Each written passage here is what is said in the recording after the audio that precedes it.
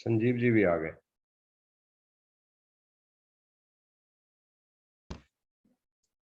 सुप्रभात सभी आदरणीय सदस्यगण को। सर आपका एक बटन बंद करना पड़ेगा, ऊपर वाला। अरे सर सुबह आते आते बटन खोल कर रखने की आदत हो गई उनकी। आप तो ऐसे ना थे।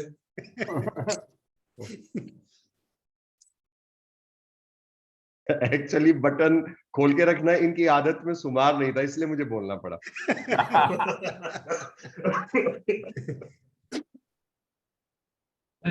संजीव की आदत में शुमार है। लो सर, अभी ठीक sir. Mahavir sir, now you are looking very smart. Thank you sir, but not as much as you are. मैं तो बृहस्पतिवार है, पीला पहना है मैंने। आम आदमी पार्टी का कौन आ गया मेंबर है?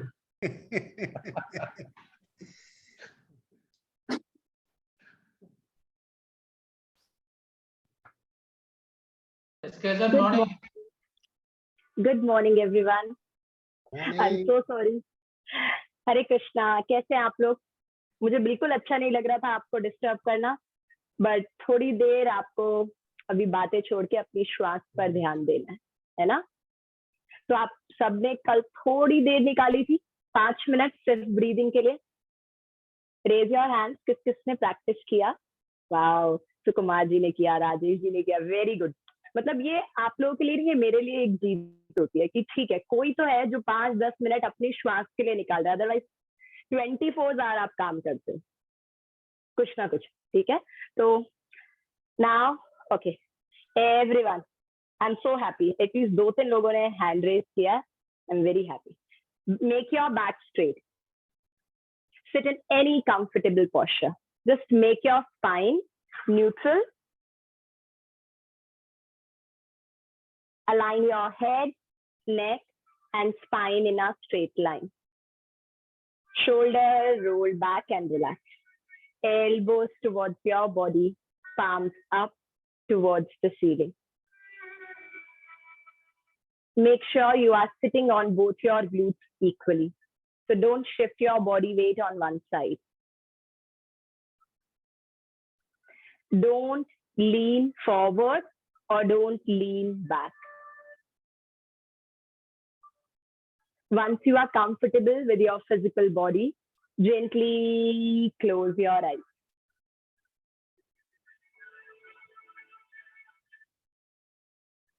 Now join your palms together in front of your chest. Inhale, chant 3 rounds of Om. All together. श्वास लीजिए।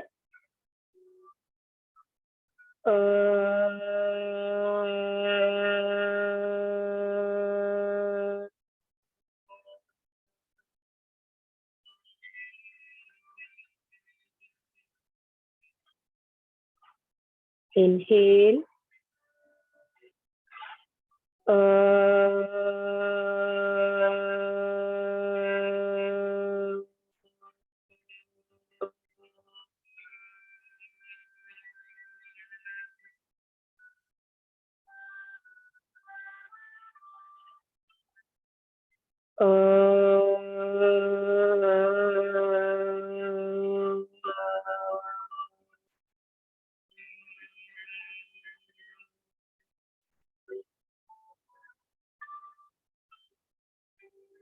Now relax, hands on your knees, gently open your eyes.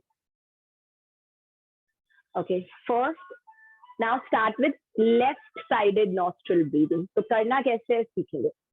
Left hand ज्ञान मुद्रा, make a index circle with your index finger and your thumb. तो अभी ऐसे circle बनाएंगे.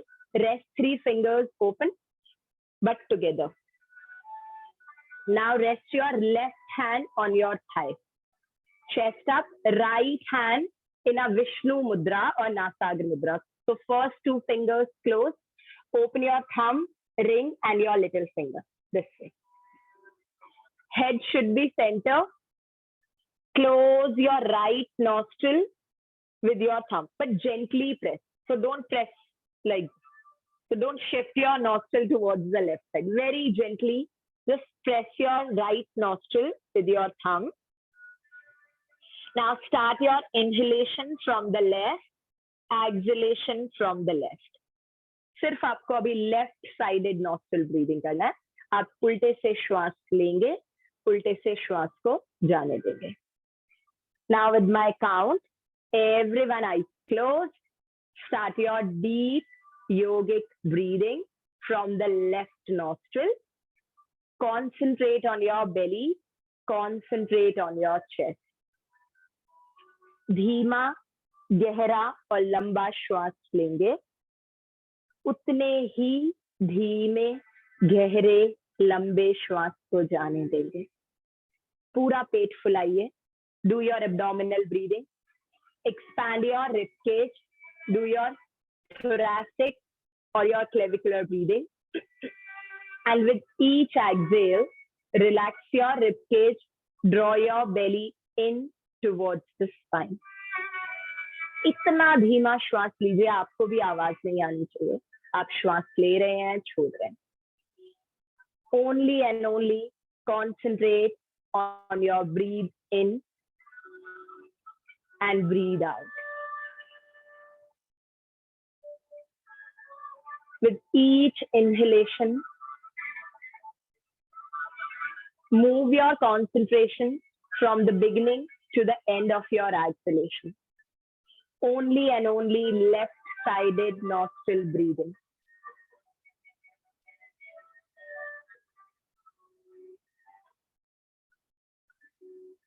धीमा, गहरा और लंबा श्वास लेंगे.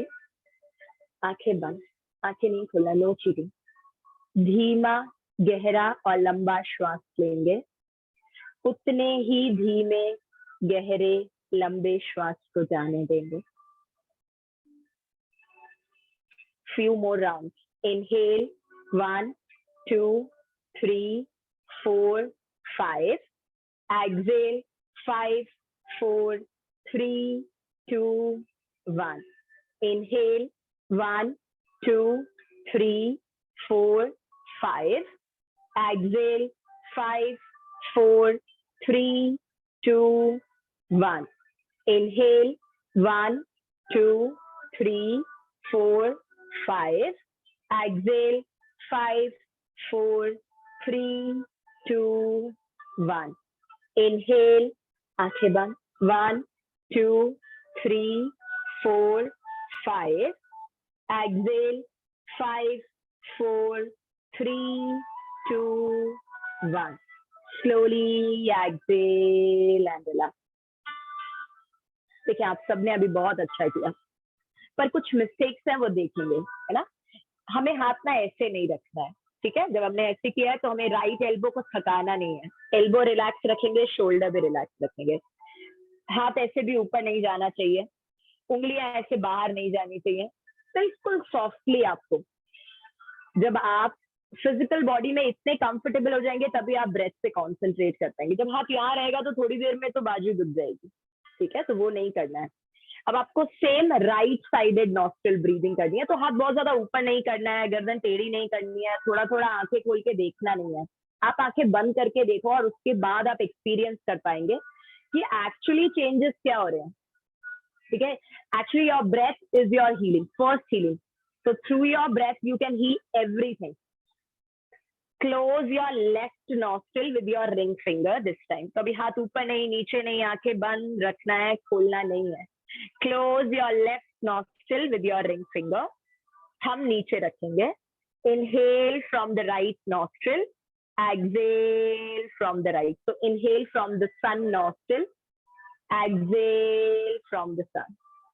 बिल्कुल धीमा श्वास लेंगे जैसे अभी लेफ्ट से किया था. धीमा, गहरा और लंबा श्वास. No sound during inhale and exhale. इतना धीमा श्वास, आपको भी आवाज नहीं आनी चाहिए. पूरा ध्यान श्वास पर. Feel the expansion with inhale and feel the relaxation with exhale. There is no movement of your spine. You just expand your rib cage, expand your belly. Allow your consciousness to be deeper and deeper with your breath. Chin should be parallel, head center. Only and only concentrate from the beginning to the end of your breath. With each inhale, slowly, slowly, slowly, slowly move your concentration up towards the throat. And with each exhale, from the throat down to your heart, from the heart down to your navel, and totally down to your pelvis. And with each inhale, from the pelvis, from the Mooladhara chakra to your navel, from navel to your heart, from your heart to your throat. And with each exhale, from the throat down to your heart, from the heart down to your navel, from the navel all the way down towards your pelvis. बहुत धीमा श्वास. Inhale 1, 2, 3, 4, 5. Exhale 5, 4, 3, 2, 1. Inhale 1, 2, 3, 4, 5. Exhale 5, 4, 3, 2, 1 and relax. धीरे से हाथ नीचे लाएंगे, आंखें बंद करें, आंखें बंद रखेंगे. Just feel the sensations going throughout your body. धीमा गहरा और लंबा श्वास लेंगे.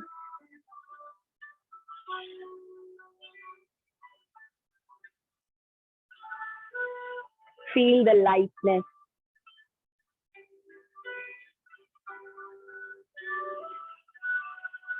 Now gently open your eyes.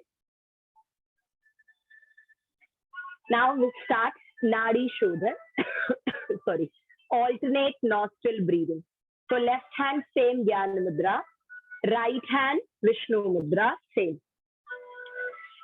This time we just alternate. So inhale from the left, exhale from the right. Again inhale from the right, exhale from the left. So उल्टे से श्वास लेंगे, सीधे से छोड़ेंगे, सीधे से श्वास लेंगे, उल्टे से छोड़ेंगे for next 3 minutes. और आंखें प्लीज बिल्कुल नहीं खोलना है, ठीक है? थोड़ी बहुत चीटिंग सब कर रहे हैं, सब नहीं, कुछ लोग कर रहे हैं, तो खोलना नहीं है आंखें. आंखें बंद, कमर गर्दन सीधी, धीमा गहरा लंबा श्वास लेंगे उल्टी नासिका से. श्वास लेके उल्टी नासिका को बंद करेंगे, सीधे से छोड़ेंगे, पुनः सीधे से श्वास भरेंगे, बंद करेंगे, उल्टे से छोड़ेंगे, and so on for next 3 minutes. Use your right hand. Use your right hand, not the left one. धीमा गहरा और लंबा श्वास लेंगे, उतने ही धीमे गहरे लंबे श्वास को जाने देंगे.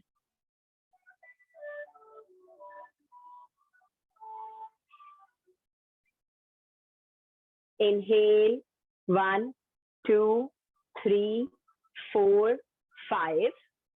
Exhale 5, 4, 3, 2, 1. Inhale 1, 2, 3, 4, 5. Exhale 5, 4, 3, 2, 1. Inhale 1, 2, 3, 4, 5.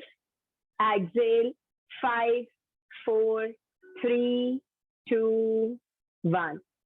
Inhale 1, 2, 3, 4, 5. Exhale 5, 4, 3, 2, 1. Inhale 1, 2, 3, 4, 5. Exhale 5, 4, 3, 2, 1. Inhale 1, 2, 3, 4, 5. Exhale 5, 4, 3, 2, 1. Complete your last round. Once you fully exhale from the left nostril, then relax. Eyes still closed, आंखें नहीं खोलना है. Just rest your hands on your lap. आंखें बंद रखिए. Complete your last round. Once you fully exhale from the left, then relax. उल्टे से श्वास को खाली करेंगे और धीरे से हाथ ढीले छोड़ेंगे, कंधे ढीले छोड़ेंगे, आंखें बंद रखेंगे. पूरा ध्यान सिर्फ और सिर्फ श्वास पर.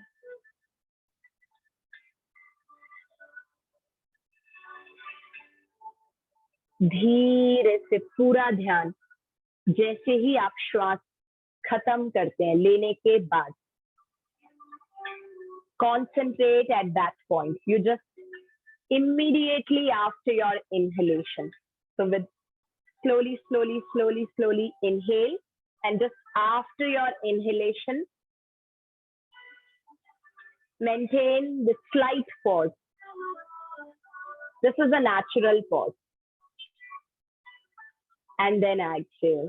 So only and only concentrate at that point, immediately after your inhalation and before your exhalation. तो श्वास लेने के बाद और छोड़ने से पहले पूरा का पूरा ध्यान उस एक छोटे से पॉज पर डालेंगे, जहाँ पर श्वास आपकी अपने आप रुक रही है, एफर्टलेसली. आप कोई उसके लिए ध्यान नहीं कर रहे हैं, कोई मेहनत नहीं कर रहे हैं, सिर्फ श्वास अपने आप रुक रही है. Very slow, deep, long inhale, and immediately after your inhalation, there is a slight natural pause. Slowly and slowly increase that pause effortlessly.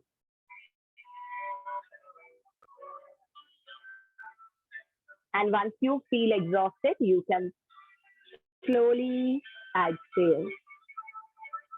Now with my count, for next 60 counts, inhale 1, 2, 3, 4, 5. Hold your breath.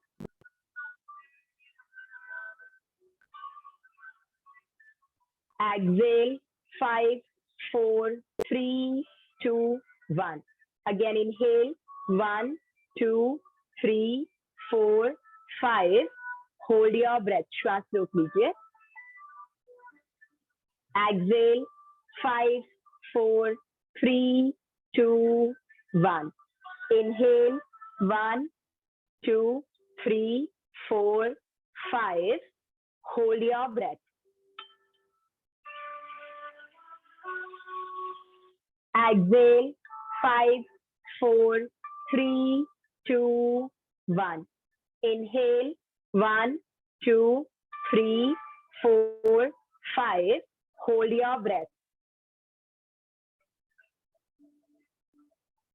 श्वास को खाली कीजिए. 5, 4, 3, 2, 1.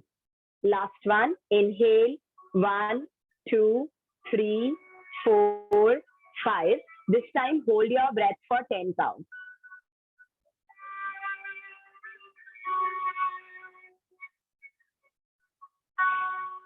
Now with a gentle smile, slowly long exhale. श्वास को खाली कीजिए. बिल्कुल धीमा.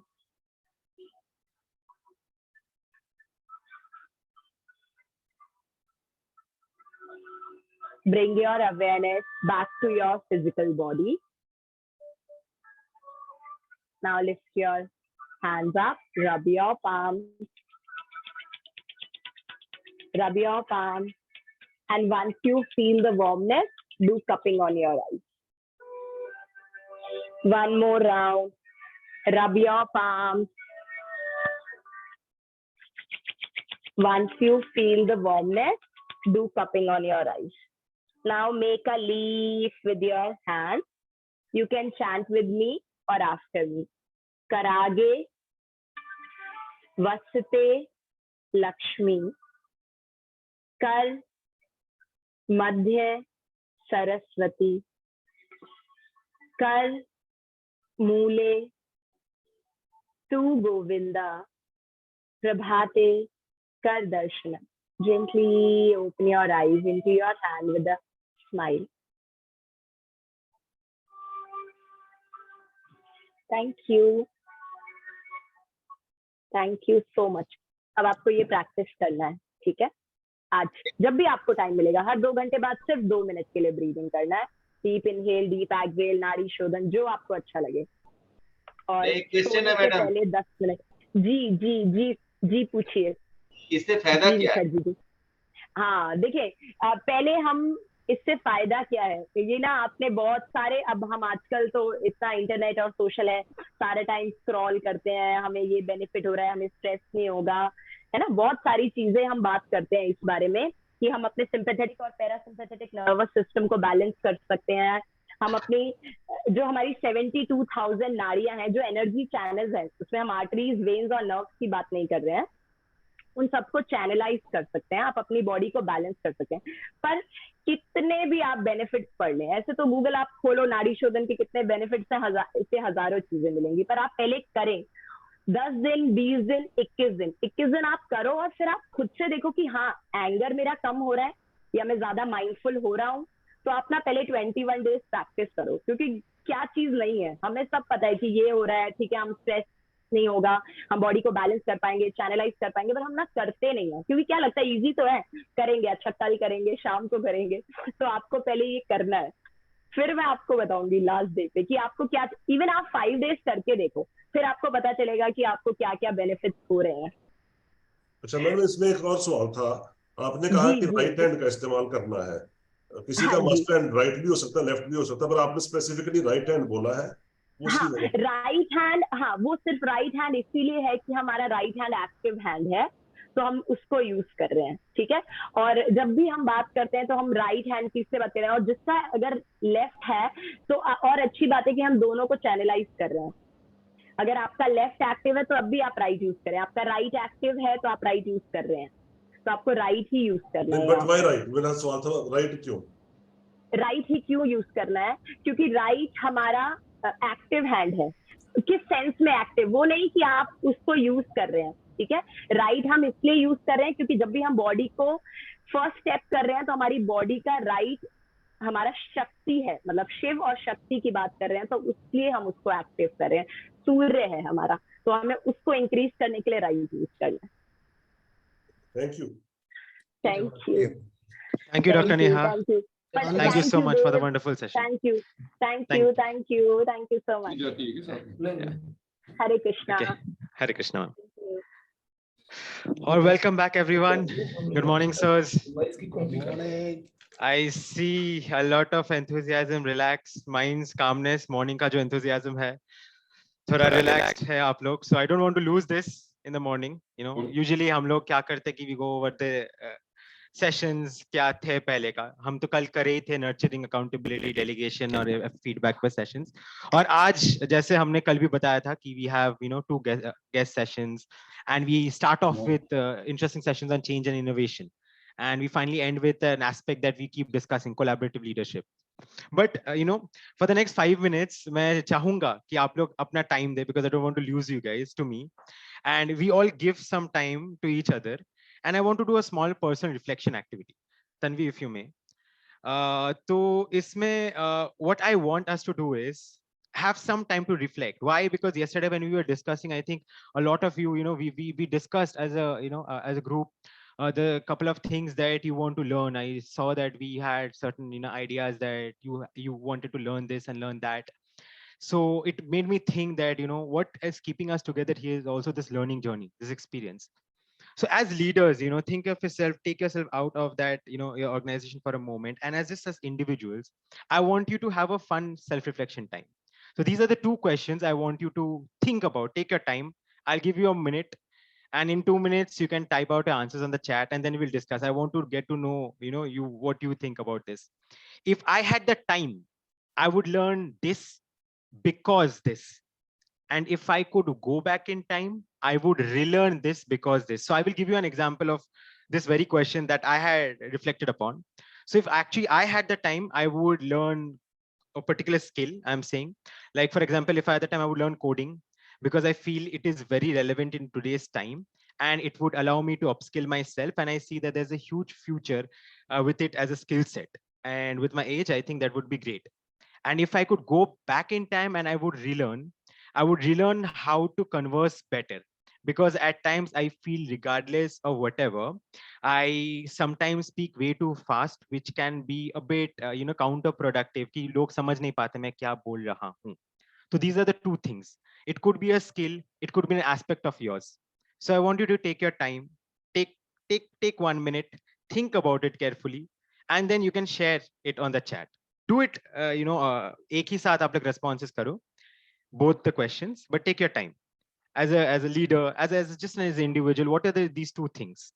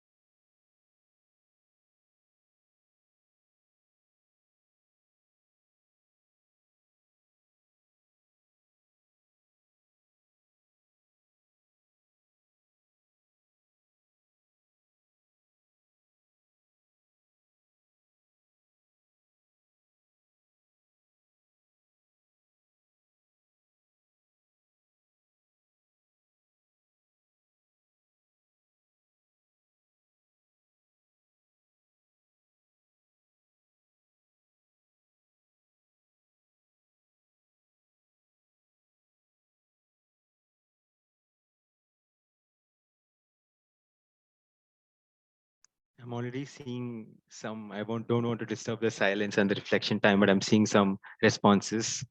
That's great. Agar aap log ka responses ho, please do type it out. The second question is also important. That's a very critical question. Relearn something about yourself also. Think about it. I think it's a wonderful thing that we don't ask ourselves कि अगर time होता वापस जा सकते time पे तो क्या सीखते नया. I'll discuss this. I'll wait for some more responses. Why at the meantime, I encourage you to please keep typing, think and type it out.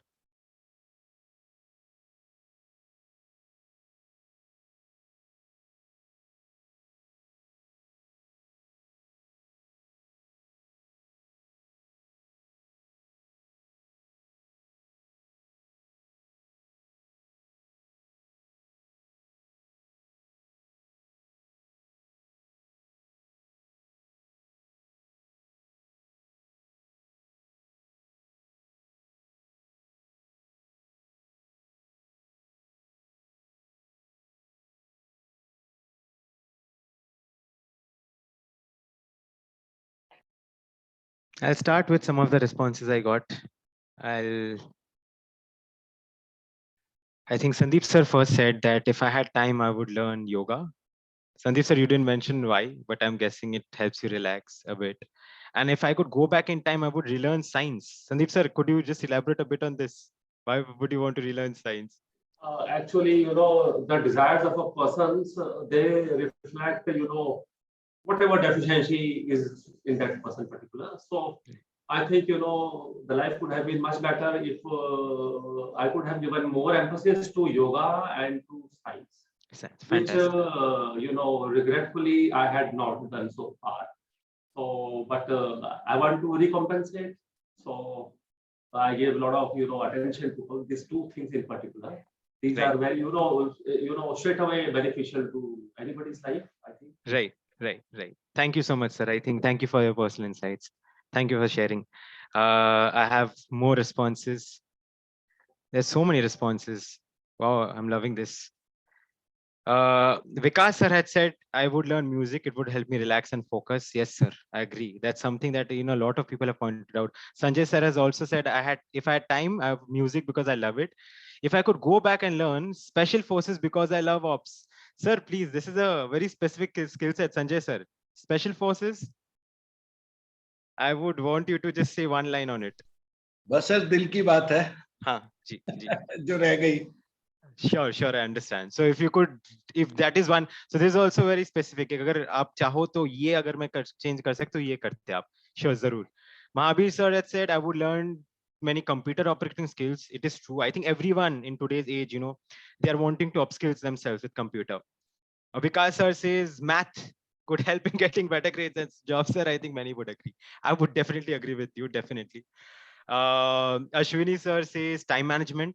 Fantastic. Sir, I want to know if it is something you already want to you learn better or you want to relearn it from the very start. Ashwini sir. Sir, very good morning. Good morning. Now, the time management is one aspect. If I'm able to manage my 24 hours in a wonderful manner, in a disciplined manner, all my remaining desires as of now can be fill up the blanks, and I can fill that blanks. Call it music, call it computers, call it any blah, blah, blah, blah, blah. Fair. All those things can be fitted in if my time management, if I learn how to manage time. Right. I've seen people like Mr. Narendra Modi, Honorable Prime Minister. I'm told he gets up at around 4:30. Right. That is called time management. How he puts time and he's full of energy. Rather, I must use the word, he's bubbling with energy. Yeah. You never find his face tiring at all. Yeah. So once you're able to manage the time, that clock of 24 hours, you can fit in any damn thing on the world. You want music, you want games, you want golfing, any damn thing. It can fit very well in it. As my colleague said, yes, dancing, yes, computer, yes, yoga, yes. Everything can be fitted in the gambit of time management, sir. Right. This is what I mean. Thank you so much. Thank you so much. I think there are many responses. I won't go through all of them, but I see a lot of you want to, you know, upskill yourself, learn music, things that are very personal, things that you would like to, you know, go back in time. I would want a peace of mind, meditation, singing, poetry. Fantastic. If I could go back, I would learn psychology, Sethuram sir. Wow, relearn psychology. Excellent. Learn music, relearn bonding with society, Rajesh sir. Electronic items, as I'm poor with these, Ravidas sir, I think a lot of us struggle with electronic items. And Shekhar sir says, I want to learn painting, creating something that good makes me happy. Vani says playing sitar. Wow. Sanjeev sir says playing musical. Music is something that I see a lot of you want to do because we all agree that it's a very good stress busting activity, something that helps us relax. So anyway, I mean, you know, I would ask you guys also as, you know, as leaders to go through each other's responses. The idea of this is that, you know, if given this opportunity, a lot of us would like to, you know, embrace new things, new activities, new ideas, you know, experiment a bit with ourselves, try to change certain things, you know, and or at least change things that we know, or, you know, bring it about in a better way. So आज हमारा जो next दो session है, इस पे ही ज़्यादातर है, fostering a change and innovation. We are going to go in depth on it to understand that as individuals, as leaders, how we understand change, how we understand innovation, how we can foster it in our organizations as well, and in ourselves as well, and amongst our, you know, people, our peers as well. So इस session को facilitate करने के लिए, of course, we have Arvind. Hi Arvind, good morning. I won't take up any more time and hand over the proceedings to you for the first session. Thank you, Dave. Thank you very much. Thank you very much. And actually, I was sitting through the yoga session and I realized, like, you know, like very energetic vibes that were coming out. Yeah, from the yoga session. So yoga session is always like the most amazing session of a day.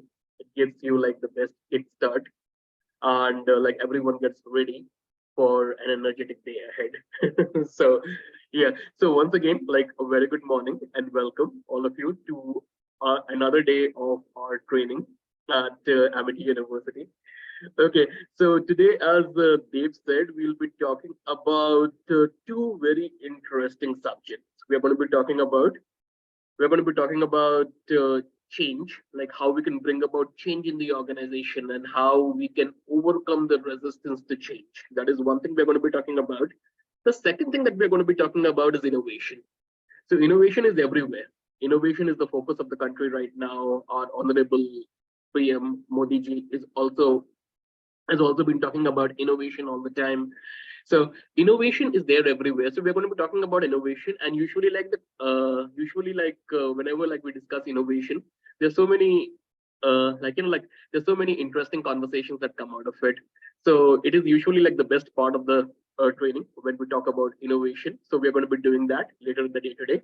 So we'll be first starting with transforming change. But before that, I wanted to ask you that how are we today? I mean, are we enjoying?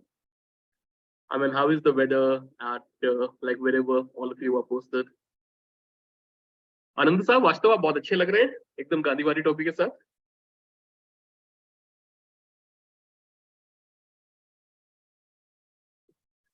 Mahavir sir, good morning. Ajit sir, Rajesh sir, good morning. Rawat sahab, good morning. Jackie sahab, good morning. Sanjeev ji, Prakhar sahab. Good morning, sir. Good morning. Sir. Sir, very good morning, and you're looking very handsome and full of energy today, sir. Oh, thank you, thank you. Actually, I'm getting better. Seeing you, you know, a lot of energy is coming. It's that vibration are coming here also, sir. आपका गला भी ठीक हो गया, आपकी आवाज बहुत अच्छी है आज. Handsome, very. हाँ, गला ठीक हो गया आपकी आवाज. कल से तो बैठा हुआ था. आज से खड़ा हुआ है मुश्किल से. तो आज गला ठीक हो गया है, तो आज अच्छी तरह से खुलकर बोलेंगे. ओके, तो मैं अभी अपना प्रेजेंटेशन शेयर करूंगा.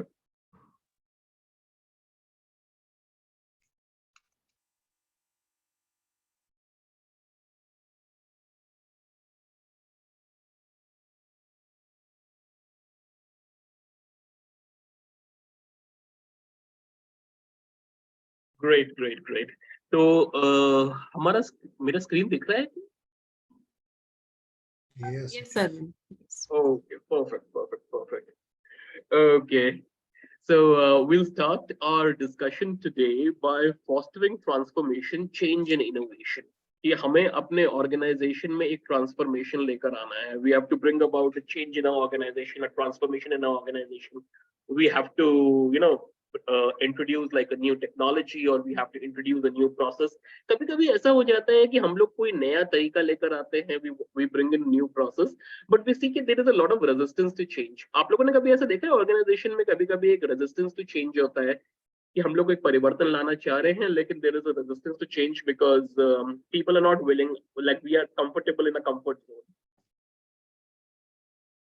ऐसी सिचुएशन आप लोगों ने देखी है अपने ऑर्गेनाइजेशन में कभी ऐसे होते हुए कि आप लोग एक नया चेंज लेकर आए एज अ लीडर, आप लोगों ने एक नया डायरेक्टिव दिया, लेकिन लोगों को थोड़ी सी दिक्कत हो रही है उसे नई चीज को अपनाने के लिए? Change is always not very easily welcome, sir. Right. Thank you Sanjay ji. मैं आपको ढूंढ रहा था, मुझे आपकी फोटो मिल रही है. मैंने कहा संजय जी कहाँ चलेगा, मैं ढूंढ रहा था. Thank you, sir. I'm here. But thank you very much, Sanjay ji, for mentioning that, because change is not always welcome. Sometimes change is welcome, but most of the time change is not welcome because people get comfortable in their comfort zones. People get settled in their comfort zones. People don't want to come out of it. Sometimes, like, you know, change is inevitable. We cannot avoid change. We have to change. We have to upgrade. Because in the last sessions, we were talking about upgrading skills, that it is very important that we need to keep our skills updated as per the time. So, yeah. So, the same way, like, change is inevitable. Sometimes change is inevitable, like we cannot avoid it. Sometimes, like, you know, change is spontaneous. अपने आप ही change होता रहता है and people are acceptable towards it. Yeah. So in today's session, like, we are going to understand that what are the different dimensions of change. कि जो परिवर्तन है, जो संसार हमारा परिवर्तनशील है, उसकी परिवर्तनशीलता के बारे में हम थोड़ा सा और समझेंगे. And we'll see that, you know, how we can apply these concepts out here in our line of work also. Okay. So like you have said very wonderfully, change always invites criticism, whether Yes, it's change in the country, in a society, or in your own family. Absolutely. You as a husband, if you want to change something, you know, which is there past 20 years, you'll be badly criticized by your own wife, by your children. But when they see the result after 3-4 months, sir and they say yes. एक इस प्रकार से भी सोच लें कि तमाम जो एक्सपीरियंसेस हैं, कई जगह पे लोग कहते हैं, बोलते हैं चेंज होता है और लोग एक्सेप्ट करते हैं। जैसे कई स्टेट है, एक पार्टी आएगी उसके बाद दूसरी पार्टी आएगी, रिपीट नहीं होता। They are expecting change and change is made. तो ये चेंज कैसे हो रहा है? लोग पहले से ही चाह रहे हैं कि चेंज हो जाए, कुछ बदली हो जाए। तो चेंज इज दैट, ये स्टेटमेंट देना कि चेंज रजिस्ट होता है, people want to have a change, नया कुछ आ जाए। आप जो कुछ खा रहे हैं पी रहे हैं उसमें क्या नया आया है? लोग नई चीज ढूंढ रहे हैं। आप किसी को गिफ्ट देने जाते हैं तो मैं नया क्या करूं? तो पीपल वांट टू चेंज। आप कपड़े क्या पहन रहे हैं उसको चेंज करना चाहते हैं। तो चेंजेस कहते हैं expected, desired, and that making such statement कि चेंज इज ऑलवेज रजिस्टर्ड। तो ये कंपैरिजन चलता रहेगा कि पहले क्या था, जो चेंज कर रहे हैं अब उससे हमें क्या लग रहा है कि अच्छा हो रहा है या बुरा हो रहा है, तब रजिस्टर होगा। चेंज रजिस्टर नहीं होता। चेंज तो कहते हैं change is the essence of life. It depends on the context.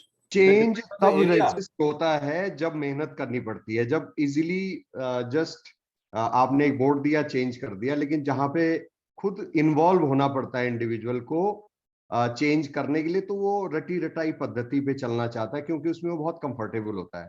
तो जहां मेहनत करना है, सेक्रीफाइस करना है, वहां चेंज रेजिस्ट होता है। जहां दूसरों के बल पे चेंज को देखना है वहां इजीली हो जाता है। अरे नहीं सर, आप सारे साल काम कर रहे हैं, 1 महीने की छुट्टी होती है, आप चाहते हैं कहीं जाके घूम कर आए। घूमना आसान काम नहीं है, बड़ा कष्टप्रद काम है, लेकिन चेंज चाहते हैं लोग। जीवन में बदलाव चाहते हैं, निरंतर बदलाव चाहते हैं। नहीं, कुछ चेंजेस ऐसे भी है जो हमारे ऊपर थोप दिए जाते हैं, जिसको हम नहीं भी चाहते। नहीं, दूसरा कोई चेंज कर रहा है तो रजिस्ट करेंगे, आप तो खुद ही चेंज करना चाह रहे हो। बिल्कुल बिल्कुल बिल्कुल।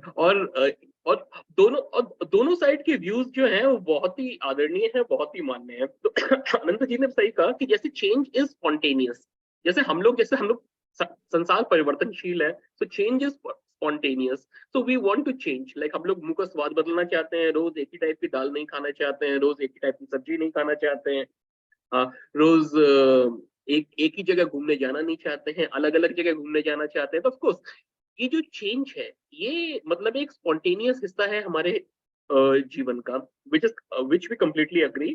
I mean that is like there are no denying to that.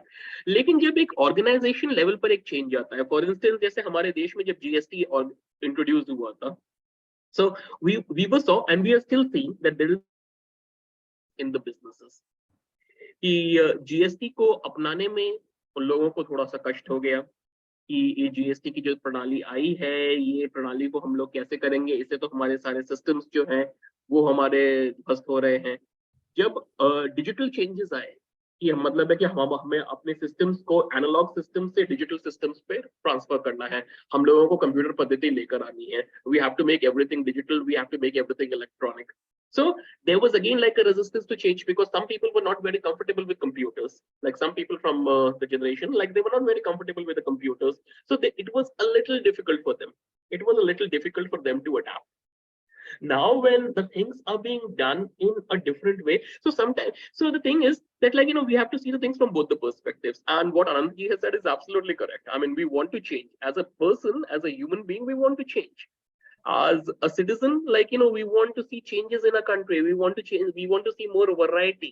हम लोगों को वैरायटी देखनी है, क्योंकि हम लोग जैसे है कि like we love variety, लेकिन at the same time Arvind ji, एक मैं थोड़ा विचार इसमें रखना चाह रहा था। इसमें जो अनंत जी ने बताया वो भी काफी हद तक सही है, आप जो बता रहे हो वो भी काफी हद तक सही है, लेकिन अनंत जी ने जो बताया काफी मतलब कन्विंसिंग लगा मुझे कि जहाँ पे किसी व्यक्ति की मर्जी नहीं होती है ना, तो थोड़ा रेजिस्ट करता है। तो इसमें प्रशासन को चाहिए, हम सभी को चाहिए एज ए कमांडर्स की लोगों की मर्जी भी इन्वॉल्व करें। चेंज करना है तो लोगों को पहले बताए और लोगों के भी इनपुट्स लेकर के ही चेंज करवाए, उनको इन्वॉल्व करे तो ज्यादा ठीक रहता है। नहीं तो अदरवाइज लोग सोचते हैं ना कि जैसे किसी ने बोला है कि अपनी मर्जी के कहाँ अपने सफर के हम हैं, रुख हवाओं का जिधर का है उधर के हम हैं। मतलब हवाएं हमें जहां ले जाएंगे हम उधर के चले जाएंगे। तो दिल के अंदर क्या होता है, एक किस्म से जो कवि ने लिखा है तो उसके अंदर में होपलेसनेस आ जाती है। वो चाहता है कि अपनी नैया का खुद ही माझी बनना चाहता है और उसके चाहत में कोई गलती नहीं है, उसको जिंदगी दी है ईश्वर ने, तो वो अपनी जिंदगी अपने ढंग से जीना चाहता है, अपने ढंग से उसकी जो जिंदगी की रेंज है अपने हाथ में रखना चाहता है, तो प्रशासन को भी, कमांडर्स को भी चाहिए कि वो उसके हाथ में दे कुछ हद तक और उसको मॉनिटर करे या जो भी करना है उसको, और उसको मतलब अलाइन करे, उसके जो डिजायर्स है उसको प्रशासन के डिजायर्स एंड गोल्स के साथ में अलाइन कर देंगे तो एकदम से चेंज हर कोई चाहेगा फिर तो। अभी अभी अभी हम एक एग्जांपल इस प्रकार से लें कि हमारी पहले से जो ट्रेनिंग होती थी, टीचिंग होती थी, सब ऑफलाइन मिलकर एक जगह इकट्ठा होकर 1 to 1 इंटरेक्शन होता था, अब ऑनलाइन हो रही है। तो अब एक्सेप्ट करना एक अलग चीज है, लेकिन जो एनवायरनमेंट, जो एनग्रॉसिंग उस एनवायरनमेंट में 1 to 1 है, किसी से मिलकर बात करने में, वो टेलीफोन पर कभी हो नहीं सकता। कन्वीनियंट हो सकता है कि बात करना है तो कन्वीनियंटली बात हो जाएगी, that is one thing, but मिलना और बात करना और फोन पर बात करना दोनों टेक्नोलॉजी है, संभव है, अच्छा है, लेकिन हम इसको कितनी दूर तक ले जाएंगे? तो इसको हम चेंज करेंगे तो चेंज हो रहा है, एक्सेप्ट कर रहे हैं वो, लेकिन वो अच्छा है बुरा है ये तो हमेशा एनालाइज किया ही जाएगा, रजिस्ट थोड़ी हो रहा है। बिल्कुल बिल्कुल बिल्कुल, हाँ तो अच्छा है या बुरा है उसका एनालाइज, हाँ तो अच्छा है या बुरा है उसका एनालिसिस तो हो ही रहा है। सॉरी, मेरी आवाज आ रही है? जी अच्छा, सॉरी अबाउट दैट। हाँ तो अच्छा है या बुरा है उसका एनालिसिस तो अपनी तरफ से तो हो ही रहा है, उसका एनालिसिस तो हम लोग उसका एनालिसिस कर रहे हैं। लेकिन एक बात सोचने की ये भी हो जाती है कि ऑर्गेनाइजेशन में जैसे हमारे रावत साहब ने कहा था कि सबकी मर्जी लेकर हमें चलना पड़ता है, तो क्या ये संभव है कि हम हर समय हम लोग सबकी मर्जी लेकर चल सकें एज अ लीडर? क्योंकि कभी कभी हम लोगों को निर्देश ऊपर से भी आता है कि एक चेंज हम लोगों को इम्प्लीमेंट करना है, एक पॉलिसी हम लोगों को इम्प्लीमेंट करनी है, एक डायरेक्टिव हम लोगों को इम्प्लीमेंट करना है, और उस पे हमारा कभी कभी पूरा कंट्रोल होता नहीं है। इसमें जो अभी बातें चल रही हैं कि हमें सबको लेके चलना पड़ता है, सबको लेके चलना यानी कि उनके पास इनपुट देना, उसको ब्रीफ करना, उसको नॉलेज देना, that's other one aspect.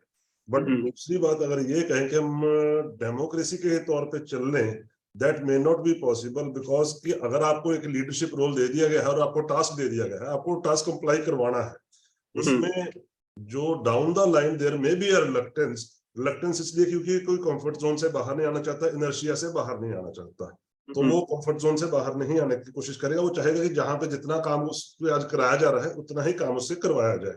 Change के लिए उससे काम ज्यादा करने की उसको जरूरत पड़ेगी या उसमें मॉडिफिकेशन की जरूरत पड़ेगी। तो डाउन द लाइन अगर मैं चाहूंगा कि मेरा जो एम्प्लॉय है या सबऑर्डिनेट है उसकी कन्वीनियंस देखूं तो मेरा गोल अचीव नहीं होगा। इसलिए चाहे रिलक्टेंस हो या जो भी हो, मेरे को अपना टास्क, अपना गोल अचीव करना है। उसके लिए डाउन द लाइन उसको मैं जरूर इंफॉर्मेशन दूंगा, उसको ब्रीफ करूंगा, बट उसके कंफर्ट को ध्यान में रखते हुए मैं अपना गोल चेंज नहीं करूंगा, अपना टास्क चेंज नहीं करूंगा। he may like it, he may not like it. Right. Absolutely, sir. So we cannot be completely democratic. At the same time, we cannot be completely autocratic also. तो हाँ, हम high level पर लोगों की मर्जी पूछ लेंगे, उनकी लाइक्स डिसलाइक्स जान लेंगे, उनका ओपिनियन समझ लेंगे, लेकिन eight the end of the day जो करना है, जो टास्क है, वो तो हम लोग को करवाना ही पड़ेगा। टास्क मतलब अगर कोई करना नहीं चाहता है तो इसका मतलब ये नहीं कि काम होगा नहीं, काम को तो हम लोग को करवाना ही पड़ेगा at the end of the day. So लेकिन क्या लोग उस काम के लिए पूरी तरह से कंप्लाई हो पाएंगे कि नहीं हो पाएंगे? Will they be able to give their 100% और not? Will they be mentally, psychologically, and intellectually ready to accept that change and execute the change the way it is being desired? Will that happen or not? That is something that is like the big question mark out here. Because we want our tasks to be performed as per the directive, as per as per the success criteria. So will the task be successful? Will the task be executed the way we want it to be executed? Yes or no? That is something that we have to work out. And in today's session, we are going to discuss all these aspects. कि change के अलग-अलग dimensions क्या होते हैं, लोग कब change को accept करते हैं, लोग कब चेंज को रेजिस्ट करते हैं, लोगों में चेंज के प्रति अलाइनमेंट किस तरह से होता है। तो we are going to be discussing all of that and it's going to be a very interesting conversation, क्योंकि आप लोगों ने एक बहुत ही अच्छा स्टार्ट दे ही दिया है ऑलरेडी कन्वर्सेशन के लिए। So thank you very much for that. So Arvind ji, जैसे अभी आपने शुरू में एक एग्जांपल दिया था जीएसटी का, जो चेंज था जिसपे रिलक्टेंस थी और ग्रेजुअली हमारा जो बिजनेस मॉडल है उस पे मूव हो रहा है। दूसरा उसी से जुड़ा हुआ एक एग्जांपल देता हूं, जिसमें कि करेंसी आपकी डिमोनेटाइज हुई थी, 500 का नोट हुआ था, 2000 का नोट हुआ था। बिल्कुल, people entirely did not agree to that, बहुत उनको परेशानी भी हुई, बट चेंज फिर भी आया कि उसके पीछे एक पॉलिसी थी, एक गोल था, जिस गोल को अचीव करना था, एंड इम्प्लीमेंट वो चेंज भी हुआ। तो जरूरी नहीं कि हर चेंज हम हर डाउन द लाइन सबके फायदे की ही बात की जाए, कई चेंज आपको ब्रॉडर गोल को ध्यान में रख के भी इम्प्लीमेंट करने पड़ते हैं, लाने पड़ते हैं। बिल्कुल बिल्कुल बिल्कुल बिल्कुल बिल्कुल। हाँ, तो कभी कभी हम लोगों को लॉन्ग टर्म भी सोचना पड़ता है, केवल हम लोगों को शॉर्ट टर्म डिस्कम्फर्ट के बारे में नहीं देखना पड़ता है, हमें लॉन्ग टर्म एडवांटेज के बारे में भी देखना पड़ता है। We have to take into view the long term benefits that are coming out of that change. नहीं, अभी ये जो एग्जांपल कोट किया निर्मल भाई ने, उसमें ये हुआ था मॉनिटरी में कि 500 का नोट पहले भी चलता था, 500 का नोट बाद में भी आया, पहले 1000 का नोट चलता था जो अब 2000 का हो गया। तो चेंज माने एक उसमें कॉन्सेप्ट था कि होल्डिंग हो रही है हायर डिनोमिनेशन के नोट से, 1000 के नोट को स्क्रैप करके 2000 का नोट लाया गया, क्योंकि थ्योरी के हिसाब से बोला जा रहा था कि होल्डिंग हो रही है, तो 2000 से तो ज्यादा आसान होल्डिंग हो गई, और रिजल्ट भी यही दिखाई दिया बाद में कि 2000 का नोट मार्केट में आज है ही नहीं, केवल होल्डिंग वालों के पास ही शायद होगा। इसलिए सिर्फ इतना कहना था कि चेंज इंप्लीमेंट किया गया, गोल अचीव हुआ नहीं हुआ, दैट इज अनदर एस्पेक्ट। मानव इसलिए रजिस्टर होने की, क्यों कन्विंसिंग नहीं थी, जो कॉन्सेप्ट दिए गए थे वो कन्विंसिंग नहीं थे, इसलिए रजिस्टर हो रहा था। एग्जैक्टली। तो ये इसी रेजिस्टेंस के बारे में, कि मतलब है कि रेजिस्टेंस होने के बहुत सारे कारण होते हैं, तो वही हम लोग कारणों के बारे में चर्चा करेंगे कि अलग अलग कारण कहाँ कहाँ से ये निकल कर आते हैं, और एज अ लीडर हम लोगों को ये कारण हम लोग how can we actually as a leader we can manage these changes, how we can manage this resistance and how we can facilitate a smooth change. So जैसे आनंद साहब ने शुरू में कहा था कि जैसे लोग चेंज करना चाहते हैं, like we want to change, so how we can align our change, our organizational change with people's individual change, कैसे हम अपने लोगों को ये विश्वास दिला सकें कि ये जो change है, ये जो परिवर्तन है, it is actually for your own good, it is for your own benefit. If you comply, if you support us, if you help us implement that change, it is going to benefit both you, me and the organization. So in leadership, like this becomes a very important, this becomes like one of like the critical challenges, how to go about implementing change, how to go about convincing people that this change is going to be good for them. And that is what we are going to be discussing today in our session. And thank you very much. So हम लोग अभी आगे बढ़ते हैं. Okay, तो यहाँ पर एक छोटा सा सिनेरियो है. Think back over your own working life or what other members of your family and friends, what major changes have occurred in the organization you or they have worked for. तो हम लोग अपने life में एक थोड़ा सा झांक कर देखते हैं और देखते हैं कि हमारे लाइफ में, अगर हम लोग अपनी लाइफ में 25 साल 30 साल पहले जाते हैं, and we see like from in past 20-30 years of our life, in our organization, in BSF, or probably like the place that we were working in, what was the kind of change that what was introduced, and how did that change impact us? कौन सा ऐसा बड़ा परिवर्तन है जो आया और उस परिवर्तन ने हम पे एक प्रभाव डाला?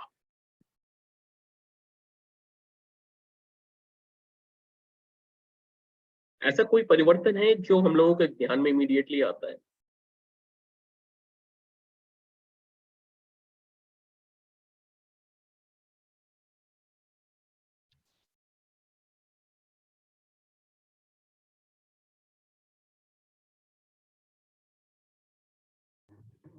फैमिली के रिगार्ड में अगर कहेंगे तो सबसे ज्यादा अगर देखा जाए तो कल्चर और वैल्यूज पे बहुत डाउन आया है, और दूसरा फाइनेंस, जो पैसे की, हर आदमी ने पैसे को महत्व दे दिए बहुत ज्यादा, इससे वजह से रिलेशन में बड़ा डिफरेंस है। Right right right, and I completely agree with you Surendra ji. ये जैसे है कि हमारा, अगर हम लोग अपने लाइफ के एक सोशल एस्पेक्ट को देखें तो वहां पर एक कल्चरल चेंज आया है पिछले 20-25 सालों में, जहां पे like we have kind of like more, we have become more inclined towards a western way of life, wherein we are more individual, we're becoming more individualistic, and the research also says this। जो human resource research होती है तो उन्होंने भी ये किया है कि जैसे India used to be a very collectivist society, but from being a collectivist society we are slowly moving towards being an individualistic society। So an American society is a very individualistic society, everyone thinks about themselves and them only। Europe is a very individualistic society, and everything is based around on individualism, like all the systems are built around individualism। India used to be a collectivist society, but now India is actually moving from a collectivist society to an individualist society, so systems have to change accordingly। Yeah, so like, you know, like cultural values have changed, yeah, cultural norms have changed, our behaviors, our lifestyles have changed, our language has changed, I mean, so our dressing styles have changed। Yeah, so we can see even in the smaller towns, like B towns, B tier, T tier towns also, like, you know, Western dresses have, are more in fashion now। So we are seeing like, yeah, so like all these changes that we have witnessed in our life. So thank you very much, Sudhindra ji, for mentioning that। So like, you know, culture has been a very important change. And it is very important for us to, if we want to push any change in an organization, we have to keep these cultural ramifications also in mind। What are going to be the cultural repercussions if we are going to implement that change? Because a person has become individualistic as compared to being a collectivist। So we have to appease that person's individual ego as well in order to make sure that he or she also complies with the kind of change that we are proposing him or her to follow। Okay, so thank you very much, Sudhindra ji, for that। So, sir, here I want to give an example. Yes, Trivedi sir.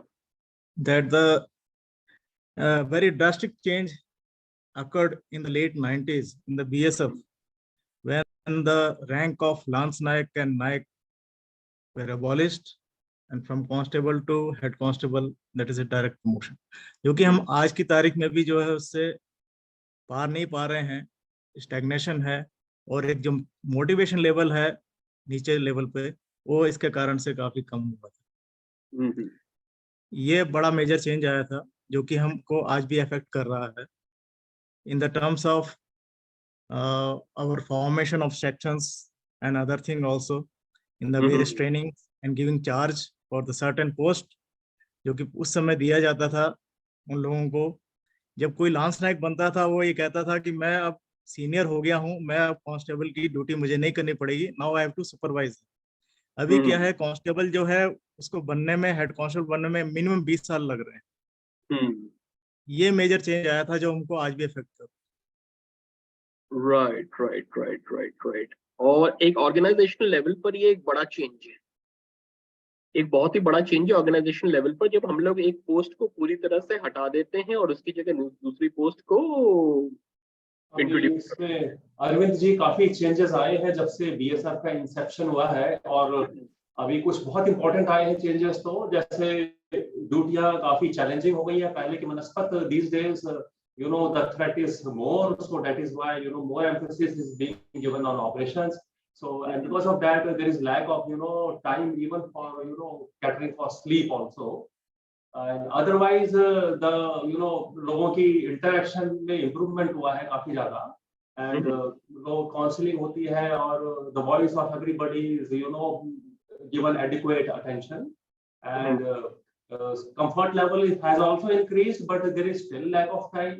Duty का burden बढ़ गया है, and physical comforts, for example, say accommodation part, water supply, portable water, and food part, the food, very nourishing food is being provided, and बाकी चीजें जैसे for example conveyance पे, earlier people used to travel by trains and buses। These days I can see even the cook also, the sweeper also, सफाई कर्मचारी, some of them, most of them, they are traveling by air। पहले तो officers भी air से travel बहुत कम करते थे, अभी तो इसलिए तो जैसे ये इंफॉर्मेशन टेक्नोलॉजी की वजह से information is being processed and delivered in a very fast pace. Grievance redressal system has been taken proper care of. हर जगह की सुनवाई होती है और जो जितनी लोअर रैंक का होता है उसकी सुनवाई और भी ज्यादा होती है. Leave is being given very liberally to everybody. पहले कैजुअल लीव के लिए सिर्फ होती है, जैसे 15 दिन की कैजुअल लीव बीएसएफ में हुआ करती थी पहले किसी जमाने में, तो बहुत कम मिलती थी, रेयरली मिलती थी. अभी 60 डेज की अर्न लीव एंड 15 डेज की casual leave is being given liberally. इसके अलावा और भी छुट्टी दी जाती है और जैसे आपने कमिटेड लीव है मेडिकल ग्राउंड्स की बेसिस पे, वो भी काफी दी जाती है. और सबसे बड़ा चेंज आया है हमारे यहाँ. Earlier the annual confidential report used to be kept very confidential and away from somebody should not see it, but these days within a particular time frame everybody knows about his whatever his seniors have written about him, it is being shown to him. जो liberalisation हुआ है I think ये बहुत अच्छा हुआ है. हाँ, इसमें ड्यूटी बढ़ गई है और तकलीफें तो बढ़ती है. इसमें टेक्नोलॉजी आई है तो जो बर्डन है टेक्नोलॉजी का वो भी एक किस्म से बढ़ा हुआ है. अपने कंप्यूटर पे कई सारी चीजें लोगों को ले जानी पड़ती है, नाइट विजन डिवाइसेस ले जाने पड़ते हैं, आर्म्स एमिशन वगैरह कई सारी चीजें हैं, तो weight of that thing has to be carried. अभी उतना प्रोग्रेस नहीं हुई लेकिन कई जगह पे प्रोजेक्ट चल रहा है, pilot project for evolving technological solutions in operations. उसमें अभी टाइम लग रहा है वैसे, लेकिन अभी प्रोग्रेस तो थोड़ी बहुत हो ही रही है उसमें. तो ये सारी चीजें एक साथ ही चल रही हैं. There is lot of transformational changes already which are occurring in BSF. मैं दो बात कहना चाहता हूँ. एक तो ये जो चेंजेस आते हैं ना, एक तो समय के साथ आ जाते हैं बाय डिफॉल्ट, एक हाँ और एक इम्पोज किए जाते हैं. तो जो प्रखर ने बोला कि एक चेंज इम्पोज किया गया था जब इसका लेंस नायक का पद हटा दिया गया, और एक पहली आपकी स्लाइड थी कि चेंज इज फॉर बेटरमेंट. तो पहला चेंज मैंने ऐसे देखा जो कहीं पे भी बेटरमेंट के लिए नहीं है बीएसएफ में, और उसने नुकसान ही नुकसान किया और आज हम उसको बदल ही नहीं पा रहे. तो ये दो बातें मैं कहना चाह रहा था. मैं, if you permit me, I will say something. Absolutely, sir. Actually, I would like to quote an example at national level. Before 1990, for everything we had to stand in a queue. But once Dr. Manmohan Singh, he became the finance minister, and the kind of sweeping changes he brought in our economic policy, thereafter you can see everything is available at our fingertips. Absolutely. So it transformed our life. It was, I feel, one of the sweeping changes, you can say so. Most drastic changes. One of the most drastic changes was which brought, you can say, made our life much more comfortable. Right. Of course, and thank you very much, Pramodji, for mentioning that, because if we go back to 1991, where like we were actually going through a very difficult time, that time like Honorable Prime Minister that time, Shri P.V. Narasimha Rao, and Honorable Finance Minister, later Prime Minister, Dr. Manmohan Singh, introduced like this policy of LPG, liberalization, privatization, globalization. जहाँ पे उन लोगों ने जैसे the economy which used to be a closed economy for India, now it became an open economy, wherein like India started like trading openly with other countries. Although like trade was already happening, but the excise duties were used to be very high, import duties used to be very high. So he brought down the import duties, he brought down the excise duties. He made Dr. Singh and Mr. P.V. Narasimha Rao, like they made sure that the things move very the trade happens very smoothly, like the transactions happen very smoothly, and as a result, like we as citizens witnessed that change. We were exposed to a variety of products. Now like there were so many car brands in the market. पहले हम लोग केवल मारुति एक देखा करते थे, कभी एक एम्बेसडर आ जाया करती थी, फिएट आ जाया करती थी, थोड़ी बहुत कॉन्टेसा यहाँ वहां दिख जाया करती थी, और उसके लिए भी साल 2 साल का वेटिंग पीरियड होता था. बिल्कुल बिल्कुल बिल्कुल, साल 2 साल का वेटिंग पीरियड लगा रहा करता था. तो मारुति 800 के लिए भी साल 2 साल का वेटिंग पीरियड लगता था. एक फिएट के लिए प्रीमियर पद्मिनी जो आया करती थी, उसके लिए भी मतलब है 6 महीने का. हम लोग जब छोटे छोटे थे स्कूल में जाया करते थे, तो फिएट के लिए भी 6 महीने के लिए भी का वेटिंग पीरियड लगा करता था. So we have seen those times. we have seen those times wherein like there were drastic changes that happened, and now and our honorable Prime Minister Atal Bihari Vajpayee ji continued that regime. Our honorable Prime Minister right now, Narendra Modi ji, is continuing that regime, wherein our lives are becoming easier. Now we don't have to stand in the queue. It has become so easy कि हम लोग अपना एक app खोलें, Paytm app खोलें और हम लोग जाके अपना उससे बिजली का पेमेंट कर देते हैं.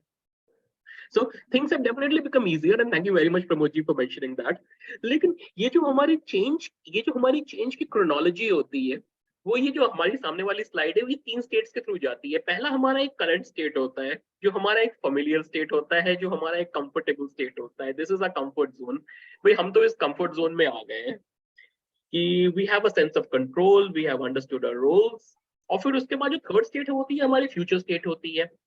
जो फ्यूचर स्टेट होती है वो एक अनफेमिलियर स्टेट होती है, रिस्की होती है, wherein we don't know what is going to happen in that area. And that is why we don't want to move from our comfortable state where we know everything about everything. We don't want to go to a futuristic state. So the transition period is called the messy middle. So wherein we have to let go of the old things, and then we have to embrace the new things. We have to let go of the old practices. We have to embrace the new practices. And this is the most difficult task. ये जो बीच में जो messy middle वाला जो area है हमारा,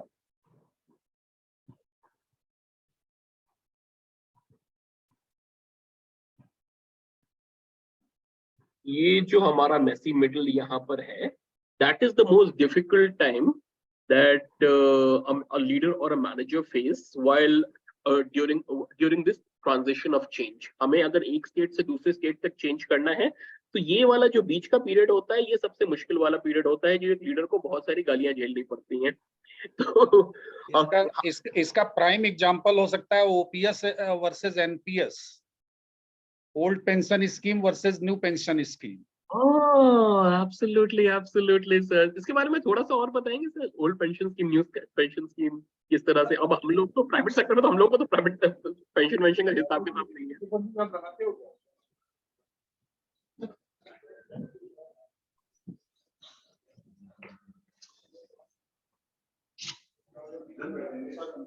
जैसे अगर आप देखें तो everybody knows that new pension scheme is good for the country, but at individual level, because those who are affected by this new pension scheme, they are opposed to it. And because after every 5 years one has to go to the masses to seek the confidence, certain state governments, they are reverting back to OPS, although they know this is bad for the country, but still they are going back to OPS, old pension scheme, just to get elected. So this is a very messy middle stage. God knows what will happen in future. So let us see. Exactly. तो अभी तो ये political issue हो गई.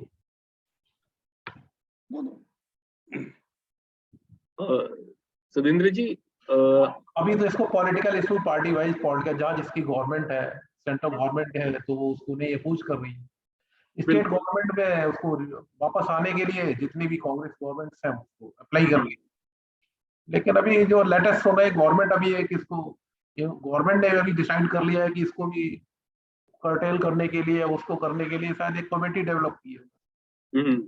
एक minimum pension इनको, क्योंकि ये डिपेंड करता है ओपीएस जो एनपीएस सिस्टम है, डिपेंड करता है कि मार्केट पे आपका कितना मार्केट तो वेरी भी कर सकता है, किसी कम बन सकती है. इसलिए गवर्नमेंट अभी जा रही है लेटेस्ट पॉइंट. लेकिन अभी ये पॉलिटिकल इशू हो गया. बिल्कुल सर, ये पॉलिटिकल इशू हो गया है, क्योंकि I mean it's all about getting political brownie point sometimes. तो डेमोक्रेसी में जैसे ये है कि डेमोक्रेसी में there are some good things about democracy. Sometimes democracy also plays the devil's advocate. I mean that is something that we have to live with because we live in a democracy. So I mean, while I was living in states, I mean I lived for states in 8 years. So while I was in states, they're also it's a democracy. So we feel the perils of democracy sometimes. We feel that democracy sometimes does not provide the best solution, because there is no consistent public policy in place. Like in China, I mean People's Republic of China is doing so well. One of the reasons is that there is a consistent public policy. Now I am not a fan of dictatorship. I am always in for democracy. However, there is a consistent public policy in China. That's why, like, even if there is resistance to change, like they can impose the change like anything, because like the government has the absolute power. So that they are able to, like create systems, they are able to create infrastructure in a more efficient way than the other democratic countries. But I mean, but they have got different kind of challenges which occur because of dictatorship. So yeah, so those kind of things are there, and those kind of things will be there. But as like, and we have to live through it, क्योंकि ये हमारा political issue बन गया है. But let's see how it goes about. लेकिन as an organization, there are a few things as a leader that we can do in order to make sure that our men are comfortable with the change, and that is the whole objective with the session. कि अगर हमारा change बहुत ही easily implement हो जाता है, तो as a leader it is not a problem for us. अगर हमारे change में resistance आता है, तो हम लोग उस situation को कैसे handle करें, that is something that we want to gain out of this session. So that is what we are trying to come to here. तो एक छोटा सा ये case study है आप लोगों के सामने. So why don't you go through this case study, and then we are going to discuss this a little bit.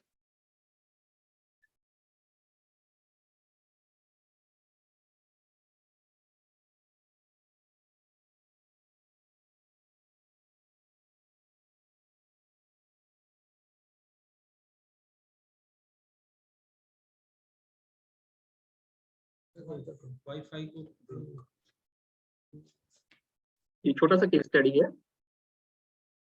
एक हमारे ओम जी हैं, इसमें जो चेंज लेकर आना चाहते हैं.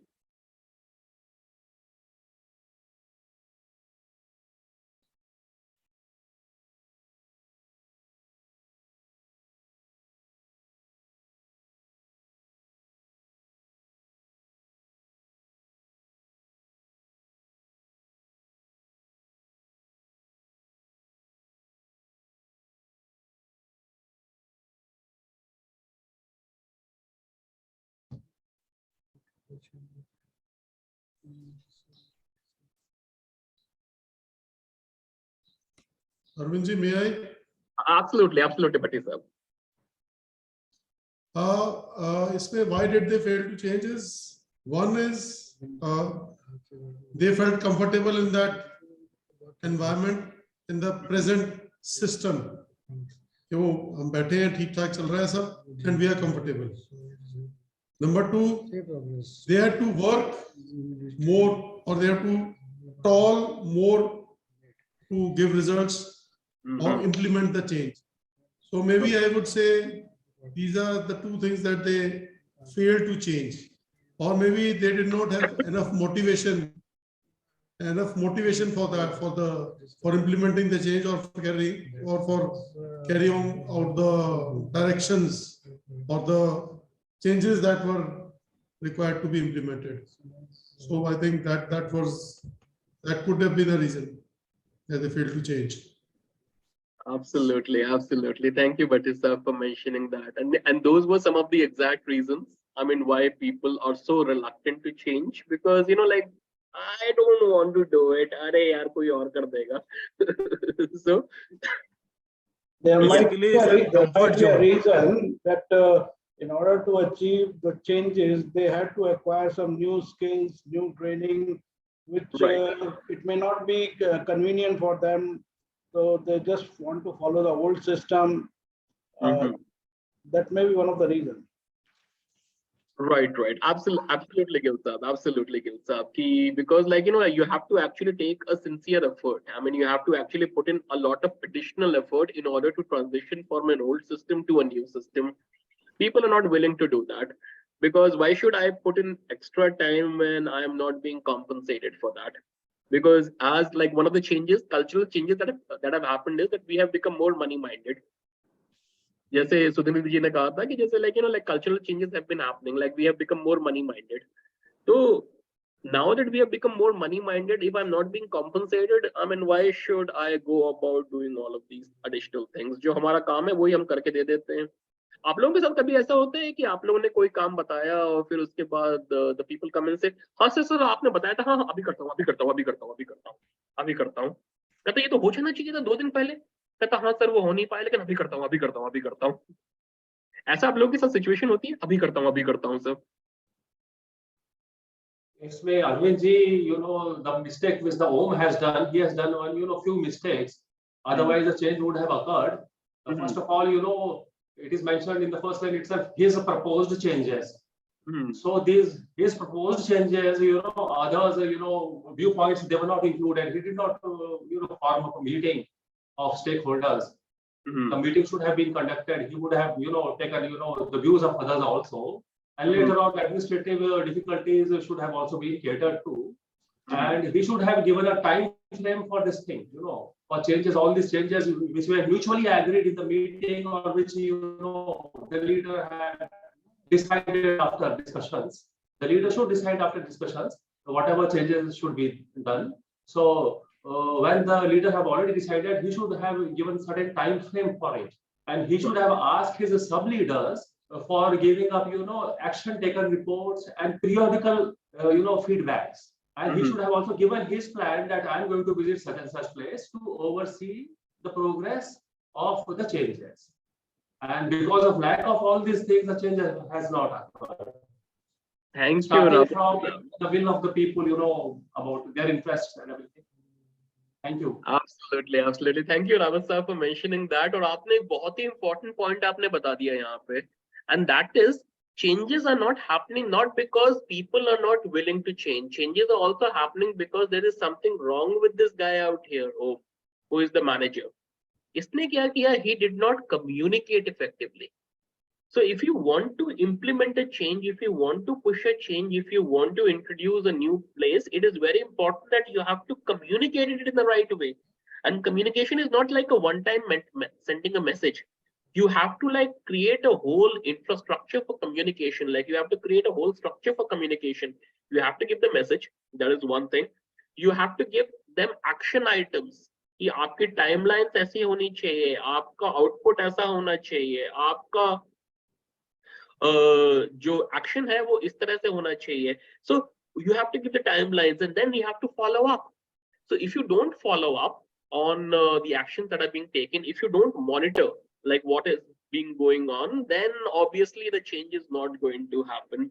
So it is like, so when a change is not happening, it is not just the one-way street. It is not just like the people who are resistant to change. It is also because the leaders who are trying to implement that change are not on the top of their game. It is very important that the leaders also have to be on the top of their game in order to make sure that the change is being implemented in the right way.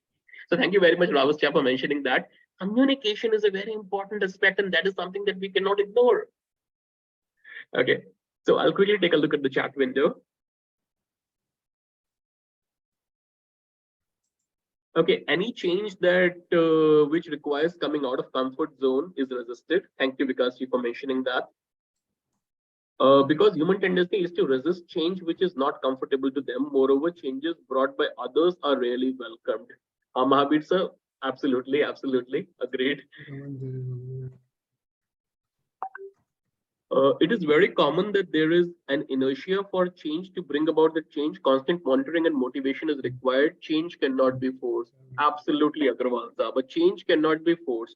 A change has to be brought about, so we have to kind of, create that sense of ownership in the person who is going to be implementing that change, because the directive of change is coming from us.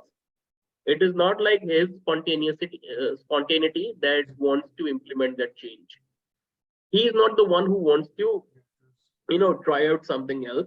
We are the one who want him to work on the change that we are proposing him to do. So it is very important that he should be motivated. So thank you very much, Agrawal sir, for mentioning that. Change should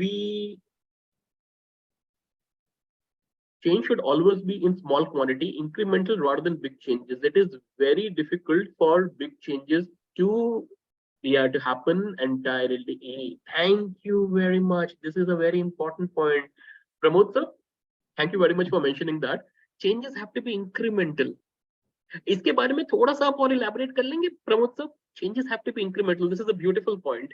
कि थोड़ा करके हम लोग दें. अगर किसी को हम लोगों को बच्चे को अगर हमें मिर्च खाने की आदत लगानी है, तो हम उसको एक साथ ही अगर मुट्ठी भर के मिर्च दे देंगे तो वो नहीं खा पाएगा.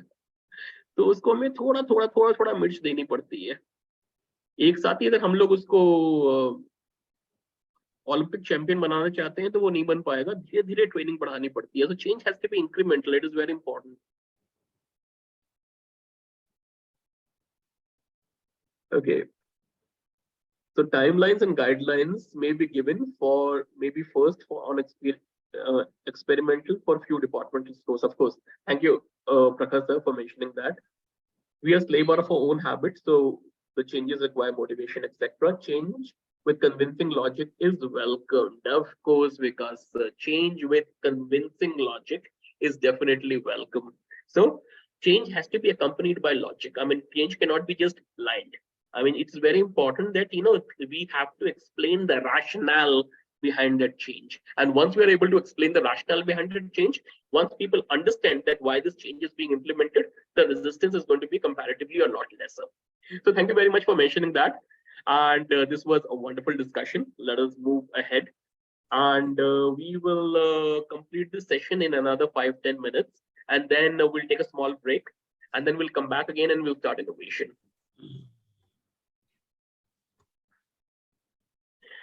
Okay, so like these are some of the reasons that like we were able to compile for you based on the research, like thorough academic research, that why does change fails. Sometimes success gets into our head that this idea is already successful, so why should I go about doing change? Why should I go about implementing change? Immobilization. Sometimes the change is not being mobilized enough. जैसे अभी रावत साहब ने कहा था, communication did not happen effectively. So change was not mobilized because the leader has to make sure that enough mobilization has to happen in order to implement the change. There is an inward focus. The focus is only on myself. कि भाई ये change है, ये मैं कह रहा हूँ, ये मेरा एजेंडा है, ये ऐसा हो जाएगा. But how it is going to impact the other person, we are not taking that into consideration. So it is very important that we need to have an outward focus as well when we are implementing a change as a leader in our organization. A lack of vision. Sometimes like there is a lack of vision, so the change does not happen. Fear of failure. अब ये बहुत ही एक important factor है. Like हम लोगों को डर लगता है चेंज को इम्प्लीमेंट करने में. भाई अगर ये चेंज इम्प्लीमेंट हो गया और ये सक्सेसफुल नहीं हुआ, इसकी जिम्मेदारी किसकी होगी? तो उससे अच्छा है कि हम चेंज करें ही ना. भाई क्योंकि अगर चेंज नहीं चलता है, अगर चेंज फेल हो जाता है, तो उसका जिम्मेदार कौन होगा? Who is going to be responsible for that? So we are afraid of failing. This is going to be a black dot in my career. 3 काले कृषि कानून. 3 काले कृषि कानून. बिल्कुल बिल्कुल बिल्कुल बिल्कुल. और इसका सबसे बड़ा एग्जांपल है, जैसे कि आप बहुत सारे चेंज एक साथ लाना चाहते हैं. जैसे 1980s के दशक में लास्ट में हुआ था पेरिस्ट्रोइका एंड ग्लासनोस्ट, जो कि रशियन ने एक ही साथ लाने की कोशिश की, political movement and the openness. इसी कारण से उसका डिसइंटीग्रेशन हुआ, क्योंकि एक बहुत बड़ा एग्जांपल है कि अगर आप बहुत सारे चेंजेस एक साथ लाना चाहेंगे तो वो फेल हो जाता है. बिल्कुल बिल्कुल बिल्कुल. तो sometimes like as a leader we want to be a reformist leader, कि हम लोग रिफॉर्म्स लाने वाले लीडर हैं, हम लोग अच्छी तरह से रिफॉर्म्स लेकर आएंगे. लेकिन लोगों की एक कैपेसिटी होती है चेंज को एक्सेप्ट करने की. कुछ चेंज तो बहुत सारे आर वेरी वेलकम. कुछ चेंजेस ऐसे होते हैं जब जरूरत से ज्यादा चेंजेस हो जाते हैं, which start disrupting our lifestyles, then people start becoming resistant towards it. So as Prakash ji said that the Soviet example is a very perfect example. जब हमारे Gorbachev जी थे, when he was the president, so he tried to bring in so many changes at the same time which caused disintegration. लेकिन बाद में कहा गया perestroika and glasnost वो एक योजना के हिस्से थे, उसको डिसइंटीग्रेट करना ही करना था. ये बहुत बड़ी चाल थी इसकी, अमेरिका की CIA की. और उसका जो एम था, एम मिल गया उसको, एग्जीक्यूट हो गया. पेरेस्ट्रोइका ग्लासनोस्ट एक एम के हिसाब से किए गए थे और वो कंप्लीट हो गया. नुकसान अभी हमारी नजर में है कि वो डिसइंटीग्रेट हो गया, अदरवाइज एम तो यही था उसको लाने का. बिल्कुल बिल्कुल बिल्कुल. अब सर ये तो कोल्ड वॉर की स्ट्रेटजीज हैं. I mean that time like a cold war was going on and now a cold war has started again. I mean so ये cold war की सब strategies थी, मतलब है कि बिना लड़े ये सारी चीजें कर दो. तो and sometimes like in forces, like we also have to be wary about like these things that happen in the undercurrent. अब कुछ चीजें जो होती हैं वो openly होती हैं, कुछ चीजें जो होती हैं वो undercurrent में हो जाती हैं. तो as it is very important that as leaders in the forces, like we have to be wary of all the situations that are happening in and around us. So I'll quickly take a look at the chat window out here.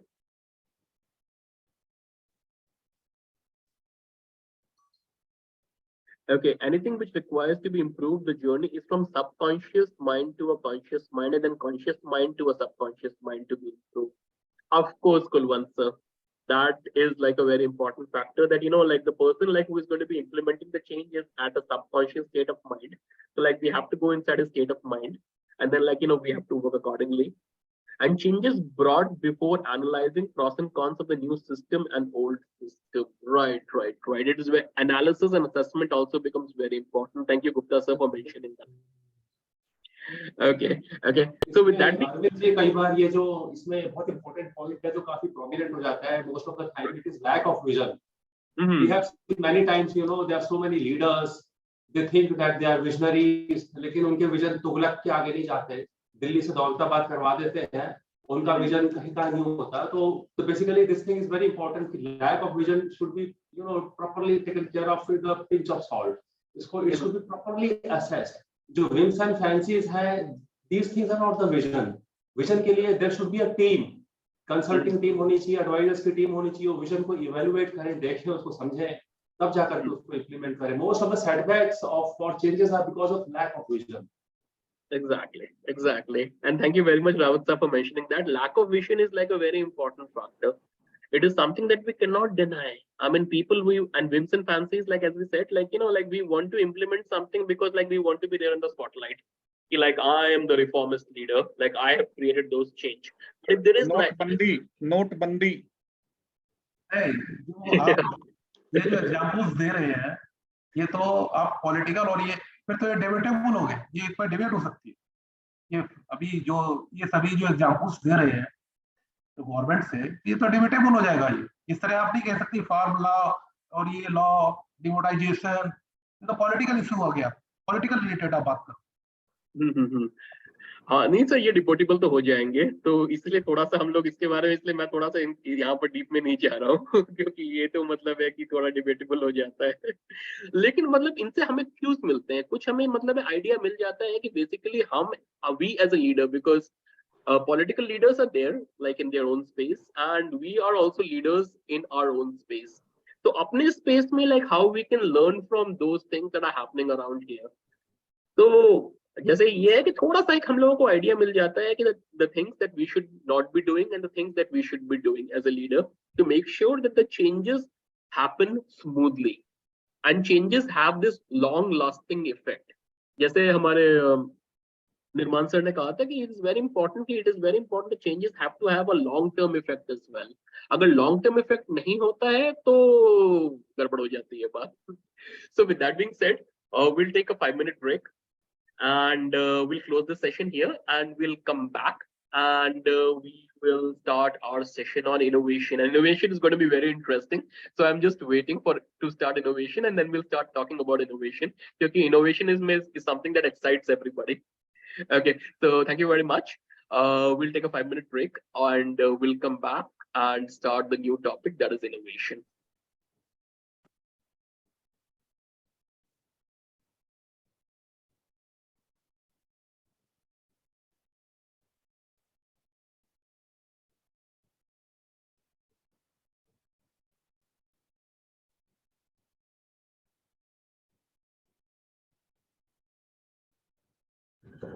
Maksud, you can play the break slide. We took a break.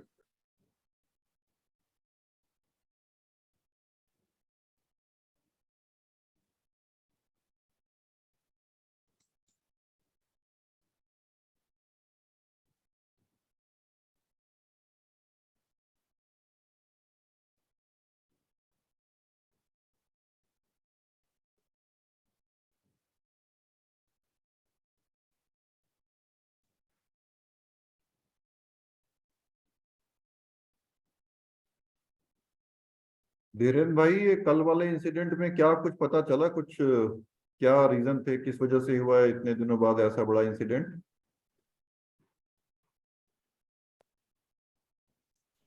Ramesh बताएंगे, छत्तीसगढ़ में है.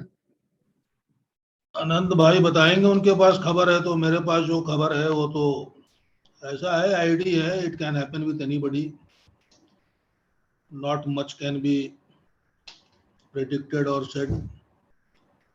Newly planted थी sir, या पहले से सड़क बनने से पहले प्लांट की हुई थी?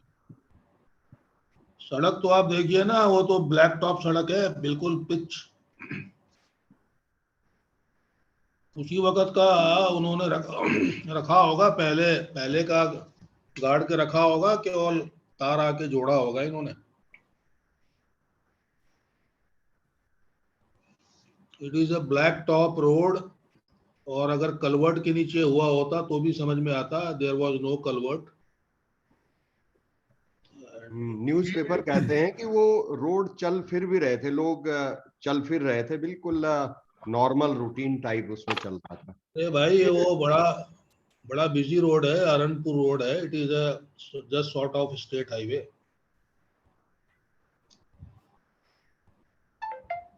ये बम सर डीमोनेटाइजेशन से पहले लगाया गया था रोड के नीचे, ठीक है ना? सुना रिमोट ऑपरेटेड था, क्या था? Remotely operated. रोड के नीचे तो रिमोटली ऑपरेटेड नहीं हो सकता है, ये तो तब लगा के तार वार दाएं बाएं कहीं 20-25-50 मीटर दाएं बाएं निकाल के छोड़ दिया होगा, अभी आगे जोड़ा होगा। इसको आप ये मान सकते हैं कि ये जो रोड बना है ये अंडर सुपरविजन बना हुआ रोड है। ये एग्जिस्टिंग रोड कहते हैं पिछले 5-7 साल के अंदर बना हुआ है, जब से वहां पर फोर्सेस डिप्लॉय हो रखी है, और उसके बाद भी रोड के नीचे आई है। ये पुराना मोडस ऑपरेंडी है, हर जगह है, जहां जहां पहले 4-5 साल पहले लगा होगा तो बिल्कुल लगा होगा, उस वक्त ये लगाते थे, ये इनका मोडस ऑपरेंडी ही था। ये इनका पुराना लगा हुआ है, एकदम रिसेंटली नहीं है, और ये रोड बनने से पहले लगा होगा जब ये ब्लैक टॉप हुई होगी। मतलब यह है कि जो रोड बने हैं उस क्षेत्र में, चाहे किसी भी जिले में, नक्सल के कांकेर में मैं रहा हूँ, दांतेवाड़ा, नारायणपुर, जो भी रोड बने हैं वो बनाने में कहीं ना कहीं हम लोगों की डिप्लॉयमेंट भी रही है, वो हमारे सुपरविजन में बने हैं, ऐसे नहीं बने हुए हैं। और जब बनाए गए थे तो दोनों साइड में डोजर चला के चौड़ाई भी बढ़ाई गई थी कि अगर कोई तार तूर है अगल बगल तो कट जाए, तो उसके बावजूद भी ये वहां लगा रह गया, ये एक थोड़ा आश्चर्य की बात है। कोई आश्चर्य नहीं है यार, ऐसा नहीं है कि हर रोड हमारे सुपरविजन में हर जगह बनी है, हमारे फिजिकल प्रेजेंस में बनी है। बहुत जगह वो ठेकेदारों को डरा के धमका के, या जो लेबरर्स वहां काम किए हैं वो भी पार्ट ऑफ उनका जो आउटफिट था उन्होंने लगाए हैं। अभी हमारे फ्रंटियर में अभी 1 हफ्ते पहले ब्लैक टॉप रोड है, और उस पे पता नहीं पिछले 4-5 साल एकदम it is as good as वो, ऑल्दो गांव का रोड है, अभी उस रोड का चौड़ीकरण हो रहा था, और अभी 1 हफ्ते पहले की बात है, जेसीबी ने रोड के बगल से मिट्टी उठाया, हाँ तो तार आ गया, उसमें दो आईडी निकले हैं। हाँ तो तार आ गया, वही तो कह रहे हैं।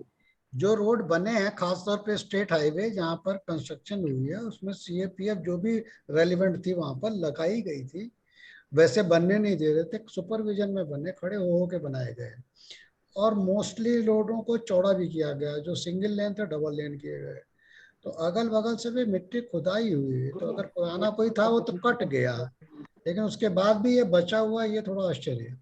यही मैं कह रहा हूँ, अभी हमारे यहाँ मिट्टी जेसीबी से खुदाई हुई है रोड चौड़ी करने के लिए, तो उसमें से 2 आईडी निकले हैं, और वो आईडी में तार वार लगा हुआ था। हाँ वो तो हमने उसको झेला है, सफर किया, हमारे भी 4-6 जवान मरे हैं उसमें। मतलब ये भी पहले से एक प्रथा रही है, इनका तरीका रहा है कि रोड बनने से पहले लगा के रख दो। अच्छा, फिर दूसरा क्या है ना, इन सारी चीजों की जानकारी बहुत ही कम लोगों को रहती है, ये नहीं कि सब लोगों को पता हो, जो खास लोग होते हैं उन्हीं को पता है। कुछ जगह पर डमी भी लगाते होंगे अपनी जानकारी को कंफ्यूज करने के लिए, और वो कंफ्यूज करने के लिए।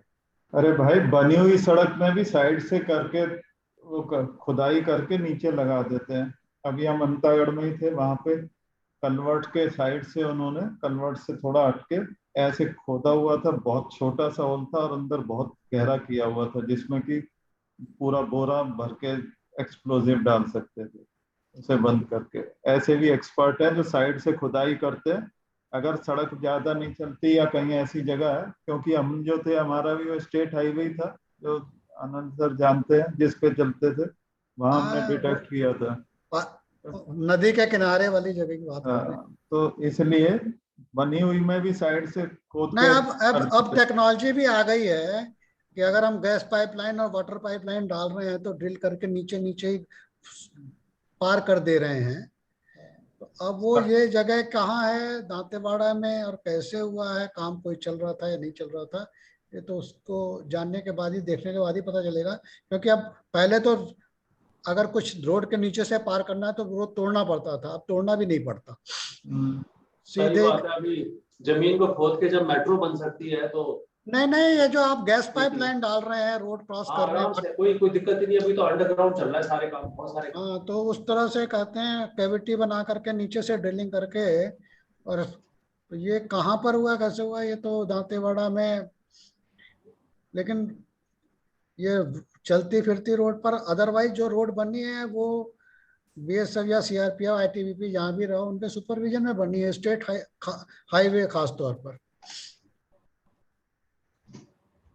नहीं, इनकी जो डीआरजी है उसमें तो मैक्सिमम सरेंडर्ड नेक्सल्स हैं, तो उससे भी, उनसे भी कुछ इनपुट नहीं मिल पाता है कहाँ पे क्या पहले से लगा हुआ है। डीआरजी में जो नक्सल हैं वो बेसिकली उनको भी, जैसे आपकी कहते हैं ऑल इंडिया पोस्टिंग हो रही है, वैसे उनको भी उस क्षेत्र से हटा देते हैं जहाँ वो एक्टिव रहते हैं, क्योंकि लोग वहाँ उनको पहचानते हैं ज्यादातर। तो वो उस प्रकार से जाते हैं जैसे हम लोग सर्च कश्मीर में कहते हैं सर्च, कॉर्डन सर्च करते थे तो स्पॉटर लेके जाते थे, तो एक दो आदमी वैसा रहता है, बाकी ज्यादातर लोग उस क्षेत्र के बाहर के ही होते हैं। दूसरा नक्सल इसमें, में अरे सामान्यतः ये देखा जाता है, नक्सल एरिया में सामान्यतः है कि हम लोगों की जो सरकारी खुफिया विभाग है ये बहुत पीछे है, जबकि इन लोगों का जो खुफिया तंत्र है नक्सलों का, ये बहुत ज्यादा उन्नत है। ये मतलब आमतौर पे देखा जाता है।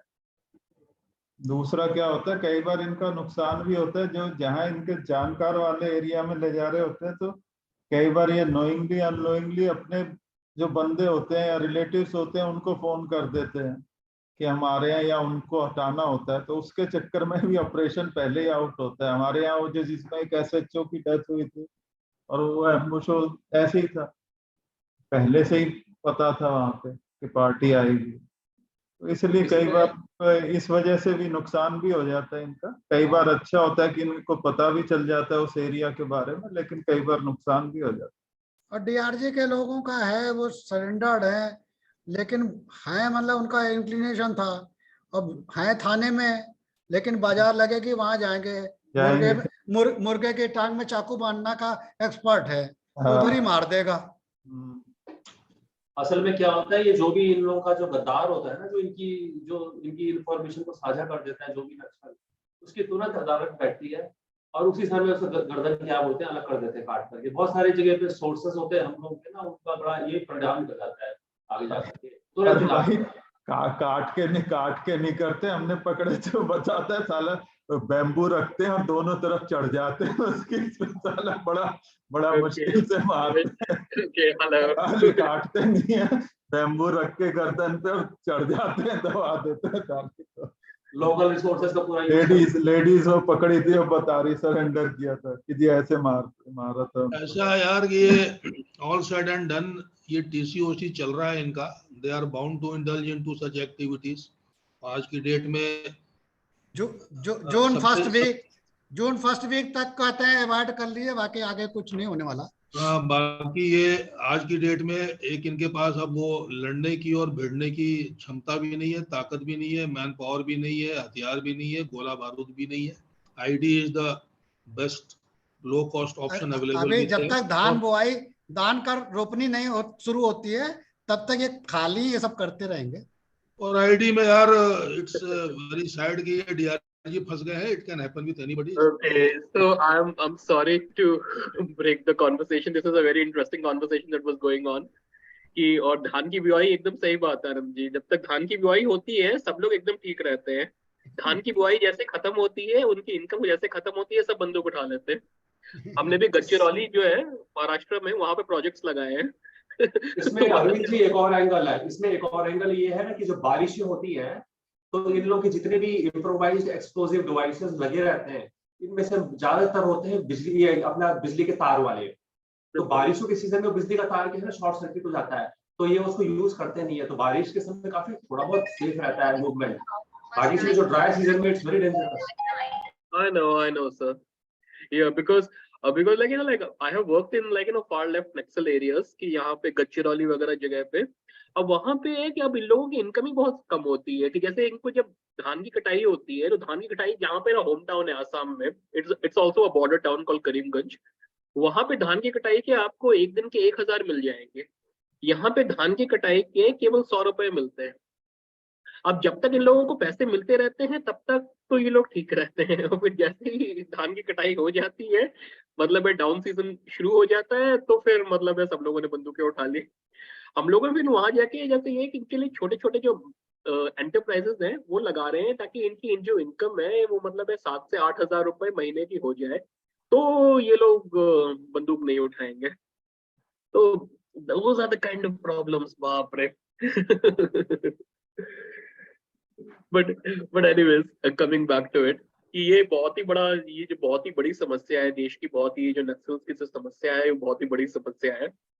हाँ, तो इसके ऊपर भी हम लोग चर्चा करेंगे, लेकिन अभी हम लोग थोड़ा सा जो हमारा अभी जो टॉपिक है इनोवेशन के बारे में, क्योंकि इनोवेशन एक ऐसा टॉपिक है जिससे बहुत सारी चीजें सॉल्व हो सकती हैं, because innovation is a way to provide solutions to critical problems. और कुछ ऐसे प्रॉब्लम्स जो होती हैं जिनको हम लोग विकेट प्रॉब्लम्स कहते हैं, ऐसी मतलब जटिल समस्याएं। जटिल समस्याएं ऐसी होती हैं कि जो मतलब जिनका कोई परमानेंट सोल्यूशन होता नहीं है, उन्हें केवल टाइम टू टाइम रिसॉल्व किया जा सकता है।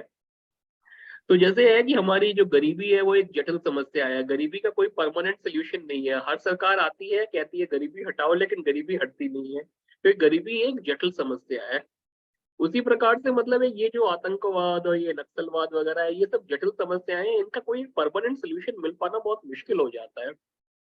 लेकिन innovation is such a way that which can actually help get like the right solutions for the right kind of problems, and that is what we are going to be discussing today when we discuss innovation.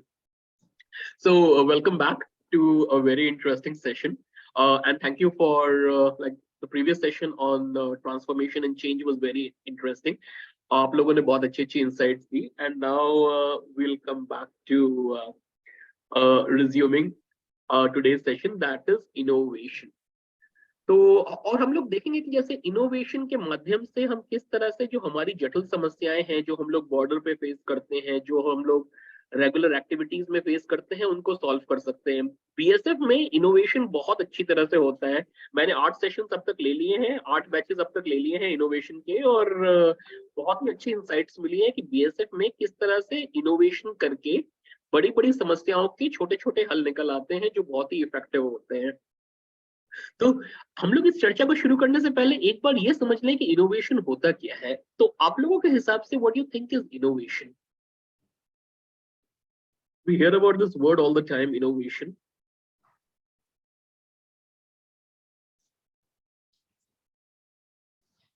It's any new idea that can be benefited from that. We are benefited for our task doing at the borders or anywhere else or in any organization.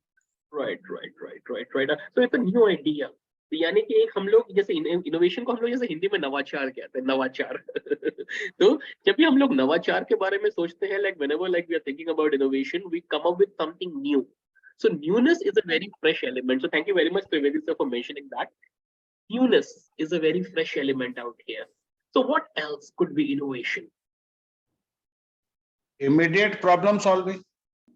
Immediate problem solving. Thank you, Sanjay ji. Immediate problem solving, that we want to, like if we have a problem in place, we come up with an immediate solution and we think of a way of fixing the problem. Okay, that is also one good aspect of it. Innovation can be summarized as, you know, result oriented ideas.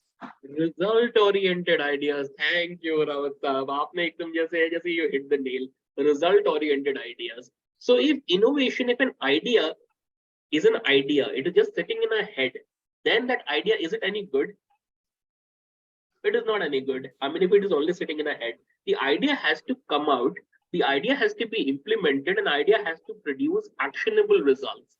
Unless and until the idea is producing an actionable result, we will not be able to innovate. Okay, so I'll quickly take a look at the chat window. So result orientation, of course, and change for better, of course. Thank you, Bhatti Saab. Like a change that is happening. So like we continue our discussion from the previous session, change. So change for better, done in a different way, in a new way. A work procedure where more output is obtained with minimum resources, of course. So like, there is always a resource constraint. So whenever we say innovation has to happen, we require some resources for innovation to happen. And when those resources are not there, innovation might not be facilitated. So how basically we can foster innovation with the limited amount of resources we have, because resource crunch is there everywhere. और resource crunch हमेशा रहता है. Innovation basically रिलेटली resource crunch को कहते हैं, because अगर resources हैं तो एक परमानेंट सॉल्यूशन उस चीज का निकल सकता है. Ideas may be there but permanent solution may be very expensive. Now it is somewhere ahead of this permanent solution innovation, where that particular problem is immediately resolved within the limited resources what one is having. Right. One little example is when we initially were there in Kashmir and we were fired upon, it was thought of that there should be bulletproof vehicles. But at that time, it was not an idea which was actually in their mind. Now, immediate resolve was requirement of bulletproof vehicles, and research were not there. So the immediate resolve was that the forces applied planks, applied old tires, applied sandbags, applied additional iron sheet materials, and made their actually vehicles viable to fly in a combat zone where the fire was quite imminent. And subsequently, the bulletproof vehicles came up for the forces, which were not that expensive as it is in the case of VIPs. So it was commonly used when BP bunkers came up and things like that. So innovation, I think it is somewhere an early stage of a permanent solution for one particular problem. तो ये तो ops का उदाहरण था. मैं एक Adam का उदाहरण देना चाहता हूँ. मिस्टर संजय भी उसके विटनेस हैं. अचानक जरूरत पड़ी कि जो लोग शहीद हो गए, जो वो हो गए, हैंडीकैप हो गए, उनके बच्चों को टेक्निकल एजुकेशन दी जाए, इंजीनियरिंग कराई जाए. लेकिन कहाँ कराएं, कैसे कराएं? तो मैं मिस्टर संजय, मिस्टर निर्माण, हम सब एक साथ थे एकेडमी. मुझे टास्क मिला कि आप एक इंजीनियरिंग कॉलेज खोल दो. तो हमने कहा कैसे खोलें, पैसे वगैरह, हमें ज्यादा टेक्नोलॉजी भी नहीं आती, कुछ नहीं मालूम. बोला ये तो बहुत जरूरत है इस समय, क्योंकि वेलफेयर का बहुत बड़ा मेजर है. आपके पास एक छोटा इंस्टीट्यूट है जहां आपके पास टेक्निकल कुछ गैजेट्स हैं, आप मैकेनिकल एमटी की क्लासेस चलाते थे. हाँ, एमटी की क्लासेस चलाते हैं और उनको टेक्नीशियन को, मैकेनिक को सिखाते हैं. तो आप एक इंजीनियरिंग कॉलेज खोल दो ऑटोमोबाइल में. तो हमने पैसे मांगे तो बोला पैसे तो नहीं है, क्योंकि वेलफेयर का तो ये कोई गवर्नमेंट प्रोजेक्ट तो है नहीं, आप खोलो इसको. तो ये सारे लोग गवाह हैं. फिर हम उसके पीछे पड़ गए. इनोवेशन मतलब मिनिमम रिसोर्सेज और मैक्सिमम आउटपुट कैसे ली जाती है. तो सारे के सारे उसके ऊपर लग गए काम पे, और हमने 0 पैसे से एक कॉलेज खोल दिया, रुस्तम जी इंस्टीट्यूट ऑफ टेक्नोलॉजी. तो जो मेरी यूनिट थी उसी के अंदर खोल दिया, और गुरुकुल के जैसे हमने क्लासें चलानी शुरू कर दी पेड़ों के नीचे और किसी प्रकार से, और शुरू हो गया वो. तो स्टार्टिंग में उसका जो ये बनता था एस्टिमेट लगभग 19 करोड़ था, वो 0 पैसे में शुरू हुआ. आज वो लगभग 100 करोड़ का कॉलेज है, बहुत अच्छा चल रहा है, और इन लोगों की बहुत ज्यादा भागीदारी है मेरे साथ में. And Mr. Mahavir is the founder member of that. अरे वाह. तो ये निर्माण जी बैठे, संजय जी बैठे हैं. Innovation, of course what could be a better example. तो सबसे पहले तो मैं आपको बहुत बहुत बधाई देना चाहूंगा महावीर प्रसाद जी कि आपने जैसे ये जो इनिशिएटिव लिया, और इसको मतलब है कि incremental innovation, I would call this incremental innovation, कि धीरे धीरे धीरे धीरे करके आपने पेड़ों के नीचे से क्लासेस, जैसे शांति निकेतन में होती हैं पेड़ों के नीचे क्लासेस से शुरू करके आपने इसको एक गुरुकुल से लेकर आपने इसको एक 100 करोड़ का इंजीनियरिंग कॉलेज बना दिया। तो इंक्रीमेंटल इनोवेशन कर करके आपने इसको एक बड़ा एक रेप्यूटेड इंस्टीट्यूशन के नाम पर की तरह से खड़ा कर दिया। तो सबसे पहले तो मैं आपको बहुत बहुत बधाई देना चाहूंगा इसके लिए। और इसमें डिसिप्लिन मेंटेन करने के लिए यहाँ पे अनंत जी बैठे हुए हैं, उनको भी बधाई दी जानी चाहिए। वो बड़े स्ट्रिक्ट हार्ड कमांडर हो गए थे, जहां पे बच्चों ने कुछ भी गलत किया तो जो घर में अपने बच्चे को कर सकते हैं वो उतने हद तक उन्होंने किया है, एंड वो कॉलेज आज चल रहा है इन लोगों की बदौलत। कॉलेज बहुत अच्छा चल रहा है सर। अभी हमें यहाँ सर क्रीक में और कहते हैं रामी नाला एरिया में उसको जरूरत पड़ रही है उसकी कि हम एम्फीबियन व्हीकल ले आए, और हमने जो पहले खरीदे थे व्हीकल वो शायद चले ही नहीं, करोड़ों रुपए के व्हीकल वो टेरेन में सक्सेसफुल हुए नहीं हमने जो पहले खरीदे। तो हमने इसके लिए टास्क के लिए वही एक टीम बुलाई थी CSMT से, वो आके यहाँ पर चले गए हैं करके। तो वो एम्फीबियन व्हीकल हम डिजाइन कर रहे हैं जो दलदल में, पानी में और बालू में समान रूप से चल पाए या थोड़ा बहुत मदद दे पाए जिस एरिया को लोग एड्रेस नहीं कर पाए हैं। तो उसको हमने थियोरेटिकली कॉन्सेप्चुअली उसको विजुलाइज कर लिया है और कुछ सैंड स्कूटर लेके आए थे, उसको ट्रायल वायल भी किया है। तो आगे आने वाले आई थिंक 2-3 महीनों में हम एक ऐसा व्हीकल डिजाइन कर पाएंगे अपने डिप्लोमा के छात्रों की मदद से या इंजीनियरिंग कॉलेज के छात्रों की मदद से, जो कि हम 10 करोड़ की यूक्रेनियन ये एम्फीबियन व्हीकल ला रहे हैं, AATV ला रहे हैं, वैसा AATV हम शायद कहते हैं 5 लाख में भी बना सकेंगे। ये मैं देशमुख जी को एक चीज बताना चाह रहा हूँ, क्योंकि वो फौज के कैंपस में कॉलेज है तो बहुत ज्यादा प्रचार एडवर्टीजमेंट नहीं है। हमारे बच्चों ने जो IT इलेक्ट्रॉनिक्स के, उन्होंने एक रोबोट बनाया। वो रोबोट 14 फीट दूर तक चलता है और जो शटल कॉक होती है बैडमिंटन की, उसको बास्केटबॉल की रिंग में डालता है, फिर वापस आ जाता है। इतना दिमाग है रोबोट का। फिर एक से एक चीजें उन बच्चों ने बनाई हैं, और एक अभी कंपटीशन हुआ था, उन्होंने 113 कॉलेजेस को हराया, उसमें IITs भी शामिल थी। तो लेकिन बहुत ज्यादा एडवर्टीजमेंट नहीं है क्योंकि फौज के दायरे में है। और अभी जो आनंद जी ने बताया कि उस गाड़ी की बहुत ज्यादा जरूरत है सरक्रीक में, जहाँ समुद्र है, कीचड़ है, ये है। और मैंने भी उस प्रोजेक्ट को पढ़ा। अभी मुझे वहाँ के, अभी जो हम तो यहाँ पोस्टिंग आ गए, वहाँ जो कमांडेंट है तो वो लोग बहुत अच्छे ढंग से उसको कर रहे हैं। तो जो इनोवेशन का आइडिया था वो बड़ा सक्सेसफुल चल रहा है, हालांकि बहुत ज्यादा एडवर्टीजमेंट नहीं है उसका। बिल्कुल बिल्कुल। तो आप लोगों ने इनोवेशन को इंस्टीट्यूशनलाइज कर दिया है। बिल्कुल सर, महावीर सर ने जो काम किया है सर बहुत ही काबिले तारीफ है सर।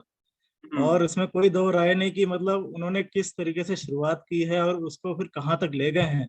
उसके बाद आने वाले जो भी हैं हमारे वो इसको जो आगे धीरे धीरे बढ़ा रहे हैं। तो बहुत ही बढ़िया महावीर सर ने जो किया है उसका कोई शब्दों में बयान नहीं किया जा सकता। और सर इसके अलावा सर मैं एक और एग्जांपल देना चाहूंगा, ये पर्सनल है मेरा, from the operational point of view, if you permit. Of course sir, ये तो ओपन फोरम है। हाँ sir, in 2011 I was commanding the battalion at Bengal borders।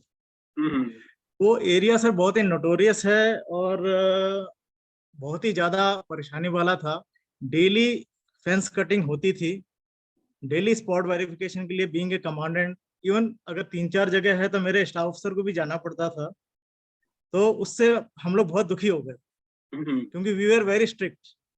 तो उसके कारण से जो है दोनों तरफ जो है आपका, चाहे वो इंडिया साइड के अपना स्मगलर्स हों चाहे अपना बांग्लादेश साइड के हों, तो फेंसिंग कटिंग होता था। सर्दी का समय शुरू हो गया था तो काफी ज्यादा धुंध वगैरह रहती थी। तो परेशान होके मैं बॉर्डर पे था along with the DIG Malda was there at that time, mister Amarjeet sir. तो उनके साथ मैं जा रहा था आफ्टर स्पॉट वेरिफिकेशन। तो मैंने सर को बोला, सर मुझे जो है एक JCB चाहिए। बोले क्या? वो बोलते काके बोलते थे, क्या करेगा काके? मैंने बोला सर मैं बहुत परेशान हूँ, मैं इनको नहीं रोक पा रहा हूँ स्मगलर्स को, मैं जानवरों को रोकूंगा। तो बोला जेसीबी तो यहाँ है नहीं, जैसे आपने बताया ना रिसोर्स क्रंच, बोला जेसीबी तो 3 बटालियन दूर वहां पे पड़ी हुई है। मैंने बोला सर आप मेरे को परमिट कर दीजिए, मैं जैसे भी होगा लाऊंगा, तेल कहाँ से एडजस्ट करना है वो मैं करूंगा, that's the different issue. Sir उन्होंने ओके कर दिया, मैं लाया और मैंने 600 मीटर लंबा, आपका 14 फुट चौड़ा और 12 फुट गहरा एक ऑब्स्टिकल सिस्टम बनाया, जिसके कारण से सर इतना फायदा हुआ कि जो स्मगलर्स है वो एक तो एरिया छोड़ गए, क्योंकि वहां पे पॉसिबिलिटी नहीं रही उनके लिए पार करने के लिए। और जब बाद में नए आईजी सर आए थे एसके सिंह सर, तो उन्होंने इस आइडिया को इतना प्रेज किया कि उन्होंने ब्लैंकेट सैंक्शन दी कि आप लोग जो है ना जेसीबी हायर करो दूसरी यूनिट्स के लिए, और एरिया स्पेसिफिक, उन्होंने उस समय था कि एरिया स्पेसिफिक होना चाहिए, जहां ये ज्यादा चल रहा है वहां पर ही ये किया जाए। आज की तारीख में तो पूरे बॉर्डर पे इस तरीके से कर दिया गया है। That was one of the innovation that I have initiated.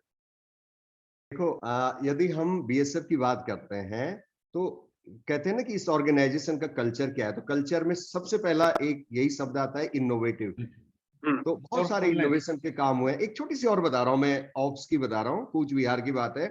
आप लोगों ने व्हाट्सएप पे एक चीज देखी होगी, बैम्बू की क्रेन बनती है, उसपे काऊ या जो भी कैटल है उसको बांध करके और फेंसिंग को क्रॉस करा दिया जाता है। बहुत ज्यादा ये 1-2 साल पहले चला था।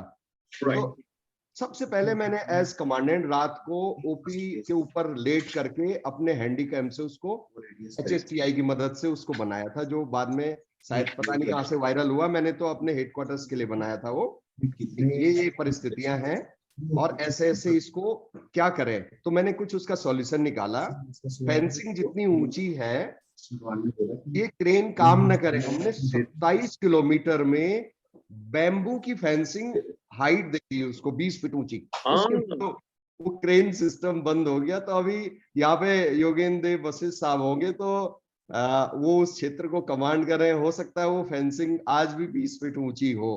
माथा बंगा वाला एरिया है पूरा, वहां से शीतलकुची तक। बिल्कुल बिल्कुल बिल्कुल। और ये बैम्बू की फेंसिंग है, ये बहुत ही यूनिक आइडिया है। जैसे एक पिछले बैच में कमांडेंट साहब थे बनर्जी साहब, तो उन्होंने भी इस बारे में मेंशन किया था कि पहले तो जैसे जो इंट्रूडर्स होते हैं तो जैसे लोहे की जो तार होती है तो वो बहुत फ्लायर से कट जाती थी, लेकिन उन्होंने जैसे लोहे की तार को रिप्लेस करके बैम्बू की जो फेंसिंग थी वो बना दी। तो बैम्बू को काटने में समय लगता है बैम्बू को काटने में समय लगता है और वो समय मिल जाता है। ऑल्दो कट तो बैम्बू भी जाता है लेकिन उसमें समय मिल जाता है। और इससे जो हमारी रिसोर्स अवेलेबिलिटी है, क्योंकि बंगाल में असम में बैम्बू की कमी नहीं है, क्योंकि ये देश ये क्योंकि यहाँ पे आपको बैम्बू मतलब है कि आपको अच्छी तरह से मतलब है, availability of bamboo is very common. आपको बैम्बू मिल जाएगा, आपने बैम्बू वहां पर लगा दिया। तो उससे हाइट भी बढ़ गई, हाइट दूसरा पहलू है, इसका एक दूसरा पहलू है जो हम नहीं समझ रहे हैं। हाँ सर, यहाँ शर्मा जी। हाँ, दूसरा पहलू ये है इसका कि इसने बीएसएफ को एक बहुत ही चीफ फोर्स बना दिया है। आज कमांडेंट एक बहुत बड़ा कल्प्रिट बन गया है, हमारे को जितने भी चीजें थोपी जा रही हैं। हमने ऐसी ऐसी इनोवेशंस लेकर के आए हैं कि आज हमें सबको पता है कि बॉर्डर के ऊपर 500 की नफरी नहीं हो सकती, इतनी डेफिशिएंसी है, इतना सब कुछ है, फिर भी हम 500 मेंटेन कर रहे हैं, हम इनोवेशन कर रहे हैं। ये सब चीजें जो एक नेशनल लेवल के ऊपर एड्रेस होनी चाहिए, उसको एक कमांडेंट अपने लेवल पे एड्रेस कर रहा है। वो 60% रिसोर्सेज के साथ 120% आउटपुट दे रहा है। तो ये भी सोचने वाली बात है कि कहीं हम बहुत ज्यादा अपने ट्रूप्स को उस चक्कर में, जिस ट्रूप्स के बाद 6-6 घंटे का एक शिफ्ट है, 12 घंटे की ड्यूटी देता है, उसके बाद इतने सारे काम करता है, तो ये सब सोचने वाली बात है कि क्या ये सब ठीक है या नहीं है। इनोवेशन एक लेवल तक ठीक है, पर इनोवेशन अगर आपके अपने रिसोर्सेज के ऊपर और आपके अपने जवान के ऊपर आकर के उसका असर पड़ता है तो उसको सोचना चाहिए। वो लेके तो मैं एपीआर भर के चला। राइट। हाँ, तो ये भी इसका एक पहलू है। इसमें अरविंद जी कई बार ये होता है ना कि जब बर्डन ऑफ ऑल दीज, जैसे कोई भी चीज हम एक्स्ट्रा करते हैं तो burden of all these is being taken by the जवान इटसेल्फ। ऑफिसर के ऊपर में बर्डन नहीं आता है इतना ज्यादा कुछ, he to just pass the instructions. उसके दिमाग में तो आइडियाज आते हैं। इसका जो लोड है वो बेचारे जवान के पास आता है, जो कंपनी कमांडर बैठा है वहां पे उसके पास आता है, और जो मतलब we are eating into the time of sleep time of jawan. तो यहाँ दिक्कत आती है। और इसमें फिर दूसरा चीज ये है कि जैसे ऑर्डर्स भी कई बार डिपार्टमेंट में, जैसे कई सारे डिपार्टमेंट में दे देते हैं, लोग समझ लेते हैं कि ये तो कर देंगे, without any resources they will be able to do it. ये दिमाग में अवधारणा पैदा हो जाती है, तो फिर जो ड्यू बजट है वो सब चीजें नहीं मिल पाती कई बार टाइम से किसी भी अच्छा वो देखिए, हालांकि नथिंग अगेंस्ट एनीवन, बट हमारे पास तेल हर महीने हम फ्यूल के लिए रोते हैं, फ्यूल उतना नहीं मिल पा रहा, और हम कहीं से मैनेज कर रहे हैं। हम सही चीज, ठीक है, इनोवेशन अपनी जगह है, पर उसके लिए बजट लाना, उसके लिए सही जगह पे जाके उसको करना, that is more important than burdening our own troops, our own system which is already on the verge of being getting broken. उसको देखने की जरूरत है। मैं आपको एक छोटा एग्जांपल दे रहा हूँ मैं आपको, कि जब एमएनसीज इंडिया में आई तो उनको इंडियंस बड़े अच्छे लगे कि यार ये तो ओवर टाइम करते हैं, बाद में भी काम करते हैं, और दे वर वेरी हैप्पी। शुरू में वो हैप्पी थे, अब वो एक्सपेक्ट करते हैं कि सब सो जाए, हम काम करते रहे। तो कहीं ना कहीं हमें एक बैलेंस बनाना जरूरी है। हम हर चीज में अच्छे नहीं हो सकते, ये मानना पड़ेगा, हमारी लिमिटेशंस है कुछ। बिल्कुल ठीक है, हम हलवाई बन जाएंगे, हम इंजीनियर भी बन जाएंगे, हम सब कुछ बन जाएंगे, ऐसा पॉसिबल ही नहीं है। हमारा जो कोर है, कोर के ऊपर हम रहें और कोर के ऊपर अपना काम करें। राइट।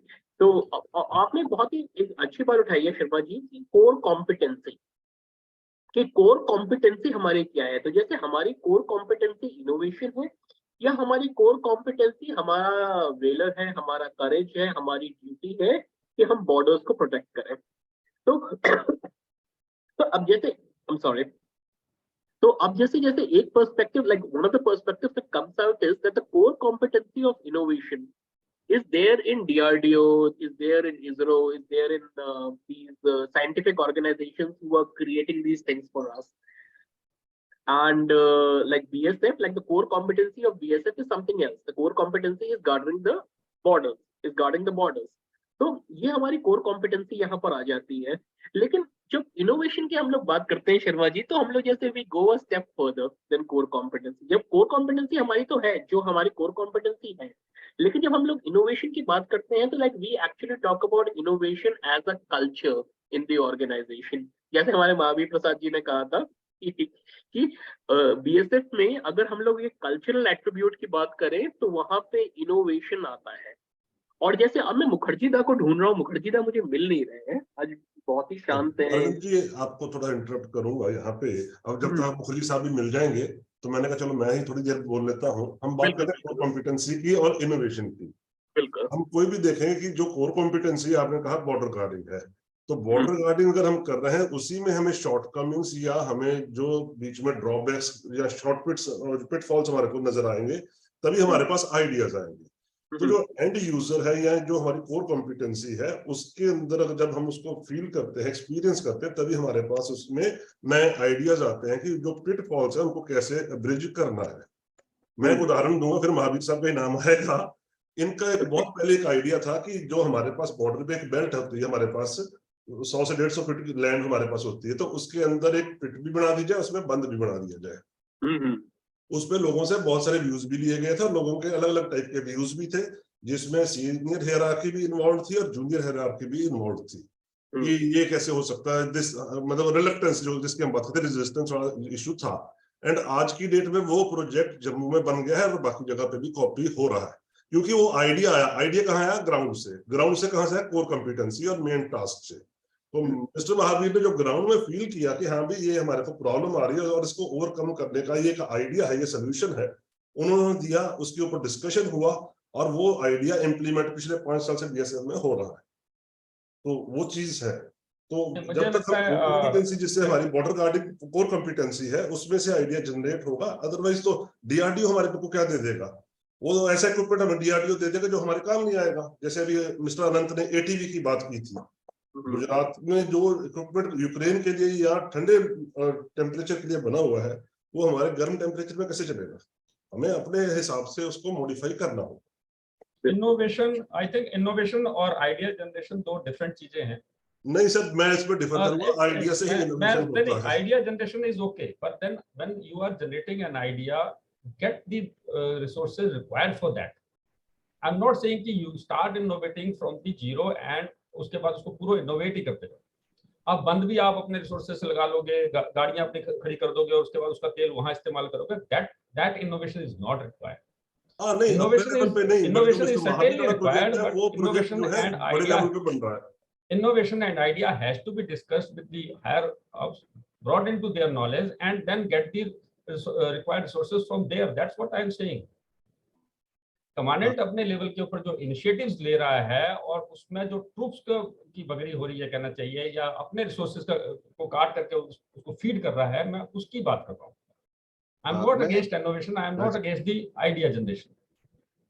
सर कुलवंत सर, एक चीज कहना चाह रहा था मैं, एक्चुअली यदि उस चीज को ऊपर तक लाएं बहुत देर हो जाती है। जैसे मैं कूच बिहार वाला उदाहरण दे रहा था, दिन प्रतिदिन हो रहा था, वो क्रेन बनाते थे, पार करते थे। मैंने एक दूसरा वीडियो बनाया था जिसमें वो हमारे जवानों पे अटैक कर रहे हैं, ये कर रहे हैं रात के समय के, तो उस पर इमीडिएट एक्शन लेना था। अगर वो ब्यूरोक्रेटिक चैनल में चलता तो कई महीने लग जाते। तो हमने एक बार दे दिया, हमने हायर हेडक्वार्टर को बता दिया ये हो रहा है, पहले बताया बिल्कुल कि मेरे एरिया में ये हो रहा है, और उसके बाद हम ये करना चाहते हैं और शुरू कर दिया, तो बहुत जल्दी हमें उसका फायदा मिल गया।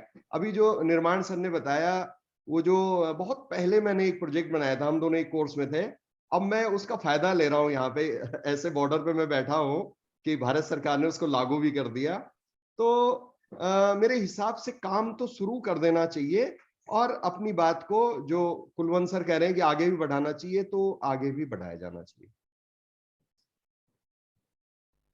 I totally agree with Mahavir कि कुछ चीजें हैं जो ऑपरेशनल अर्जेंसी होती है, we have to do that, but if you look around, क्या हर चीज हम जो इनोवेशन करने जा रहे हैं, क्या हर चीज वो ऑपरेशनल एक्सीजेंसी या एजेंसी से जुड़ी हुई है?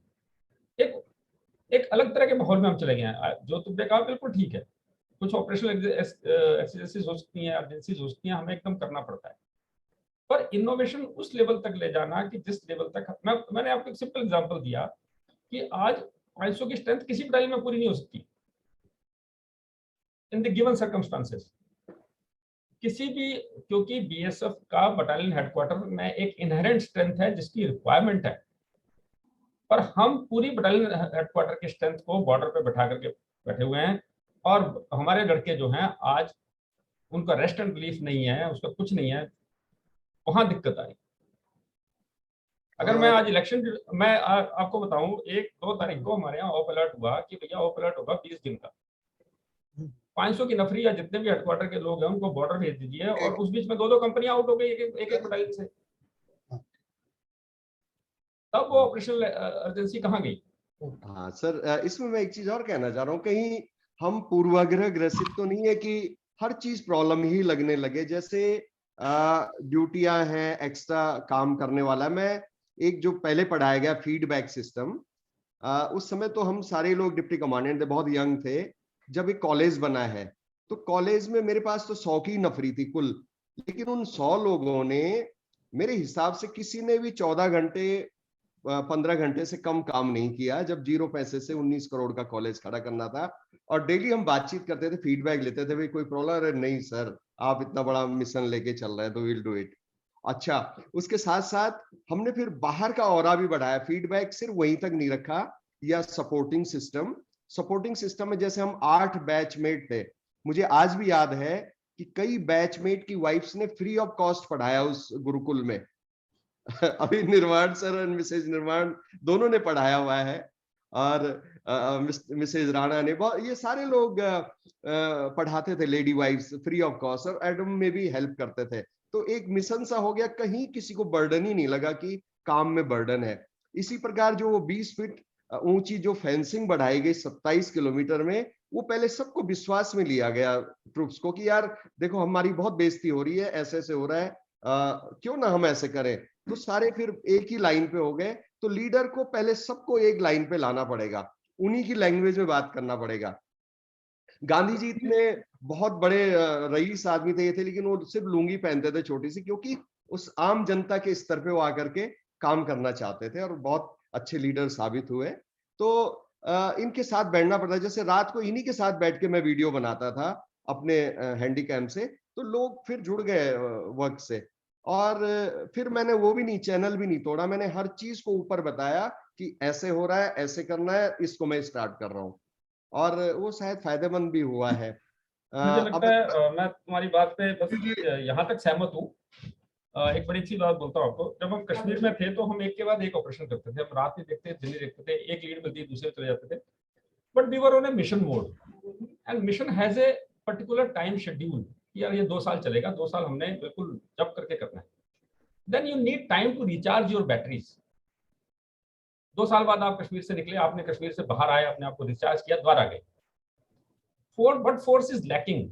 हम काम करने से मना नहीं कर रहे हैं, हमें रिचार्ज करने का, हमें रिकूप करने का टाइम नहीं मिल रहा है। एक के बाद एक, एक के बाद एक के बाद ये होगा। वही अगर आपको हाईआईटी का या कश्मीर का टेन्योर 2 से 4 साल कर दिया जाए, 4 से 6 साल कर दिया जाए, तो आप फेड अप हो जाओगे। और that's what I am saying कि भाई ठीक है, एक चीज को हम मिशन मोड में लेके कर सकते हैं, but that should not become the norm. Sir इसमें मेरा एक चीज कहना है, इसमें मेरा एक रिक्वेस्ट है, 10 सेकंड मुझे सुनने सर, 10 बिल्कुल सर 10 सेकंड सर। कल बानी मैडम ने एक प्रश्न उठाया था, ये कई चीजें हम ही लोगों के द्वारा क्रिएटेड है, मतलब या क्रिएटेड नहीं बोलूंगा, हम लोगों ने उतना एक्टिव नहीं हुए।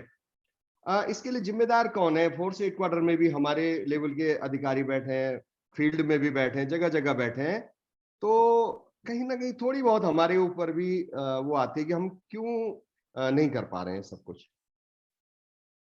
इसमें मेरा एक सजेशन है, एक करंट प्रॉब्लम को आप लोग डिस्कस करें। वेस्टर्न बॉर्डर्स पे drone is the biggest challenge as on date. और ये भी फैक्ट है कि हमारे पास we don't have the matching technology और resources, but still BSF is doing a wonderful job on day-to-day basis. They are capturing drones. तो जो भी हमारे ऑफिसर्स हैं वेस्टर्न बॉर्डर पे, they could throw some light on it, how we are managing with the innovation and other things. Sir इससे पहले पीके sir का जो पॉइंट है, उससे पहले अरविंद जी में एक छोटा सा पॉइंट डालना चाहूंगा। बिल्कुल आई थिंक कुलवंत सर को और महावीर जी और प्रमोद तीनों से मिले जुले हमारे शायद हो सकते हैं विचार। मैं समझता हूं कि इनोवेशन एक लॉन्ग ऑब्जेक्टिव है, और जो सॉल्यूशन है वो क्विक एंड फास्टेस्ट और बड़ा चीप सॉल्यूशन देता है किसी समस्या का।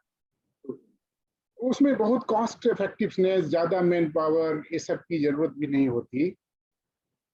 लेकिन हम लोग क्या करते हैं कि इनोवेशन के चक्कर में हम लोग कुछ ऐसे भी काम कर लेते हैं जो कि इम्प्रोवाइजेशन है। एक तरह से हमारे डिफेंस में कहा गया है कि जो चीजें हैं उसमें थोड़ी सी चेंज कर लो, बदलाव कर लो।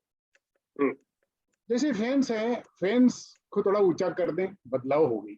बिल्कुल इनोवेशन तो किसी ने किया पहले कि फेंस बना लें तो हम बॉर्डर को सुरक्षित कर लेंगे और चाइना का वॉल नहीं बनाए, क्योंकि चाइना का वॉल बड़ी कॉस्ट इफेक्टिव है, और फेंस बना लें। तो that was some innovative idea somebody has given way back. Any addition deletion, अभी नॉर्थ बंगाल में बहुत डब्बे डब्बे सब कुछ झाड़ी जा रहे हैं फेंस में, तो जितने टूटे फूटे हैं सब कुछ डाले गए हैं, सारे कमांडेंट्स लोग डाल रहे हैं, सारे पी इक्विपमेंट्स लगा हुआ है। So this is particularly for me, it is a improvisation, not innovation. Right. Coming to the Mahavir ji's college and उनकी commitment बहुत high है। Everybody, all of us is really grateful to him what he has done for the organization. Still I feel कि उन्होंने कि गुरुकुल से एक college convert कर दिया, कोई 1 रुपए से 100 करोड़ का एक इंफ्रास्ट्रक्चर डेवलप कर दिया। It is a direction, it is a leadership of Mahavir. It is not at all innovations, because ऐसे इंजीनियरिंग कॉलेज बहुत चलते हैं, बहुत कॉलेज हैं हमारे देश में। ऑब्वियसली अगर वो एम्फीबियन व्हीकल्स भी बना देते हैं जो कि अनंत को चाहिए, तो हमारे देश में सब जगह बहुत एम्फीबियन व्हीकल्स अभी भी है। हाँ इंडिजिनस उस इंस्टीट्यूट का हम बनाते हैं तो डेट में भी ये innovation for that institute, but as a whole that amphibian vehicle as a concept is not a source. Coming to PK to western frontier, जो ड्रोन की समस्याएं हैं, हम लोग अभी भी एक एक रॉल में LMG से फायर करके उसको गिरा देते अच्छे ढंग से. वो हमारा अगेन इम्प्रोवाइजेशन है, हम उनसे लड़ रहे हैं, but solution is not there. I think there is a hairline difference between innovation and improvisation. Right. Innovation is related with a solution which is readily acceptable, low cost, big solution, and accepted by everybody. Whereas improvisation is an attempt कि हम इस समस्या को किसी तरह से plug कर लें. जैसे ये ट्रंच खोद लिया, कैटल क्रॉस तो होने के लिए वो डिले कर दिया, वो कोई ट्रैप हो गया, कोई जा नहीं रहा है. So but it is still वो trench is some amount of success it has brought to our operational profile, but cattle तो आज भी क्रॉस हो रही है. Some innovations has to be done which should give a permanent solution. If you remember Abdul Kalam जी का एक state, उन्होंने कहा कि I am still searching for a scientist who can tell us कि कैसे मैं ये फॉग को रोकूं जिससे कि दिल्ली में हेलीकॉप्टर, दिल्ली में फ्लाइट लैंड कर सके और उसको डाइवर्ट होकर के जोधपुर ना जाना पड़े. Still we are searching for somebody who can innovate some bomb, some environmental friendly candle कि जिससे फॉग दिल्ली का हट जाए और सारी प्लेन वहां पर लैंड हो जाए. So our organizations require innovation in that aspects. How to manage our borders, how to manage our problems, and how we can reduce manpower, fatigueness, resources. We are on that. ESPV project अभी हमारा चल रहा है. We are that deploying a surveillance system as the second line of the domination on the border. किसी ने सोचा होगा, but is it going to replicate the domination, or it is coming somewhere? Things will be proven later. क्या हम ऐसा है कि man power को हटा करके इलेक्ट्रॉनिक सर्विलेंस से ही बॉर्डर को मैनेज कर लें? Is it possible? So all this has to be decided. So my point is only one point: the difference, a hairline difference between innovation and जो है so improvisation has to be taken care when we are talking on this subject. Thank you. Absolutely. And you actually mentioned a very good point here about improvisation and innovation. So just like improvisation, there are many aspects of innovation wherein of many aspects of problem solving, which are, like where there is a hairline difference between innovation and them. I'm going to discuss all of them here as well. लेकिन सबसे पहले मैं थोड़ा सा शर्मा जी और महावीर जी की जो हमारी चर्चा हो रही थी उसके बारे में मैं थोड़ा सा एक टिप्पणी करना चाहता हूँ. Like I wanted to make like a small comment here. So there is a concept like uncertainty in operation. तो हमारे जितना the amount of innovative that we have to be, like the extra work that we have to do in other than what is regularly required us to do, depends upon the uncertainty of operations. अगर हमारी uncertainty ज़्यादा है, तब तो भाई हमें थोड़ा बहुत दिमाग लगा के जुगाड़ लगा के काम करना ही पड़ेगा. Like we have to do something around it.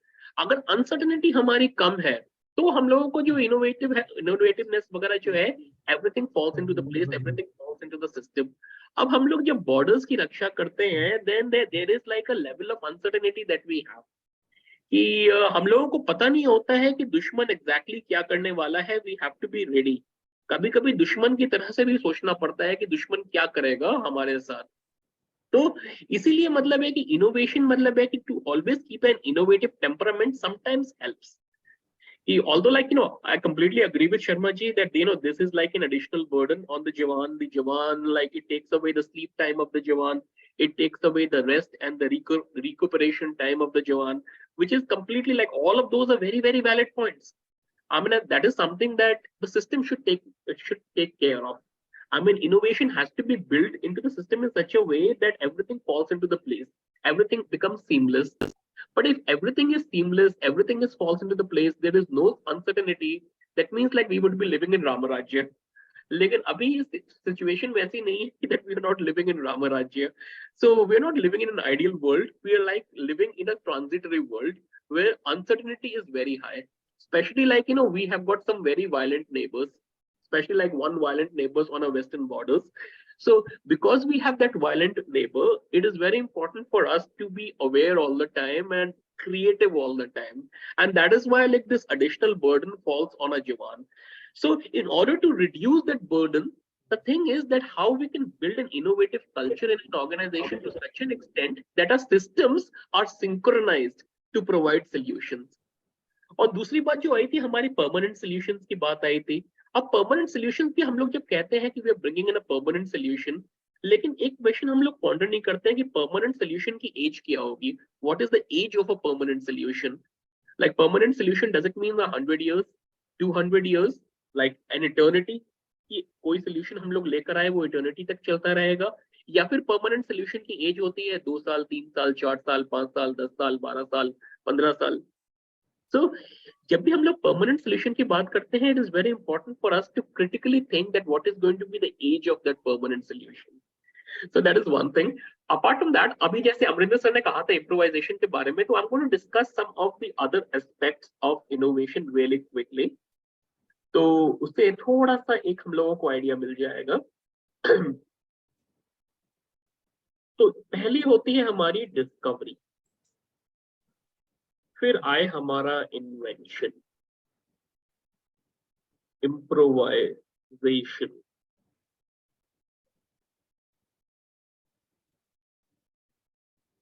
जुगाड़ and innovation. So all of these are different aspects of problem solving. Like we have discovery, जैसे गुरुत्वाकर्षण की खोज हुई थी, जो एक एप्पल गिरा था और न्यूटन ने गुरुत्वाकर्षण का सिद्धांत खोज निकाला. Then we have the invention. Graham Bell ने फोन का सिद्धांत बना दिया, मतलब he made a telephone, Graham Bell. But was that telephone helpful for us till the time we thought, like if we are not speaking, we are not using it? That is the question here. Then we have improvisation. We are improvising over the existing processes. For instance, जैसे हमारी fence है border पे, fence में हमारी जो लोहे की तार लगी हुई है उसका जैसे अगर उसका 5 सेंटीमीटर उसका डायमीटर है, हम लोगों ने उसको और मोटा करके 10 सेंटीमीटर कर दिया, तो वो हमारा एक इम्प्रोवाइजेशन हो गया. हम लोगों ने फेंस ऊंची कर दी, वो हमारा एक इम्प्रोवाइजेशन हो गया. लेकिन अगर हम लोगों ने उस फेंस को वहां से अगर हम लोगों ने लोहे की तारें हटा के उसकी जगह अगर हम लोगों ने बैम्बू के फेंसिंग कर दी, so that becomes something that is absolutely different. That is something that is like, you know, newly thought. So वहां पर that we sometimes call it as innovation.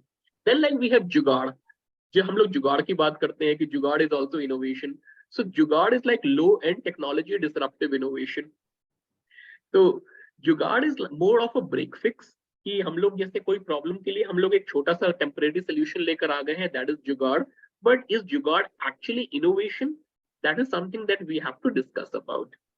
So there are different aspects of innovation that we come about, and BSF actually has a very, very strong innovative culture in itself, and it actually is coming from the and that is evident from the examples that we are talking about here.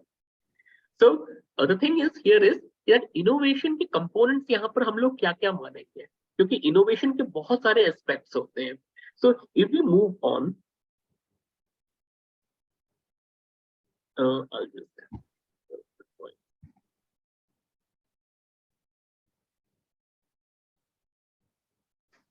So there are 3 aspects of innovation. That is, one is newness. कोई भी हम लोग काम कर रहे हैं उसमें हम लोग एक नया तरीका लेकर आए करने के लिए. जैसे हमारे त्रिवेदी साहब है, हमारे त्रिवेदी साहब एक नया तरीका लेकर आए जेसीबी से बॉर्डर फेंसिंग की करने की, तो एक newness.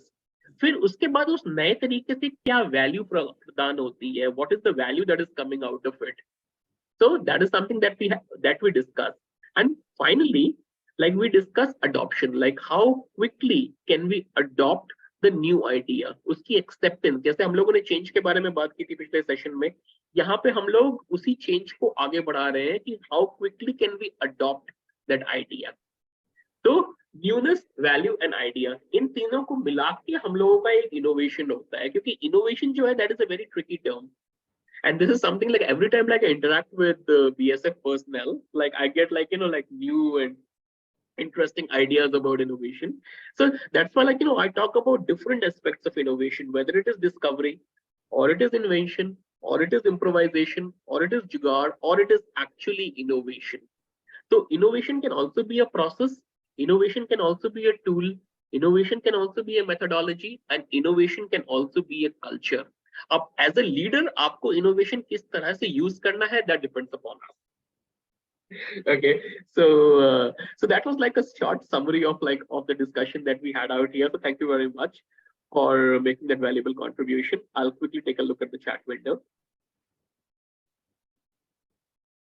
Okay, so novelty, immediate addressing of problems, innovation for the sake of APAR at the cost of relief to the Jawan business areas is not good. Okay, innovation at the cost of, yeah, to, of course.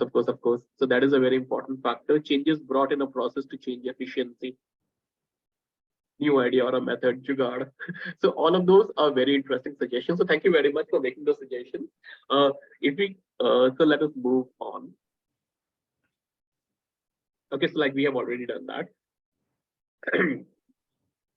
So now let us discuss that what are the obstacles to innovation. अगर हम लोग कभी कभार innovate नहीं कर पा रहे हैं, तो innovate हम लोग क्यों नहीं कर पाते हैं? इसके बारे में हम लोग थोड़ी सी चर्चा करते हैं कि if we want to innovate, लेकिन innovation अगर नहीं हो पा रहा है, तो what could be the obstacles to innovation? What could be the bottlenecks? What could be the roadblocks? What could be the challenges? Why we are not able to innovate?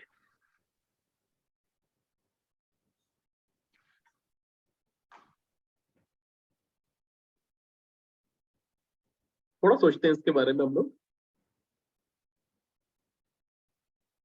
Okay, self mindset, Pramod ji.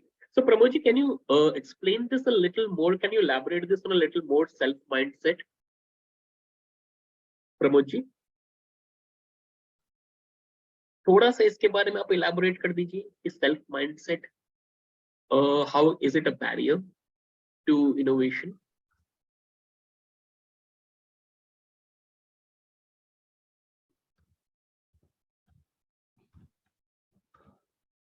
Same resources में, same circumstances में, अगर हमारे कुछ colleagues they are ready to innovate, they are able to achieve innovation, और हम अगर नहीं कर पा रहे हैं, तो निश्चित रूप से मुझे लगता है कहीं ना कहीं हमारे साथ कुछ माइंडसेट की प्रॉब्लम. राइट, बिल्कुल. तो बेसिकली हमारा माइंडसेट कभी कभार इनोवेशन की तरफ जाता नहीं है, क्योंकि हम लोगों को प्रॉब्ली लगता है कि जो चल रहा है वो ठीक है और हमें वैसे ही करना चाहिए. So we get kind of like tuned and comfortable to the way we are doing the thing. So that is one aspect of looking at that. Thank you very much, Prabhu ji, for mentioning that. इसमें Arvind ji, I want to say something that innovation should be having certain, it should be having certain value in itself. It should be give certain progress to the whole scheme of things. Without a value, there cannot be any innovation. And secondly, we should be able to adopt it on ground. It should be practicable. If it is practicable and if it is having value and it is solving the purpose, then only innovation can be successfully implemented. Otherwise, it will become a wishful thinking only. Exactly, Rawat Saban. Thank you so much for mentioning that. It's very important that innovation should have a purpose. A purpose, second value, and it should produce actionable results. If an initiative is not performing actionable results, it cannot be called innovation. It can be an idea. It can be called an idea which is a good idea. लेकिन अगर idea जब तक implement नहीं होगा and idea does not produce actionable results which are desirable, then we cannot call that idea as an innovative idea, as innovation. So again, thinking of innovation as a process, it's very important that process has to deliver results. So thank you very much, Rawat sir, for mentioning that. in different seniors. Okay, Dogra sir, in different seniors may like, if you can elaborate this on a little bit. In different seniors.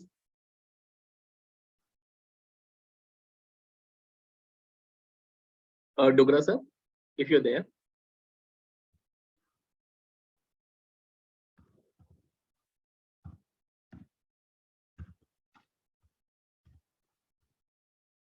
Okay, so in different seniors, and then we have challenges. Someone's innovation can be someone's envy. Break rules, more of irregular attempt, risk of as an innovator. Acha, Sanjay ji, if you can elaborate this a little bit. Sanjay ji, if you can elaborate this a little bit. Now, this is one of the very, problematic area when we talk of the government organizations. Right. There very many times innovations may not be welcome. They may be welcome by one when it was in need, but may not be welcome once the task is accomplished. Right. And there may be sanctions on that particular innovative thing, which once was welcome, and once now the task is finished, so people may say something else upon it. So this is one of the biggest challenge which an innovator has to face. And it is quite prevalent when it talks of the government organizations, where actually at the time of need, any irregular thing be regular. But once the task is accomplished, any regular thing can be irregular. So it is always the risk of innovator. So that is a challenge which individual has to take. Okay, and that is actually a Where you have done it from? Where did you got the funds from? Innovator has done it. He has done because that time it was a dearth need. Everyone appreciated. Right. Challenge. So institutionalization of the innovation becomes a problem here. If we want exactly, the correct word will be this. Yes, if we want to institutionalize the innovation, we can't do that because there is bureaucracy. So bureaucracy kind of creates barriers. And that happens in the government organizations as well. I mean, when I go and train the IS officers, so IS officers, like, they also say, like, there is bureaucracy. But you are the bureaucrat. But they say, no, like, there is a lot of bureaucracy out there in the system. So, like, they want to implement something, but, like, the system does not permit them. So if something has been a solution, has to be appreciated for lifelong, Exactly. How it was done at that particular point of time is not now the question. Yeah, it is like you have resolved your issues out, and then subsequently after say 5-10 years, you are telling it how it was done at that particular point of time. Exactly. It cannot be in that boot what that individual was there. Like once our friend Mr. Prakhar has told, there was a time when he arranged it out and he got a ditch, and now the ditch is regularized all over. But now West Bengal government is telling, where have you taken all the earth from here? यहाँ का जो मिट्टी गया वो कहाँ गया? It should not be that way. No, that land belongs to us. So it's the earth is round always. Thank you. No, but this is definitely a problem, because working with the government, because again, like the way we had discussed it in the first day, we are working with stakeholders and we are working with multiple stakeholders. तो यहाँ पे मतलब है कि if one party is facilitating, एक party help कर रही है, दूसरी party पीछे खींच रही है. So this is the problem in implementing innovation, क्योंकि अगर innovation को हम लोगों को एक mass scale में करना है, innovation has to be institutionalized. It is very important that innovation has to stay. जैसे संजय साहब ने कहा कि it is not like come and go. आया किया खाया पिया पचाया निकाला हो गया काम. One very simple innovation, trimming of trees may be clearance of observation for me, and it may be deforestation for the forest department. And I am gone. एक छोटा सा वाकया है. जब ये कॉलेज गुरुकुल जैसे चल रहा था, सब कुछ हुआ, अचानक ऑडिट पार्टी आ गई. 2001 की बात है. तो उन्होंने उसका मेजरमेंट किया, कितनी जमीन है, क्या है, अरे महावीर साहब कहाँ गए?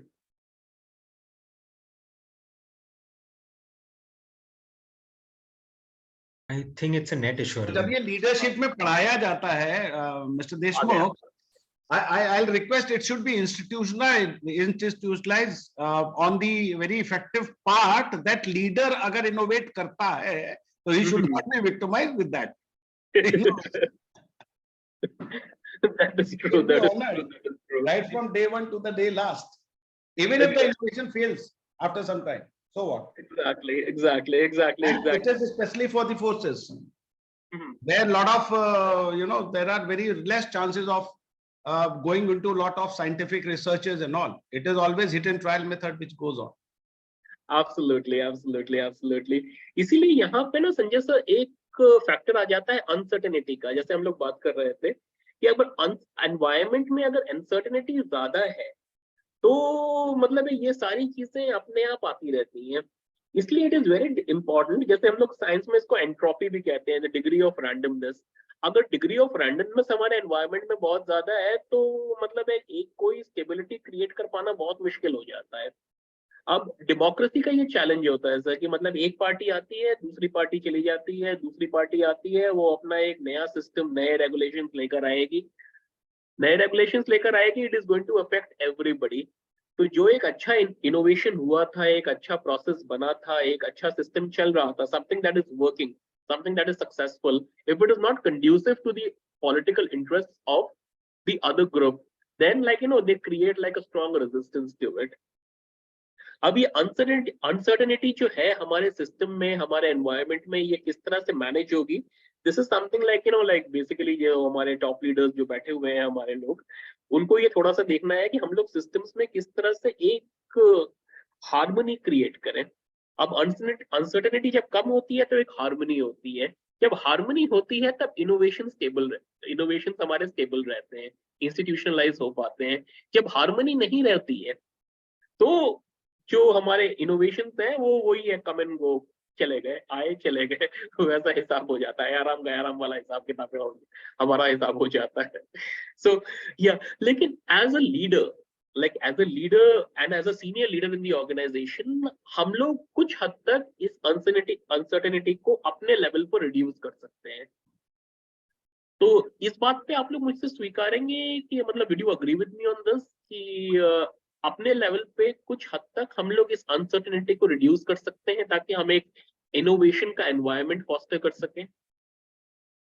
Definitely, Mr. Arvind, this uncertainty can be to a great extent be reduced by the personal efforts by the leaders.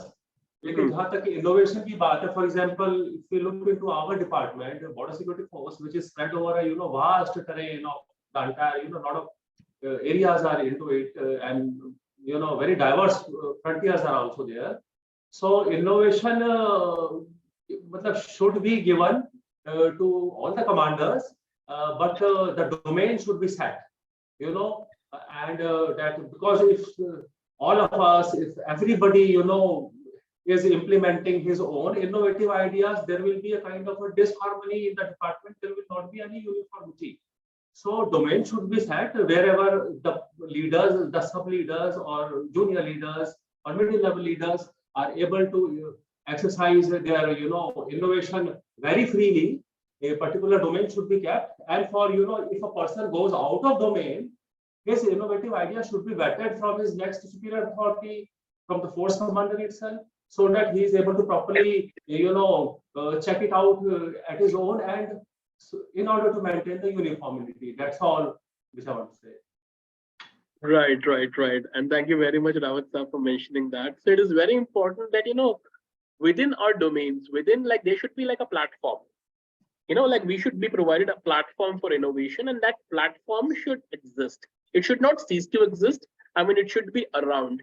If that platform is there, wherein we can create innovation, we can, kind of push innovation, we can show its value, we can show its continued value, permanent value. I mean, permanent mein jaise hai ki whatever our understanding of permanence is, permanent because permanency ki bhi ek age hoti hai.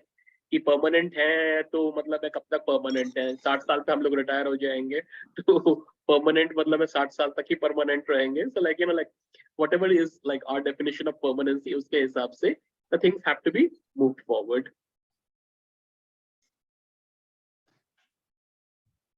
Okay, mental block. Sanjeev ji, आपकी आवाज सुनी नहीं.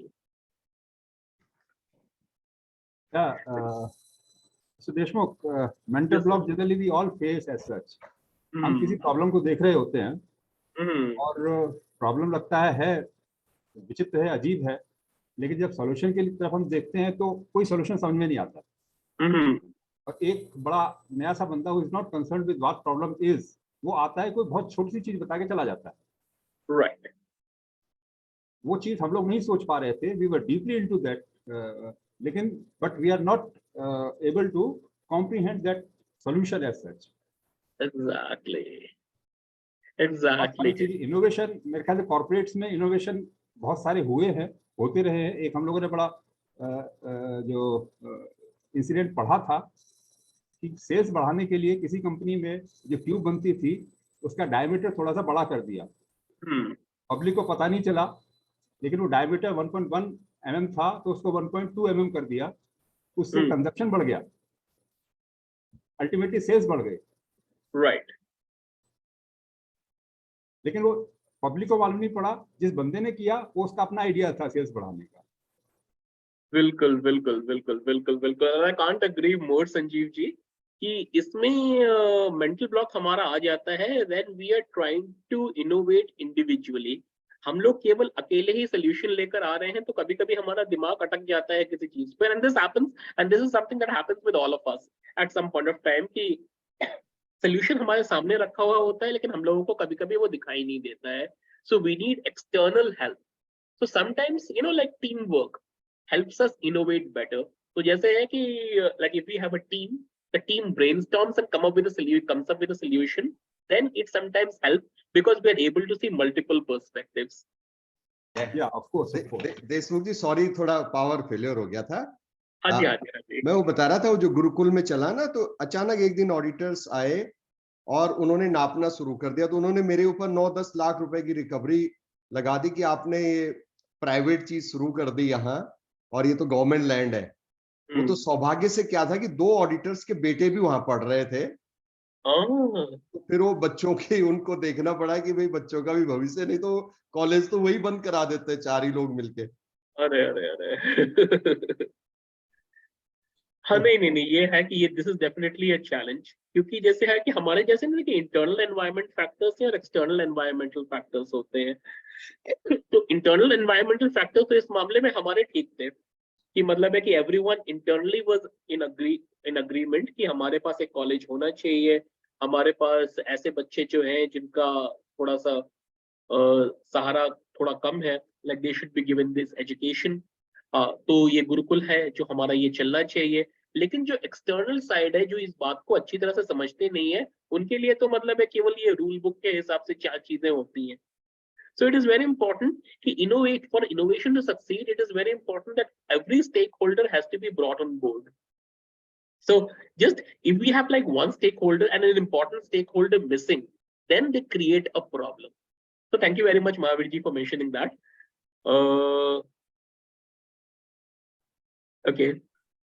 Okay. So thank you very much for that. I mean, those were some of the challenges. Those were some of the challenges that we had like we come across while implementing innovation. So like we have summarized some of these challenges कि ऐसा क्यों होता है, and we will see this as the last slide for the day because इसके बाद हम लोगों को थोड़ा सा एक discussion भी करना है. तो some of the challenges that are there in innovation are unclear priorities, कि हमारी priorities हमारी clear नहीं है कि हमें क्या करना चाहिए क्या नहीं करना चाहिए. अगर हमारी priorities clear हो जाती हैं तो हमारा जो इनोवेशन का जो पाथवे है वो ठीक हो जाएगा. टीम फंक्शनिंग, तो जैसे हमारे संजीव सर ने कहा था हमारा मेंटल ब्लॉक आ जाता है, तो अगर हमारे पास एक टीम है जो सोच सकती है, जो उन चीजों को भी देख सकती है जो हम लोग कभी कभी मिस आउट कर जाते हैं, तो वो हमारे लिए ठीक रहता है. लो सेल्फ बिलीफ, कभी कभी हम लोगों को लगता है कि हम कैसे इनोवेट करेंगे, भाई हम तो इनोवेट कर ही नहीं सकते हैं। I mean although like this does not happen at your level, क्योंकि आप लोग इस लेवल पर हैं कि आप लोग उस इनोवेटिवली सोच सकते हैं, लेकिन जो आपके ग्राउंड लेवल पे जो जवान काम कर रहा है, कभी कभी ऐसा हो सकता है कि जवान को एक लो सेल्फ बिलीफ हो जाए, मतलब उसे अपना एक लो सेल्फ एस्टीम हो जाए, by which like he cannot think, you know, like he does not have enough confidence on himself that he'll be able to implement that innovation. So yeah, so that is again, as a leader, it is important for us to make sure that, you know, like our jawans, our men have that confidence that they can innovate, search for proof rather than desire to act. अब हम लोग जैसे हैं कि हम लोग will try to look for, अगर हम लोगों को innovative idea आ रहा है, then we start looking for the innovative idea, like looking for the results outside. भाई किसी और ने ये किया था, ये चला था, तभी हम ये करेंगे, वरना हम लोग नहीं करेंगे. So rather than desire to act, we looking for evidence कि हाँ अगर ये successful कहीं पर रहा है, तभी हम करेंगे. Not using our strengths. Now this becomes a very important part, क्योंकि if we are not using our strengths, जैसे हमारे कुछ areas हैं, हमारे strong areas हैं, कुछ areas हैं हमारे उतने strong areas नहीं है. So if we are able to identify what are our strong areas and we are able to build on that, we'll be able to innovate better. And all of them like come from hardcore research. All of these suggestions, they come from hardcore research. Poor communication. जैसे हमारे रावत साहब ने कहा था कि अगर हम लोग communicate ठीक से नहीं कर पाएंगे, तो हमारा इनोवेशन में प्रॉब्लम हो जाएगी. इंप्लीमेंटिंग चेंज जब हम लोग बात कर रहे थे, हम लोग एक चेंज इंप्लीमेंट नहीं कर पाएंगे, क्योंकि as a leader if you are not able to communicate well. So it is very important that we have to communicate effectively. Strategic partnerships, if we build partnerships, अगर हमारे पास केवल हम काम कर रहे हैं तो हो सकता है नहीं हो पाए, लेकिन अगर ये 4 संस्थाएं मिलके कोई प्रोजेक्ट करती हैं तो हो सकता है हो जाए, कोई हमें खींचेगा नहीं. इसलिए संजय जी, जैसे है कि अगर if I am being victimized, so if I at the first place, if I am able to get support from like all the neighboring, all the associated organizations who are involved, then probably like at the end of the day I might not be victimized. And finally, like collaboration. Collaboration is a big problem because every organization has got their own interests. So it is very important to find that, you know, delicate middle ground. So collaboration again becomes a problem. Risk taking experimentation, तो जैसे है कुछ लोगों का जैसे risk taking behaviour होता है, तो रिस्क टेकिंग कर सकते हैं. कुछ लोगों का रिस्क टेकिंग बिहेवियर थोड़ा सा कम होता है. तो those are the things which are the challenges to innovation, and we are able to overcome these challenges, will be able to innovate. So अब हम लोग एक छोटा सा डिस्कशन करेंगे. We can add one more point that, you know, the changing environment, if the environment changes, the innovation will become very stale. It will not, you know, prove its mettle in test of time. It will fail in test of time. So the innovation should also, you know, prove itself worthy in changing times. In our operations, they are constantly, the dynamics are changing. So we will have to keep abreast ourselves for changes which occurs in future. So our innovation should be, you know, prove itself in test of time. And due to change in environment, certain times, you know, innovation also fails.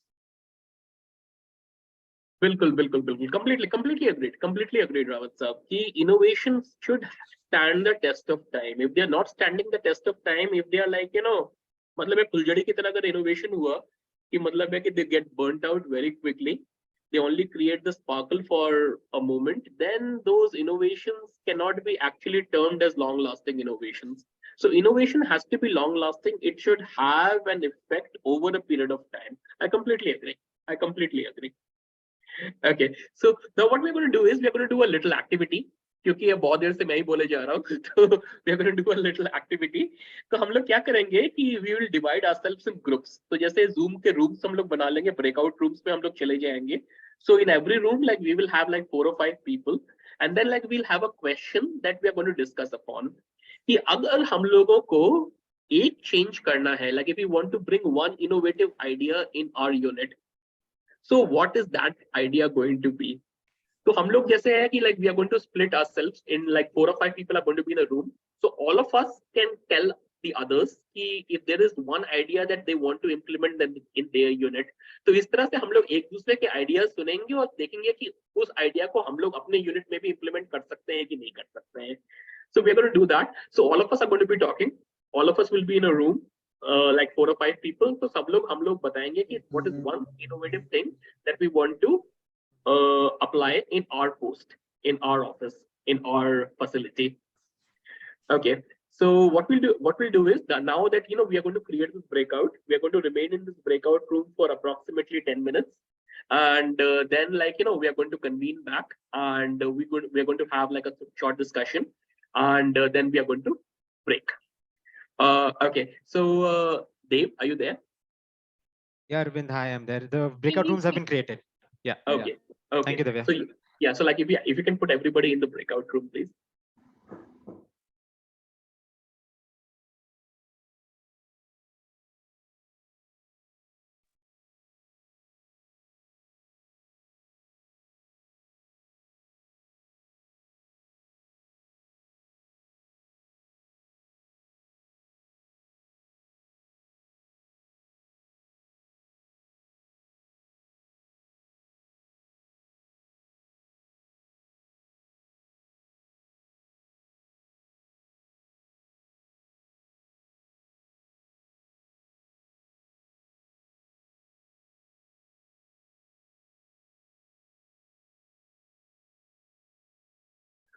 सब लोग आपके एक window popup करेगा breakout room में join करने के लिए, तो आप लोग कृपया ब्रेकआउट रूम को ज्वाइन कर लें। अपने एक विंडो पॉपअप करेगा कि ज्वाइन द ब्रेकआउट रूम, तो आप लोग सब लोग पॉपअप ज्वाइन कर लें। तो शर्मा जी, कुलवंत सर, अभी आपने ज्वाइन नहीं किया है तो आप प्लीज ज्वाइन कर लीजिए।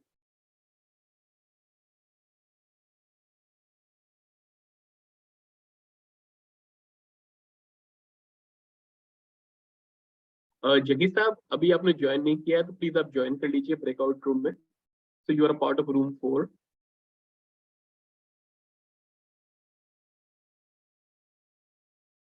तिवारी साहब, अभी आपने ज्वाइन नहीं किया है, प्लीज आप ज्वाइन कर लीजिए। हरमीत सर, आपने ज्वाइन नहीं किया है, प्लीज ज्वाइन कर लीजिए। जयंत सर, आपने ज्वाइन नहीं किया है, आप प्लीज ज्वाइन कर लीजिए।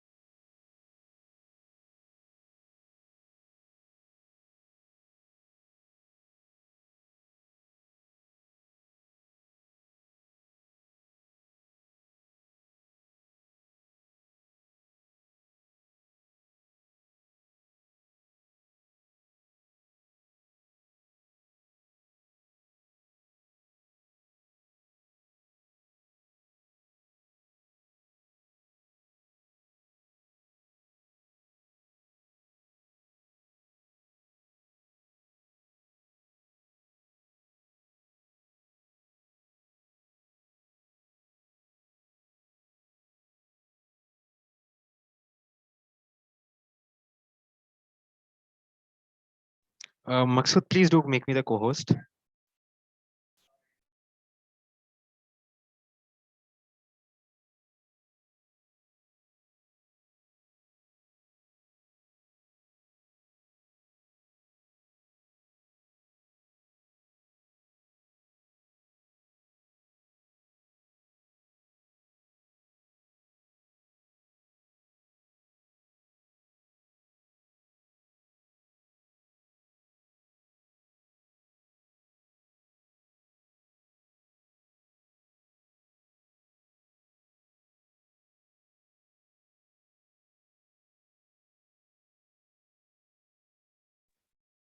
Arvind?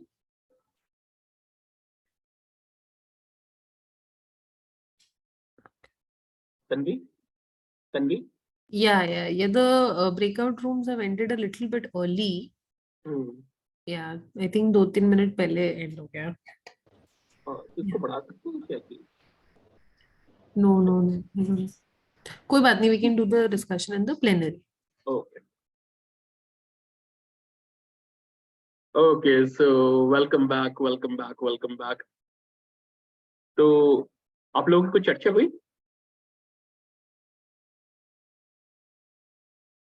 चर्चा का टाइम नहीं दे पाएंगे। अच्छा, चर्चा का टाइम नहीं मिल पाया। या के लिए हमारे जो सेक्टर्स में बैठे हैं कुछ ना कुछ इनोवेशन तो कर ही रहे होंगे, सभी को बता सकते। नहीं, महावीर रस्ता के रूम में था तो वहां तो अच्छी चर्चा हो रही थी। महावीर तो हमारे यहाँ के इनोवेटर्स है, तो जहाँ भी रहे इनोवेट ही करते हैं। बिल्कुल। तो चलिए कोई बात नहीं, हम लोग यहाँ चर्चा कर लेते हैं। मतलब अपने प्लेनरी सेशन में ही हम लोग यहीं पर चर्चा कर लेते हैं कि what could be like if there is one innovation that we want to implement in our posts, then what would that be? If you can think of something. अगर एक चीज अगर हम लोगों को इम्प्लीमेंट करनी है तो हम कौन सी चीज इम्प्लीमेंट करेंगे? How to dominate area up to 50 kilometers with the strength on the border. Okay, how to control the area within 50 kilometers of the border. This is according to the new directions that have been given. पहले 15 kilometre था, अब 50 kilometre हो गया है. And without any augmentation of manpower. And without any augmentation of manpower, so like without any augmentation of manpower, resources, fuel, anything. तो ये तो सपना हो गया sir. Right. And this is actually a necessity also, because now this is like a new mandate. Then so this has become a new necessity. So without training the systems, like without creating unnecessary burden on the systems, like recruiting new people or getting new resources, like we have to come up with an innovative way of monitoring, like the border area 50 kilometers away from the border.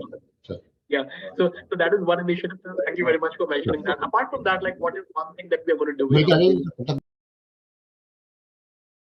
हमारे group में discuss किया गया कि जो border challenges हैं, खासतौर पे पंजाब में, जिसका जिक्र पीके ने पहले किया था कि ये ड्रोन्स का जो चैलेंज आया हुआ है उसको कैसे एड्रेस करेंगे। तो कुछ टेक्नोलॉजी डेवलप हुई है, आर्मी ने डेवलप की है, उसको हम इम्प्रोवाइज कर रहे हैं। और उसमें तो एक थॉट प्रोसेस है कि हम मिनिएचर ड्रोन बनाएं और जिसको हम अगर ड्रोन को साइट करते हैं तो उसको हम जाके सेल्फ डिस्ट्रक्शन मोड से उसको हिट करें। एक हो गया। दूसरा हो गया कि उसको अगर कोई फ्रीक्वेंसी बैंड पे काम कर रहा है तो उसको ब्लॉक करें, या उसका जो बेस से कनेक्शन है उसको किस तरह से तोड़ दें जिससे वो अपने आप ही गिर जाए। तो these were the some of the main area of the discussion in our. Right. Thank you, Anand ji, for mentioning that.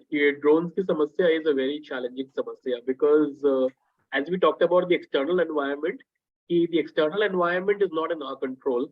So it is very important that like we have to keep our skills and our methodologies updated to make sure that we are able to combat like the new tactics that are being deployed by our neighbor across the border. Okay, so any other ideas that we were able to come up with that we want to deploy on our posts? If you can think of something. कुछ non essential services को outsource किया जा सकता है। Of course. Non-essential services हैं, they can be outsourced. Operational zone में non essential को कैसे link कर रहे हैं? Administrative sir, not operational, administrative. जो हमारा सपोर्टिंग एलिमेंट्स हैं उनको आउटसोर्स किया जा सकता है, सोचा जा सकता है। सिक्योरिटी रिस्क है, security risk they can through them penetration can be done in any field. Sir forces के अंदर में outsourcing is not one of the very good options and it should not be thought of. There has to be permanency. No, you cannot play with the national security when it comes. This is no part of innovation. Following that, Army has adopted outsourcing to great extent. Air Force ने भी किया हुआ है. Sir, I would like to ask one question on that, Sanjay sir. Peace time locations होते हैं, peace time duty होती है, हमारी नहीं होती है.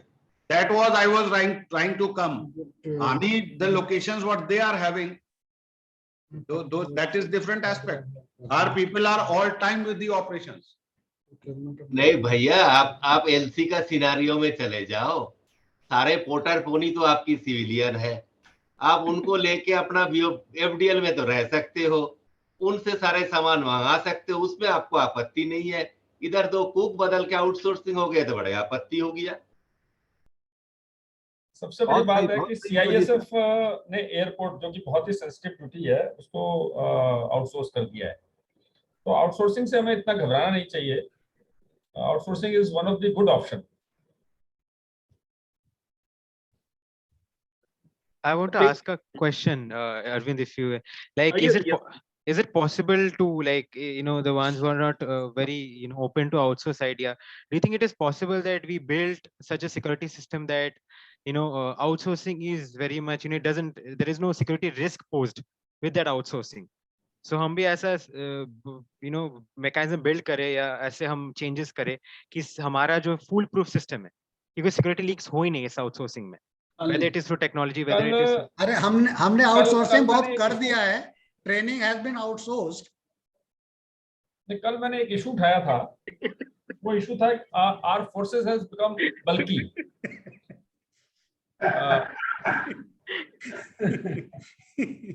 नहीं, बहुत अच्छा बोला अनंत ने, बट मैं एक सीरियस बात कर रहा था। कल हमने एक इशू उठाया था कि हमारी फोर्सेस बहुत बल्की हो गई हैं और हमारा जो कांस्टेबल का लेवल है वो समझना पड़ेगा। वो कांस्टेबल 10वीं पास है, which is the basic requirement। हम उससे मल्टीटास्किंग चाहते हैं, वो मल्टीटास्किंग चाहते हैं कि जो अच्छे के बस का नहीं है। अब आप इतनी फोर्स को बल्की कर रहे हैं, मैंने कहा था कि force should be lean and mean. आज अगर आप हमारे जवान को आप देखिए तो वो राइफल भी उठाता है, पीएजी पंप एक्शन गन भी उठाता है, 2 तरह के ग्रेनेड भी लेके घूम रहा होता है, उसके अलावा सर्वेलेंस इक्विपमेंट भी लेके घूम रहा होता है। उसके अलावा एक वो हम और उसके ऊपर लादने जा रहे हैं, वो है ड्रोन वाला, उसका भी सिस्टम वो लेके घूमे। तो मुझे लगता है हमें आज की डेट में प्रोफेशनल्स चाहिए, और अगर इसके लिए हमें अपनी ऑर्गेनाइजेशनल सेटअप के अंदर कुछ चेंजेस करने पड़ते हैं तो वो चेंजेस करने चाहिए। आज अगर हम कम्युनिकेशन डिपार्टमेंट को देखें, हमारा जो कम्युनिकेशन सेटअप है उसके अंदर बहुत सारे चेंजेस हुए हैं, पर अगर हम जीडी स्ट्रीम को देखें तो उसमें कोई चेंज नहीं हुआ है। बॉम्बर अभी भी चला आ रहा है, बाकी वैसे के वैसे ही चले आ रहे हैं। उसके अंदर we can make some changes. Innovative change में मैंने ये डिसीजन लिया, इस तरह का माइंडसेट, न्यू थॉट प्रोसेस आता है। ये इंटरनेशनल ईयर ऑफ मिलेट है, तो इसमें ज्वार बाजरा रागी को प्रमोट किया जाए। तो प्रमोट करने का क्या तरीका होगा कि बीएसएफ की कैंटीन में, प्रहरी कैंटीन में, वेट कैंटीन में इसको कहते हैं इंट्रोड्यूस कर दिया जाए, तो इसका सक्सेस रेट बढ़ जाएगा। तो this are the innovative ideas coming out, that is coming out from the government, and कहते हैं BSF will be कहते हैं taking a lead to implement it also. Okay, so thank you so much. Those were all very innovative ideas, and like this was like a very nice, energetic, engaging conversation that we had, both on managing change transformation and on implementing innovation within our organization. So innovation is there everywhere, change is happening everywhere. It's very important for us to manage change and manage innovation, because we are living in a VUCA world. volatile, uncertain. So like, like we are living in an ambiguous world. So we, in management terms, we call this a VUCA world, VUCA. Yeah. So we live in a VUCA world. So it is very important for us to always keep our innovative shoes on. It is very important for us to make sure that like we are able to manage change effectively. And thank you very much. Thank you very much, gentlemen, for participating in this wonderful, engaging session. I really enjoyed the session today. I was actually feeling a lot better today as well. So like I was able to speak more openly also. So thank you very much. Thank you very much for that. And with that being said, probably our guest speakers would have arrived. So I would like to close this session here now. Thank you very much for a very patient listening. And I hope like, our paths are going to cross sometime in future as well. With that being said, thank you very much. Jai Hind, Vande Mataram. Thank you so much, Arvind, for the session. We will thank you to everyone. We'll take a short break for now. We can resume at 12:30 and then we'll go forward with a guest session. Maksud, please play the break slide.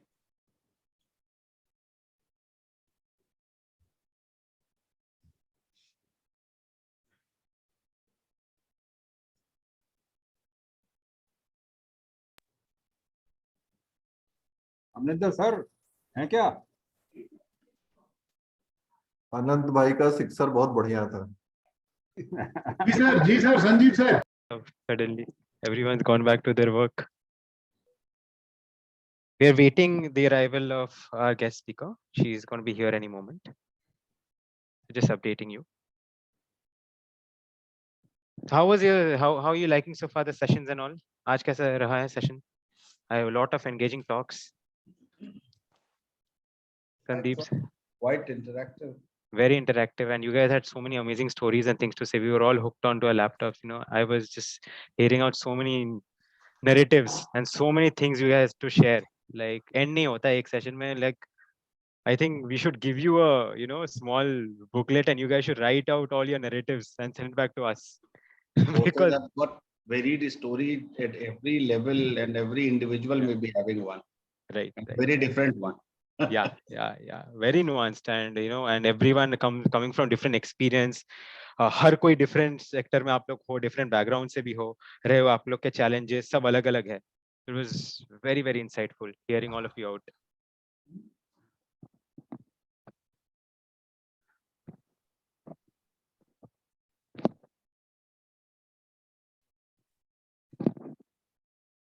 We're having ma'am in some time. Yeah. Okay. We'll just wait for a couple of minutes. Yeah, I think ma'am is here.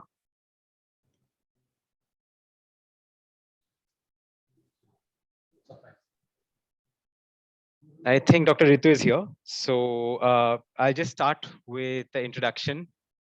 I hope you can hear me. Yeah.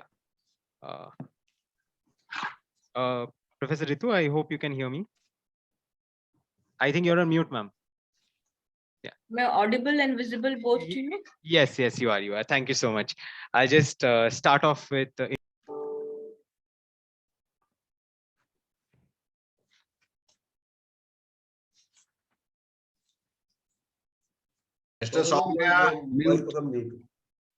Sorry. So our next session is an expert talk on personality mapping and leadership development for organizational excellence. To facilitate this session, we have with us Dr. Ritu Sharma. Good afternoon, Professor. I'd like to briefly introduce you to ma'am, before we start the session.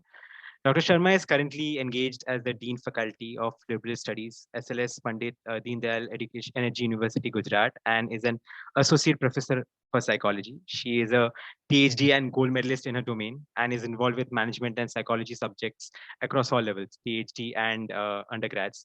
She has been a TEDx speaker and involved in multiple international and national research projects, workshops, training assignments related to cross-cultural studies, psychometrics, cognitive behavior interventions, psychosocial interventions, and personality studies. Ma'am has 6 books and over 49 scientific publications to her name. She is nominated as the Vice President of Indian Association of Clinical Psychology, a life member of Indian Society for Training and Development, consulting editor and reviewer for international conferences, and also in the editorial board, a member of, reputed journals as well. So as you can see, her reputation precedes herself. So Dr. Sharma, I'd like to hand over the proceedings to you. Thank you so much, Mr. Banerjee. A very good afternoon to everyone present here, and it is my honor to be here today, particularly with this esteemed group, which is involved in such noble activity with the country. I would like to make the session more interactive. So before I get into the session with the presentation, I was thinking it can be a good idea if very quickly, not everyone, at least some of you can share your expectation. If you just raise your hand and tell me what is your expectation from the session. We are looking at the session from the perspective of personality and leadership. I'm trying to fix my presentation in the meanwhile.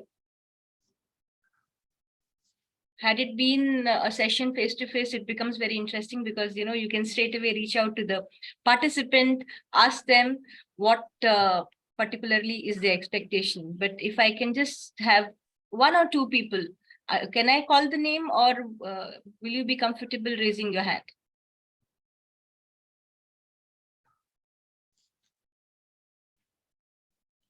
Sandeep sir, Sandeep Rawat sir. Good afternoon, Dr. Ritu. And actually, I was expecting that something from a metaphysical side, since morning we have been discussing the physical elements, the operational things. Okay. And this was, kind of a prior lunch session. So, metaphysical or mental aspects, psychological aspects contribute to more than 70% of the human personality. Right. And our problem as a big department, we are struggling with the aspect of, psychological aspects. So we are facing, so many suicide cases also. So as a leader, I feel very much, I empathize with the troops of mine. I was searching for, in this course, that certain, problem, innovative ideas, how these can contribute towards, lessening of psychological burden, making a positive mindset amongst my troops. Since you are coming from such a respectable university, Dean herself, so I was expecting certain, insight and innovative ideas into these aspects, which will address, alleviate the psychological aspects, problems of our under command. Thank you. Thank you so much, sir. Thank you. I think I'm just making a quick note of what you have shared. I am taking 2-3 more inputs very quickly from people whom I'm able to see. Mukherjee, sir, if you can share your expectation, what particularly you're looking from the session?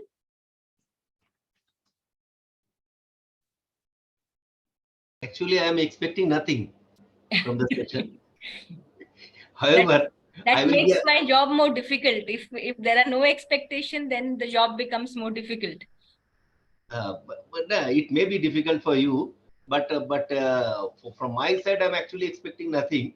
But I'm open to all the conversation which you will be making, and I'll be trying to accept it out.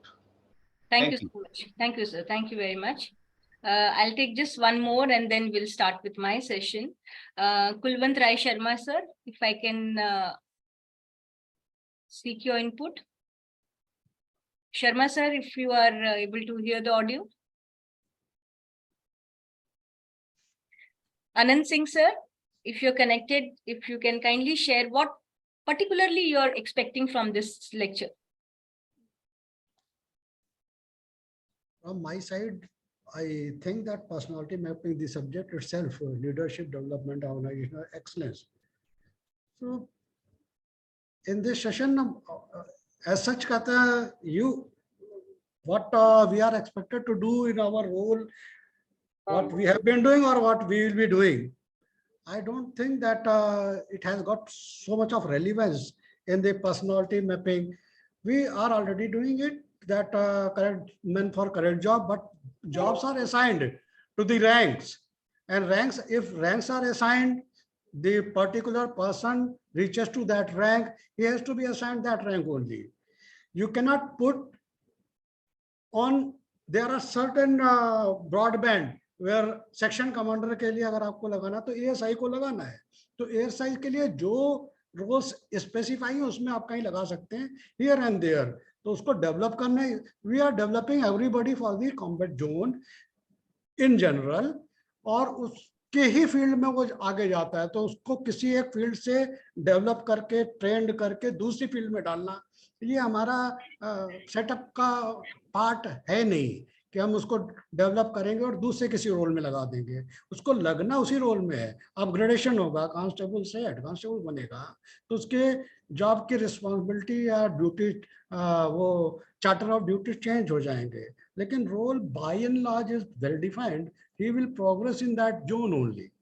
तो इसमें ऐसा हम क्या develop करेंगे कि उसको कुछ और के लिए ट्रेन कर दें, उसको और कुछ कर दें, तो टाइम टू टाइम इंटरवेंशन करके थोड़ा बहुत उसकी स्पेशलिटी डेवलप करते हैं और के लिए थोड़ा फील्ड क्रिएट करते हैं नया।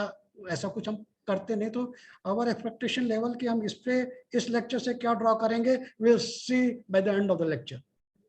Okay, sir. Okay, thank you so much for your input, and I think that should give me a right kind of pitch to start, because the idea here particularly is to see that if we are able to connect exactly with these concepts, these theories, these ideas of personality and leadership development with the actual on the job thing, and jaisa aap sahi keh rahe hain ki it is not just about certain things where the role has a scope to make the changes, but it is more about to work with people the way they are, and if we can improve some kind of specialization within the same framework. So I'm sharing my presentation, and please let me know if you can see the presentation. Dr. Ritu, can we put it on slideshow, please? Yeah, I can. Yeah. Okay. All right. Yeah. It's visible now. Okay, so very quickly today I just wanted to take 2-3 pointers, and exactly what I thought is what I got at least from 3 participants, where the idea of mindset, the idea of personality, the idea of leadership. Now these 3 words are very much used in day-to-day functioning in any organization. We are not talking about just one specific type of organization, but in any organization, any leader is expected to deal with the word called as personality. So my major focus today will be to see if I can make some arrangement in a more technical way to align the framework with leadership, because it's a scientific framework. So when we say leadership as a word, by default as a skill set is an outcome of a personality, and there are many subsets to personality which actually make this composition of leadership. I have many soft slides and many technical slides, but I thought it will be a good idea, considering the participants, to start more with the technical slides straight away, also looking at the time framework. If you can see this slide in front of me, it is a sample report presentation, and I would want to give a background to this. It is a test called as 16 personality factor, a very popular test. In fact, पूरे globally अगर हम इसको देखते हैं तो सबसे ज़्यादा famous test जो job market में use होता है to map people whether they are fit for the role or not. Let me put a background here. Whenever anybody is hired for any job, prior to that, definitely there are some aptitude testing done, and there are screenings of CVs and many other things. They have to qualify some examination, and then finally they reach to a particular point where they can be considered for interview. Now, this is a global practice that the interview itself is a way to assess the personality of a person, and that is why in the panel generally हम experts को बैठाते हैं जो उसके experience के through उन personalities को read कर पाते हैं.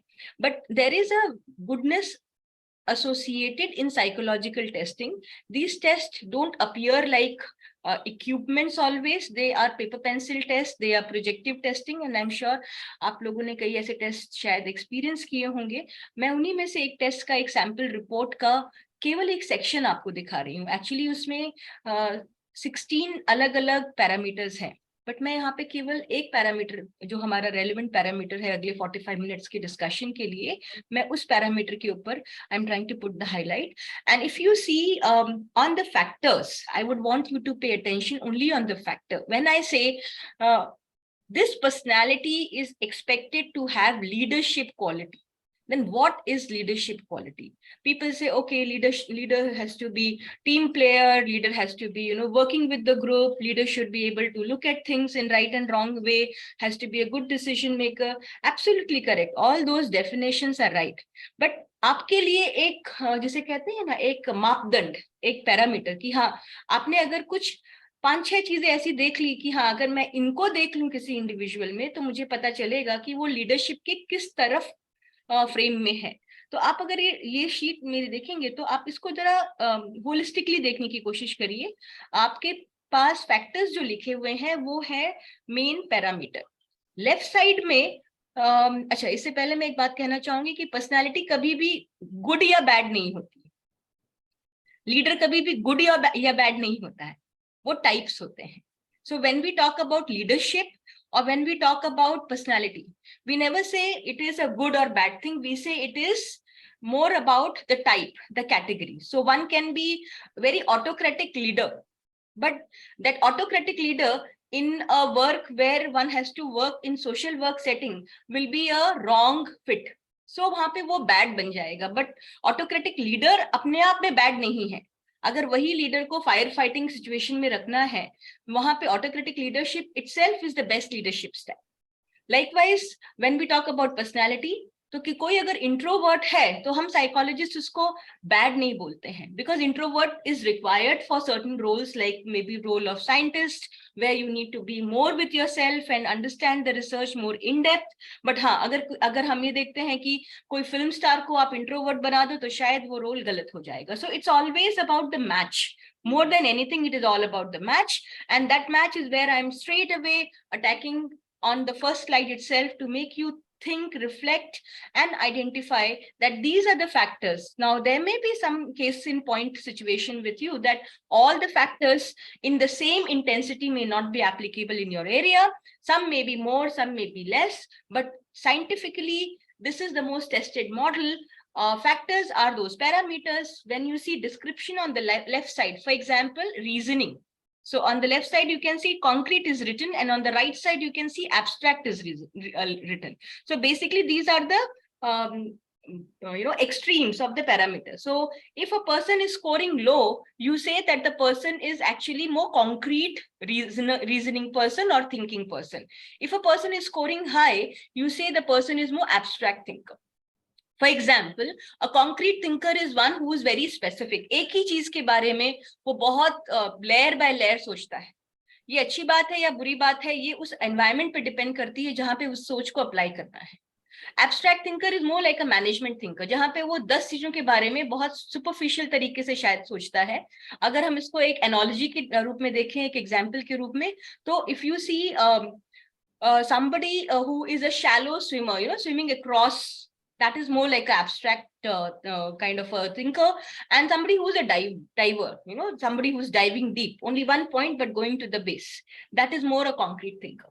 Now, reasoning is a very, very important quality which any leader is supposed to have in their personality. That means, in simple word, thinking ability.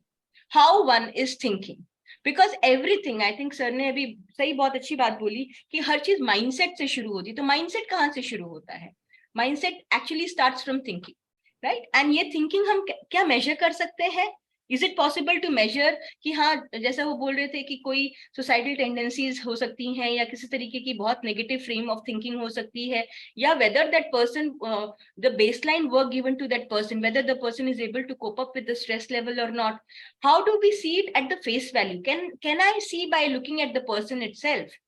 And one important parameter which can allow us to see about it is the reasoning framework. Second important thing which I would want you to pay attention on is the emotional stability, which is a very important, again, a second globally tested factor in personality, which is called as emotional stability factor C. अगर हम उसको देखते हैं कि negative side पे जाना है, so the person who is reacting very quickly, in any situation, there are two possibility of response. One can react and one can respond. Now, from reaction to stability. Now, here largely they say the higher the score you have, the better it is. That means in your space of organizations, agar uska score zyada hai, wo agar zyada emotionally stable hai, on the right side you can see nearly 9, 10, 8, then it is considered good. Then there is a third parameter, which is dominance. Now, dominance is a parameter where you can go with a mutual, bipolar framework, where you can say, okay, if somebody is more on the right side, is one who is more accommodating, very quickly agreeing to the situation, and somebody who's scoring high, it's more dominating in nature. Liveliness again, dominance and liveliness, they are more about the external personality, the way a person will express oneself. A person having liveliness as a score, as a higher score, may be a very popular leader. A lower score may be someone who is a serious kind of a leader. But is it good or bad? Again, as I said, that there is nothing like good or bad sort of a thing. It's more about how you see that particular frame. You have then rule consciousness. This is very important. यहाँ पे मैं एक चीज छोटी सी और add करना चाहूंगी बहुत quickly कि पर्सनालिटी में दो तरीके के ट्रेट्स होते हैं. एक ट्रेट्स होते हैं innate, जिन्हें हम बोलते हैं बाय बर्थ, जेनेटिक्स, जो फैमिली में पास ऑन होते हैं. दैट मीन्स आप कितनी भी ट्रेनिंग करें, whatever you will do on that person, you can not really change that. And there is a second category which is called as acquired, something which is seen as a trait which one can develop with time. That means if you put the person in a good education framework, good training framework, those skill sets will change. Now, rule consciousness, which is factor G, as you see as an example of a template report here, it is something which is very difficult to be changed with time or with training, because it is called as a trait which is by birth. But this is a trait which I would want you all to pay attention to, because अगर entry level के jobs में जो आपके organization में लोग अगर आते हैं, उनका rule consciousness अगर high है, तो आपको setup में उनको train करना easy होगा. They will not be the one who are rebellious in their mindset. They are not the one who would challenge or who would question or who will do the things just for the sake of doing. Rather, they will be the one who would want to do things because they believe that, yes, by doing it, they are contributing to the organization. Social boldness, again, it's something which can be changed. It is something which can be seen on both the side. Sensitivity goes in the same way, which is emotional stability. Abstractness, we have just discussed in the different reference of reasoning. Here, it is more about the personality framework from the application of the behavioral perspective. Now, privateness is another very important factor, factor N. क्या वो बंदा अपनी चीजों को बहुत अपने तक रखता है, या वो बहुत फोर्थराइट है. अगर लेफ्ट साइड में इसके स्कोर होते हैं तो हम जनरली बोलते हैं कि वो बहुत डायरेक्ट है और फोर्थराइट है. अगर राइट साइड में होता है तो हम बोलते हैं कि वो बहुत ज्यादा प्राइवेट है. Now, ये भी एक बहुत इंपॉर्टेंट फैक्टर है when we try to look at the leadership framework. We'll talk about it because मैं इसमें आपको टेस्ट नहीं करा रही. मेरे पास 1 घंटे में ये समय नहीं है कि मैं आपको वो टेस्ट का एक्सपीरियंस दूं, but I will definitely share that personality test का link on this portal, and आप लोग उसको बाद में आराम से देख सकते हैं और आपके scores भी देख सकते हैं कि how you appear on this, and maybe in future if you want to use the test, you can always reuse the test also. That test talks about overall personality, but here we are only looking at those factors in this particular slide which are related to leadership. We have perfectionism, which is another very innate kind of a framework, जो एक individual में by birth होता है या नहीं हो सकता है because of the way they learn or the way they understand things when they are presented to them. And the last one, which is again a very important factor for all of you, is tension, which is Q4, which is relaxed versus tensed. मैं ये slide रखने का एक reason है. I know इसके पीछे की कहानी और इसमें आगे का इंटरप्रिटेशन और इसके आगे के एप्लीकेशन, अगर if we go with that detailing, so it's more than a 2-day, 3-day content or information. But still, I thought it can be a good idea to start a connect between how leadership in an organizational setting is associated with personality, not just with the idea of the term, but rather with the idea of a combination. और यहाँ पे अगर आप देखेंगे, there is a very significant combination which you should keep in mind. That is, there are 3 important things. One is the thinking pattern, second is the feeling pattern, and third is the behavioral pattern which is emerging. So when we talk about a personality, it is actually A, B, C. In psychological term, we say A is for affect. Affect means emotions. B is for behavior and C is for cognition. Cognition मतलब thinking. So हम ये 3 चीजों को जब किसी भी individual की एक पॉइंट ऑफ टाइम पे मेजर कर सकते हैं तो लार्जली हमें उनकी पर्सनैलिटी का एक बेसलाइन अंडरस्टैंडिंग होता है. Now, why and how this can be useful to you?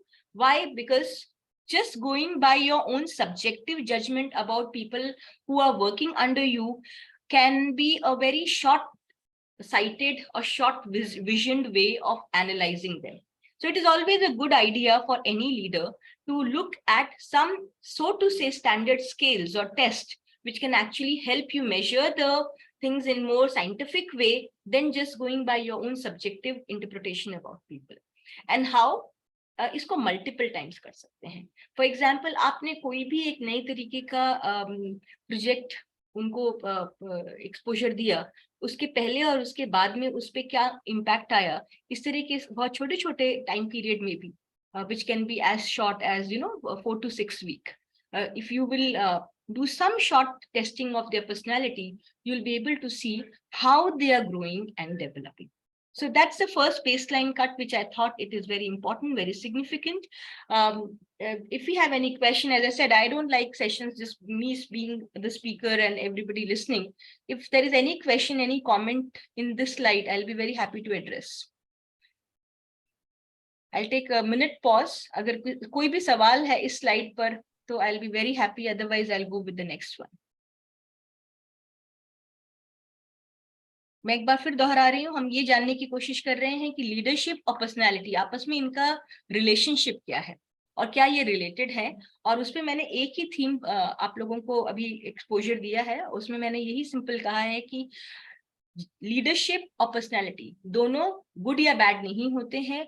They are in types and category, and to measure them in types and category we need to have a scientific psychometric, and that scientific psychometric framework is actually always based upon some very important and significant area which we associate with specific reference to these traits. These are called as trait, characteristics or trait.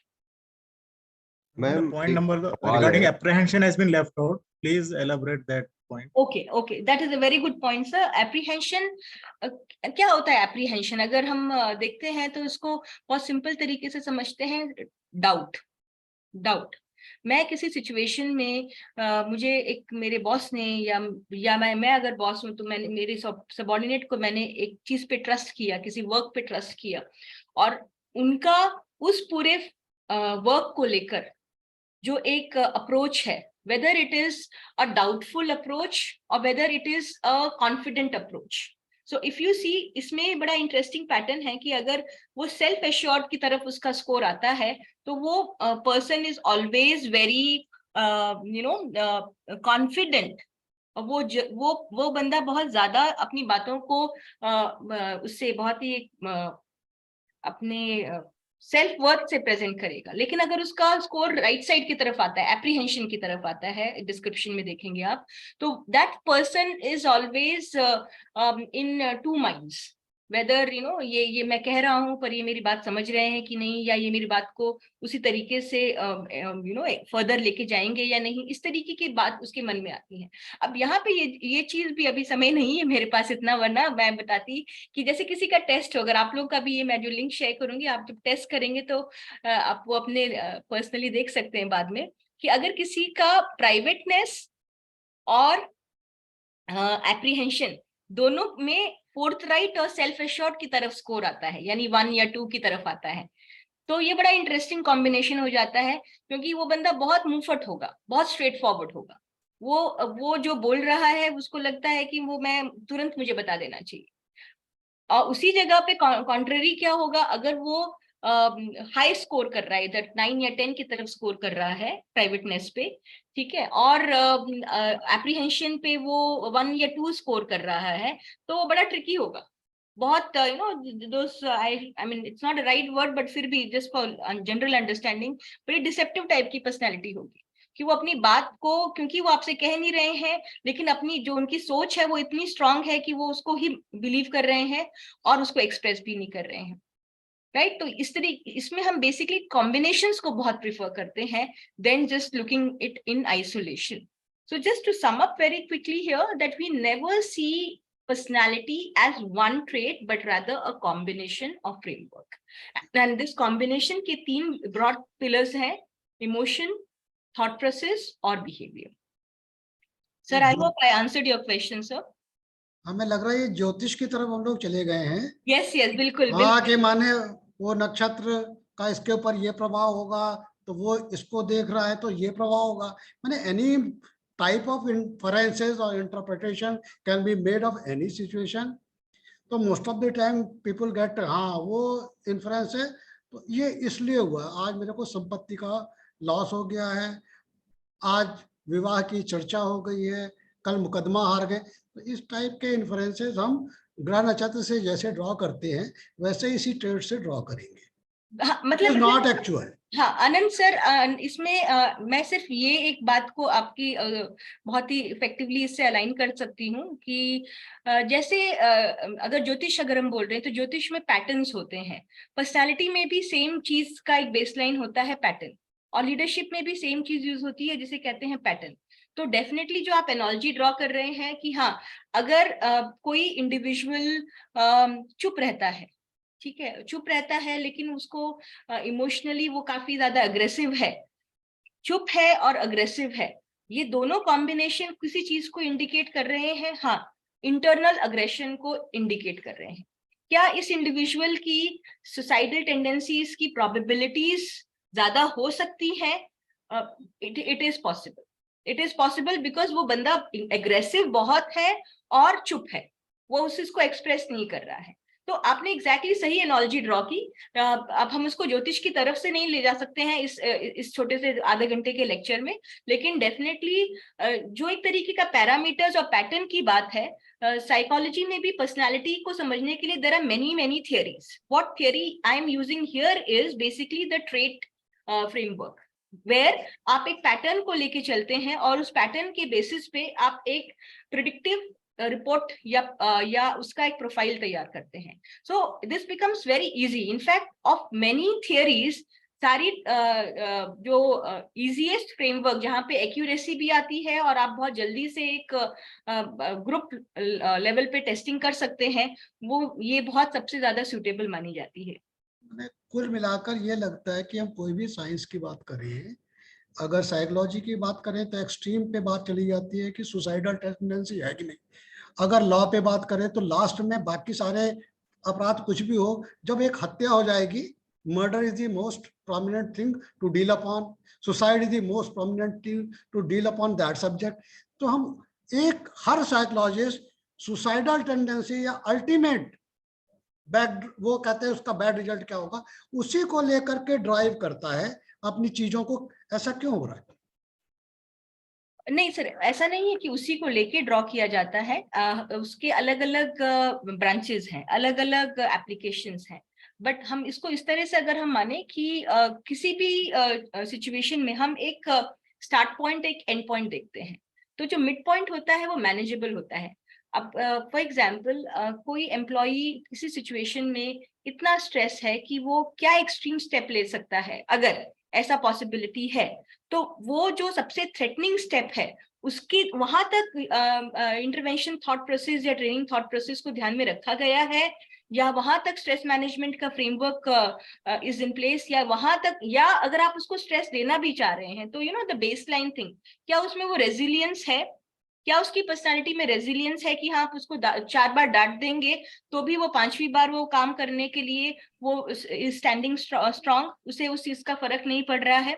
तो ये एक उसको benchmark तो देना पड़ेगा, threshold देना पड़ेगा. अब थ्रेशोल्ड में क्या होता है, आप उसको फिर से बहुत अच्छे तरीके से बोल रहे हैं. थ्रेशोल्ड में लार्जली क्या होता है, हमारे अप लेवल्स होते हैं. अब the baseline thing is कि ठीक है, अगर as far as you can manage the psychological positivity of a person and keep the person functional, I'll mention 4 point here. Although वो सीधे सीधे लीडरशिप से रिलेटेड नहीं है, बट आपके सवाल से रिलेटेड हैं तो वो ज्यादा सुटेबल होंगे. हम उसमें 4 Ds यूज करते हैं. 4 Ds कि वो बंदा डिसफंक्शनल तो नहीं है, डिसफंक्शनल तो नहीं हो रहा है. दूसरा, वो उसका बिहेवियर जो है वो डिविएंट तो नहीं हो रहा है, नॉर्मल लोगों के कंपैरिजन में वो कहीं इधर उधर तो नहीं उसका अलग डिविएशन आ रहा है, तीसरा उसको डिस्ट्रेस तो नहीं हो रहा है, एंड चौथा and the most intense one is क्या वो कहीं किसी भी तरीके से डेंजर पॉइंट पे तो नहीं है अपने लिए एंड दूसरे के लिए, दोनों ही लोगों के लिए, मतलब danger for self will be suicide and danger for others will be murder or any kind of damage to the society. So if any human behavior or any human personality is under the scanner of these 4Ds getting distracted, then the problem of managing the personality from a different perspective comes into picture. But here my lecture is more focusing on the becoming better to best category, कि कोई already अच्छा कर रहा है उसको आप बेहतर कैसे कर सकते हैं। तो उसको बेहतर करने के लिए भी हम रैंडम नहीं जाएंगे, हम उसमें से उसके जो ट्रेट्स हैं उनको आइडेंटिफाई करने की कोशिश करेंगे, which is simply called as strength, weakness, opportunities and threat, स्वॉट। बट मैं आपको एक नया, आप उसको कहीं प्लीज नोट कर लें, I don't have a board, I am giving you another very interesting chart which you can use for your people, that is called as swan analysis. Swan analysis ये आपके सेक्टर में बहुत effective होगा, उसको बोलते हैं swan. I will just try to put it in the chat box, it is called as sworn. Sworn है strength, weakness, aspiration and need. Strength, weakness, aspiration and need. अगर आप उसके एस्पिरेशन, स्ट्रेंथ और weakness तो ठीक है वो एक बेसलाइन हर जगह पे होता है, बट अगर आप उसके एस्पिरेशंस और उसकी नीड्स को थोड़ा और गहराई से मेजर कर लेते हैं तो you are nearly there, even if you are not actually a psychologist, you don't need a psychologist for every little analysis of human being. Human being basically is a born psychologist, चाहे वो किसी भी field में हो, लेकिन हाँ with learning psychology we learn expertise in that area. तो हमारे पास थोड़े एनालिसिस का हमारा जो टाइम लगता है वो कम लगता है, बट एनालिसिस सब इंडिविजुअल कर सकते हैं, because that is the fundamental human skill. Every human being can analyze another person, but that analysis, how do we use it? So I'm talking about this SWON analysis. आप इसका एक simple version लेके जाइए अपने mind में कि क्या आपके पास जो लोग आ रहे हैं उनकी strength, उनकी weakness, उनकी aspiration, उनकी needs, क्या ये चार चीजें आपके ध्यान में है, या उन्होंने आपसे कन्वे की हैं, या आप उस चीज को इंटरप्रेट कर पा रहे हैं, क्या जो आपका इंटरप्रिटेशन है वही उनका इंटरप्रिटेशन है? The lesser the gap, the more whatever you will do with them will be very effective and outcome based. I hope I answered the question. I'm moving to the next slide. If there are any question, I'll be happy to pick up on this slide also. Madam ये aspiration and need के बारे में जानकारी अगर under command की हमें मिल भी गया, जी सर, हम तो उसको पूरा फुलफिल कर नहीं सकेंगे, तो उससे फायदा क्या होगा इस जानकारी से? अच्छा सर, बहुत अच्छा क्वेश्चन है, क्योंकि सर ये आप सही कह रहे हैं कि किसी और के एस्पिरेशन और किसी और की नीड से हम ऑर्गेनाइजेशनल सेटिंग में उसको किस तरह से इम्प्लीमेंटेशन में लेके आए। नाउ एस्पिरेशंस, जैसा अभी आपने I think beginning of the session में ही ये हुआ था, हम जब एक्सपेक्टेशन ले रहे थे कि there are certain set things in any organisation. A leader who is sitting at that position like you may not have a control on that aspiration aspect, or even the opportunity which can be associated with that aspiration. Likewise उसकी need को भी आप वो नहीं कर सकते हैं, cut नहीं कर सकते हैं, उसको फिल्टर नहीं कर सकते हैं, उसको आप मिनिमाइज नहीं कर सकते हैं। लेकिन जब हम बोलते हैं कि जो लोग हमारे साथ काम कर रहे हैं, चाहे वो किसी भी कैपेसिटी में कर रहे हैं, अगर हमें उन्हें साइंटिफिकली समझना है तो हमें क्या जानना है? Because it is not that कि आप उनको रिसोर्सेस केवल एक लिमिटेड फ्रेम में दे सकते हैं, बट उनके जो प्रोजेक्ट रोल्स हैं या उनके जो जिस तरीके के interpersonal association and dynamics which is within your range of decision, they can effectively come. That is one aspect to look at it. But aspiration, point in place, what is aspiration? Let us understand that. किसी भी individual की aspiration एक होगी larger picture, macro picture, जो organisation का काम नहीं है।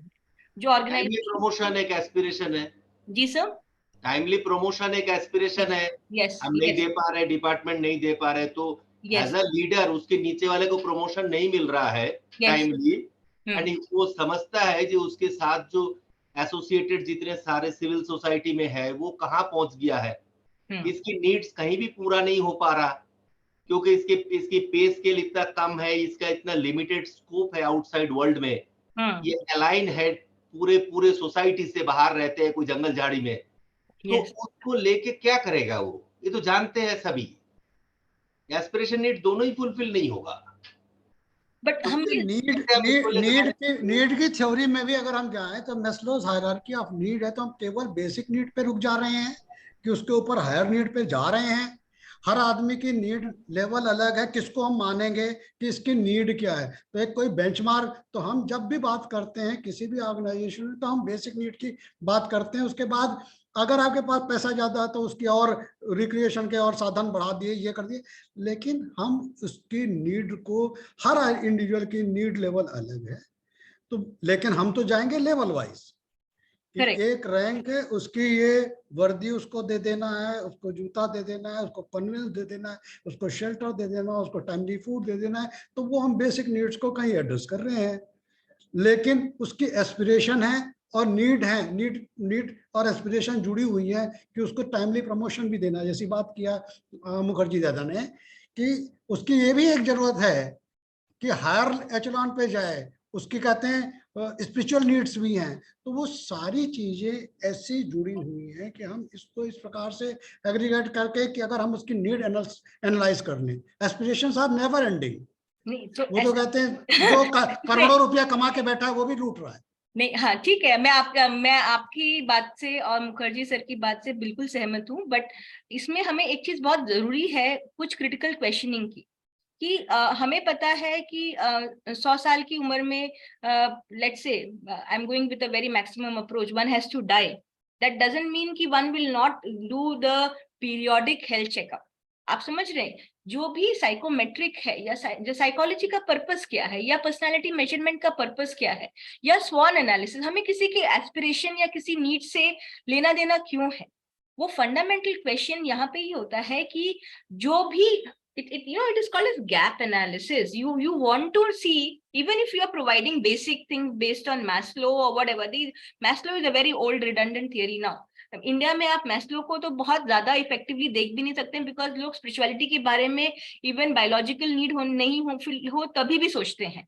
तो fundamentally the point is this is going to be individual story for everybody, but the one who is in command, the one who is in general and minded, one very important thing here which I think we all need to remember sir, कि ऐसा नहीं है कि उनको अपने leaders की limitations नहीं पता है, उनको भी पता है कि लीडर मे भी उनका नाम बार बार रिकमेंडेशन में दे रहा है प्रमोशन के लिए, बट वो चीज आगे से रुकी हुई है, लीडर की गलती नहीं है, लीडर अपनी तरफ से एफर्ट डाल रहा है कि प्रमोशन इसके लिए ये बंदा सेट है और इसको इसका प्रमोशन किया जाना चाहिए, तो वो आपसे एक्सपेक्टेशन नहीं कर रहे हैं अगर आप उस पोजीशन पे हैं, हम या वो आपसे क्या एक्सपेक्टेशन कर रहे हैं, हम इसकी मैपिंग नहीं कर रहे हैं, हम ये मैप करना चाह रहे हैं कि हमारे पास अगर 50 लोग हैं और उन 50 लोगों की हमें पर्सनालिटी लीडरशिप की पॉइंट ऑफ व्यू से जाननी है, तो fundamentally do I know them based on a independent review, or am I trying to just look at कि whatever happened to me or whatever is happening to 10 other people, मैं उसकी basis पे उस individual के बारे में एक assumption या bias या stereotypical approach लेके चल रहा हूँ। ये इम्पोर्टेंट है, बिकॉज जो उस जंगल में उस काम के लिए प्रिपेयर्ड है mentally for whatever reason, whether it is a financial reason or whether it is some other goal or whatever the person has thought and is there, उसका एक टेक्निकल साइंटिफिक एनालिसिस जरूरी है, ना कि personalise subjective interpretation. और ये जो हम स्वॉन एनालिसिस की बात करते हैं, एस्पिरेशन या नीड को समझने की बात करते हैं, या हम उसका स्वॉट एनालिसिस की बात करते हैं, या हम उसकी पर्सनालिटी असेसमेंट की बात करते हैं, ये एक कोशिश होती है उस इंडिविजुअल को थोड़ा और बेहतर समझने की। और उस इंडिविजुअल का भी ऐसा नहीं है कि क्योंकि उसने आपको अपनी नीड बता दी या अपनी एस्पिरेशंस बता दी तो वो अगले दिन से आपसे फॉलो अप लेगा कि भाई आपने मेरी नीड को फुलफिल करने के लिए क्या एफर्ट्स किए। नहीं, it is more about creating that psychological space or environment which is called as well-being. Well-being का environment अगर हम फिजिकल लेवल पे जनरेट करते हैं बाय इंश्योरिंग कि भाई साफ सफाई है, मच्छर वगैरह नहीं है, उसी तरीके से हमें साइकोलॉजिकल वेलबींग की बात भी सोचनी है।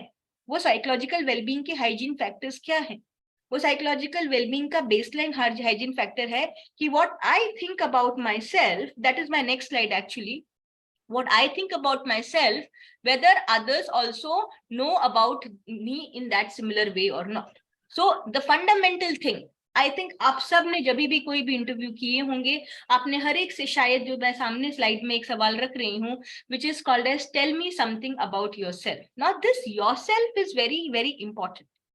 I understand completely when you're dealing with mass, when you're dealing with people, with rules and regulations, you or I or everybody, whoever is in an administrative position, we have our limitation to what extent we can actually, offer them some personalized help. But point here is not about whether we can offer an intervention or not. The first point comes in personality and leadership association is, can they be seen as a clear understanding what they think about themselves? Do you also think about them in the same spirit or not?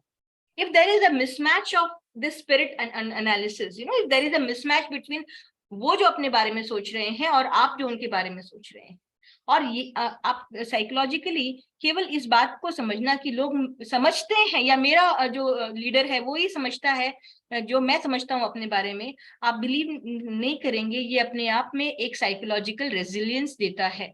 It gives them a strength, it gives them that kind of hope, a support कि हाँ मेरे बारे में जानकारी है. इसीलिए जब हमने साइकोलॉजी में पर्सनालिटी इनफैक्ट आप देखेंगे ना, साइकोलॉजी में सबसे ज्यादा वाइडली स्टडीड एरिया है, सबसे ज्यादा थियरीज भी हैं, कई तरीके से इसकी स्टडी हुई है, कई पर्पस के लिए इसकी स्टडी हुई है. बट फंडामेंटल क्वेश्चन जब हम जानते हैं तो हम देखते हैं कि ये सेल्फ जो है, जो मैं नेक्स्ट स्लाइड पे भी आप लोगों को दिखा रही हूँ कि आई, मी, सेल्फ, ये एक इंडिविजुअल किस तरह से अपने आप को स्कैनर में डालता है, चाहे वो कोई भी हो, आपके साथ काम कर रहा हो, आपके अंडर में काम कर रहा हो, आपके ऊपर है. ये समझना ही एक लीडर का सबसे बड़ा पर्सनालिटी मैपिंग फ्रेमवर्क है. If a leader can understand what is the meaning of I, the meaning of me, the meaning of self for that person, then automatically that person is more known by us, right? I will also further talk about this particular framework, which is Harris की बहुत important definition जो personality के ऊपर बताई गई है कि जो भी हम बात करते हैं पर्सनालिटी में, वो कभी भी आइसोलेशन में नहीं होता है. इसीलिए हमें दूसरों को समझना जरूरी है. Understanding everything in personality. I am a good leader or I am a bad leader. I will not self-discover, mind it. I will get to know if my team, at least of 50 people, if 10 people, they come and tell me that, okay, listen, you are a very good leader. The way you do the administration, it is something which we really like and we trust you. What will happen? I will build up that perception about me that yes, I am a person who is a leader who is trusted by my team.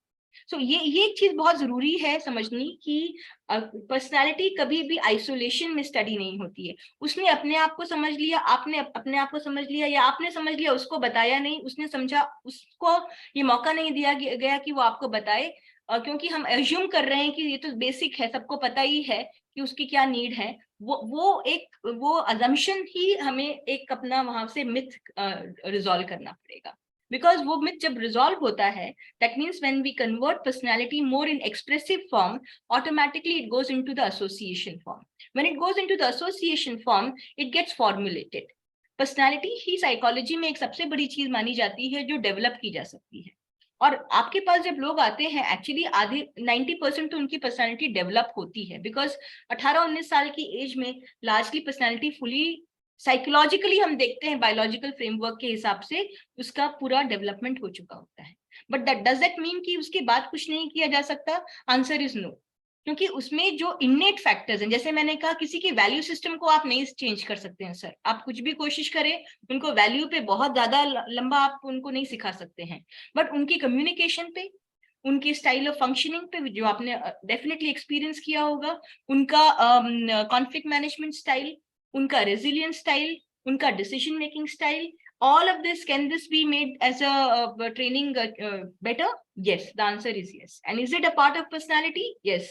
Is it a part of leadership? Yes. By doing this, can we make the person better? Answer is yes. And that is exactly जो आप SWOT analysis या SWOT analysis या कोई भी और तरीके से जो आपके अपने टेम्पलेट्स होते होंगे, जिस भी तरीके से आप उनके बारे में ये इंफॉर्मेशन ड्रॉ करते हैं, वो इंफॉर्मेशन बहुत इंपॉर्टेंट है. And more than that, India में वो चीज इतनी पॉपुलर नहीं है अनफॉर्चुनेटली, बट एक सिस्टम जिसे हम बोलते हैं फीडबैक लूप, इस स्लाइड पे नहीं, अगर आप कहीं लिखना चाहें तो आप उसको एज अ कॉन्सेप्ट अपने खुद के इकोसिस्टम में देख सकते हैं कि किस लेवल तक वो इफेक्टिवली इंप्लीमेंट हो सकता है। But feedback loop and feedback healthy groups, अगर ये क्रिएट किया जा सके, वरना हर चीज मिस इंटरप्रिटेशन में वो ग्रेप फाइन में जाती है। जब कोई भी लीडर फीडबैक लूप क्रिएट करना शुरू करते हैं अपने ऑर्गेनाइजेशन में, तो उसका जो gap between what they want to tell to their people and what people are understanding about them, that gets reduced. And automatically, after few months, see, personality changes are not seen in a day or two. They take minimum 6 to 7 months time.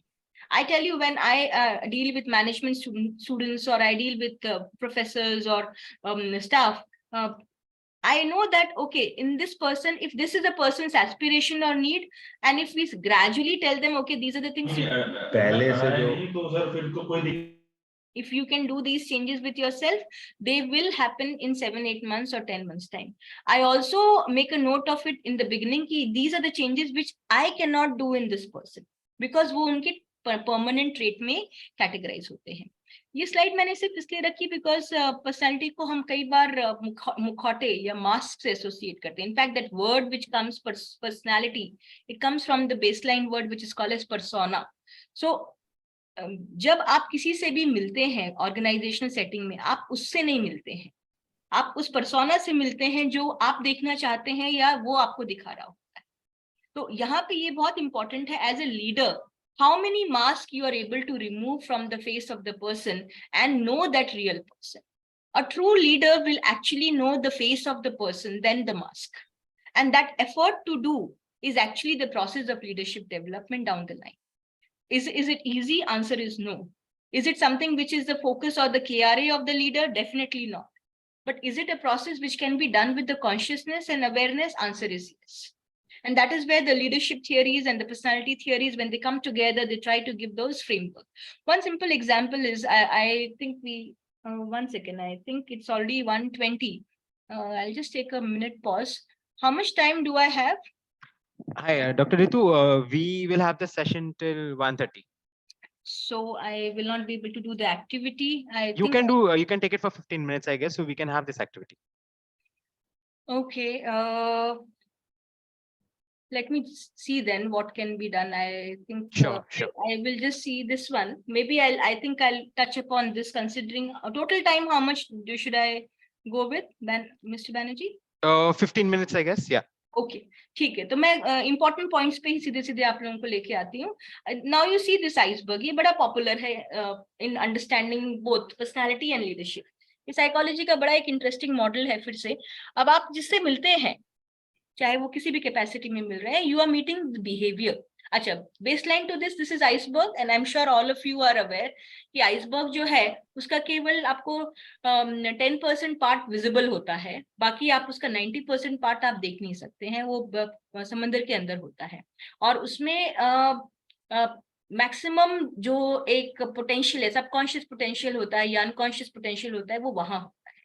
जब और especially organizational setting में what we see is people do not have time, because you are also not sitting there as a psychologist or a behavior person to change the person. You are sitting there as a leader who has to get certain work done by the person. So obviously this doesn't come into the direct agenda. Automatically it becomes very difficult. But अगर हम, जो मैं इससे पहले वाली slide दिखा रही थी, मास्क, कि हमें लेयर बाय लेयर निकाल के देखना है कि वो इंडिविजुअल एक्चुअली है क्या, तो उसका बिहेवियर का जो टिप ऑफ द आइसबर्ग है उसको हम बिहेवियर बोलते हैं. यानी हम बिना कोशिश किए भी हर एक का बिहेवियर तो देख लेते हैं, राइट? आप 5 मिनट 10 मिनट 15 मिनट किसी से मिलेंगे, आपको वो क्या करता है, व्हाट डू यू डू, जो लेफ्ट साइड में आप देख रहे हैं वो क्या करता है, वो आपको पता चल जाता है. लेकिन एक जो बहुत इंपॉर्टेंट चीज है जो वो भी आपको बताने की कोशिश करेगा, that is what they are capable of. Now there are two very important things here which can be focused upon. The capacity of the person and behavior of the person is largely the tangible thing which everybody is aware of, everybody, and they don't mind showing it. But ये chart ऐसे नहीं चलता है, ये reverse चलता है. तो सबसे इंपॉर्टेंट बेसलाइन है, सीधे मैं आपको सबसे नीचे जो बॉटम पे आप देख रहे हैं, who are you, identity of the person. Now this is the core, ये होता है आपका स्टार्टिंग पॉइंट। उसकी आइडेंटिटी क्या है? वो आइडेंटिटी में वो इंडिविजुअल सारी अपनी जो एक इंटरप्रिटेशंस हैं वो पर्सनलाइज रखते हैं। People do not share the identity without the factor called as trust, right? We discover others' identity when we know them more and more. With time, we discover them. But identity, if you see in the iceberg thing also, it goes at the bottom of the iceberg, and it is known as something which is who are you as a person. Who are you as a person is the baseline, which starts at unconscious level, but वो अगले step पे तभी जाएगा जब वो value system में convert हो। तो मेरी आइडेंटिटी कुछ भी हो, लेकिन मैं उसको बिहेवियर में कन्वर्ट करूंगी या नहीं करूंगी। आई एम अ सेंट और I am a murderer, or I am a social person or anti social person, I am a good employee, bad employee, वो मेरी आइडेंटिटी तब रिफ्लेक्ट होगी जब there is a value system framework which is getting filtered, which is basically the baseline which evaluates the frame, and then you get to the next stage which is the belief system. So, सबसे पहले आती है identity, उसके बाद आते हैं लोगों के वैल्यूज, उसके बाद आते हैं उनके बिलीव्स। बिलीव्स क्या होते हैं? बिलीफ और वैल्यू में क्या डिफरेंस होता है? तो जहां वैल्यू ज्यादा कॉग्निटिव प्रोसेस होता है, मेंटल प्रोसेस होता है, थॉट प्रोसेस होता है, belief is also having some element of emotion. So belief will have both cognitive and affective framework, and value system is more about what is the key force which drives. But still, the person converts that idea into behavior or not, it has to go with a very important filter, which you can see, which is just between the visible part of the iceberg and the invisible part, which is called as conviction, right? कोई individual कोई भी act, good act या bad act, उसको तभी convert करेगा जब उसको conviction के बाद वो चीज आप जब करने के स्टेज पे पहुंचते हैं, यानी कैपेसिटी मेजर करके you think yes you can do, then it converts into behavior. Now this whole system which you see from internal unconscious to external conscious segment, it's a very complex system, and that is why we say same individual can behave differently in same situation. That is a very important line I always convey. An individual can behave differently in same situation. वही employ आपके पास same situation में 10 दिन पहले एक तरीके से behave कर रहा था, और 10 दिन बाद वही सिचुएशन आई और वो दूसरे तरीके से बिहेव कर रहा है, और ऐसा फैक्ट है। और ये फैक्ट इसीलिए फैक्ट है क्योंकि ये एक कॉम्प्लेक्स सिस्टम में फिल्टर होता है, which is called as capacity. 10 दिन पहले अगर उसको वो कैपेसिटी नहीं लग रही थी, तो that pattern of behaviour will be of one sort, and after 10 days if the person is thinking in a different way, that will be seen in another sort. So again, as a tool you can apply this, as a tool you can see, ये words बहुत important हैं sir आप लोगों के लिए। अगर आप इनको चाहें तो आप अपने तरीके से कस्टमाइज कर सकते हैं in your own frame of organization, that whether you are measuring the identity of the person, whether you are measuring the value system of the person, or whether you are measuring the capacity and behavior of the person. Behavior and capacities usually will keep changing. After 2 months, 3 months, 6 months, कुछ अगर उसके साथ positive हुआ है they'll upgrade, कुछ negative हुआ है they'll downgrade. But generally identity, values, belief, they largely are more stable in nature. They do not change so very quickly. They're fundamentally there, right? So we'll very quickly also try to see one more thing here. These are things I can quickly skip. Ma'am, I would like to ask a question in this respect. Yes, sir. What is the role of DNA into our identity? Big role, sir. DNA, in fact, if we see, there is a very interesting theory. अगर आपको Rawat sir time मिले तो कभी देखिएगा. That is called as nature versus nurture theory, and that theory is a theory where हम psychologist आपस में लड़ते रहते हैं ये कहने के लिए कि डीएनए ज्यादा इम्पोर्टेंट है वर्सेस सोसाइटी ज्यादा इम्पोर्टेंट है. तो एक इस पे बहुत सारी स्टडीज हुई हैं, जिसमें ऑर्फन स्टडीज बहुत सारी हैं. जैसे कसाब का केस था, कसाब के केस में भी ये डिस्कशन काफी हाई लेवल पे हुआ था कि भाई उसका जो बैकग्राउंड है, उसका बैकग्राउंड की वजह से उसने वो क्राइम किया. So technically, there are some very strong researches which have proven that there are certain traits value system is one of them. Temperament of the person, character of the person, they are driven by the DNA. And interestingly, they also get passed on, sir. मतलब आप अगर अपना जीनोग्राम देखेंगे तो एक definitely वो चीज generation by generation pass on होगी. इसीलिए अगर आप देखेंगे culturally as a Indians we all, I mean you go to a international airport, Singapore airport, Dubai airport में, आप वहां पे हिंदुस्तानी को पहचान लेंगे, बिना बातचीत किए आप पहचान लेंगे. आपका गैस गलत नहीं जाएगा, 99% एक्यूरेट होगा, 1% शायद थोड़ा इधर उधर जाए. ये इसीलिए है क्योंकि वो जो डीएनए के थ्रू जो पर्सनालिटी एक्सप्रेस होती है वो बहुत स्ट्रांगली एक्सप्रेस होती है. अब सारी चीजें डीएनए के थ्रू एक्सप्रेस हो सकती हैं, ये एक सवाल है. तो आंसर इज कि नो, सारी चीजें नहीं होंगी. उसमें आपका टेम्परमेंट, आपका कैरेक्टर, आपका वैल्यू सिस्टम, ये बहुत स्ट्रांगली बोल रहे हैं कि ये डीएनए के थ्रू ट्रांसफर होता है. आपका इंटेलिजेंस एंड मेमोरी.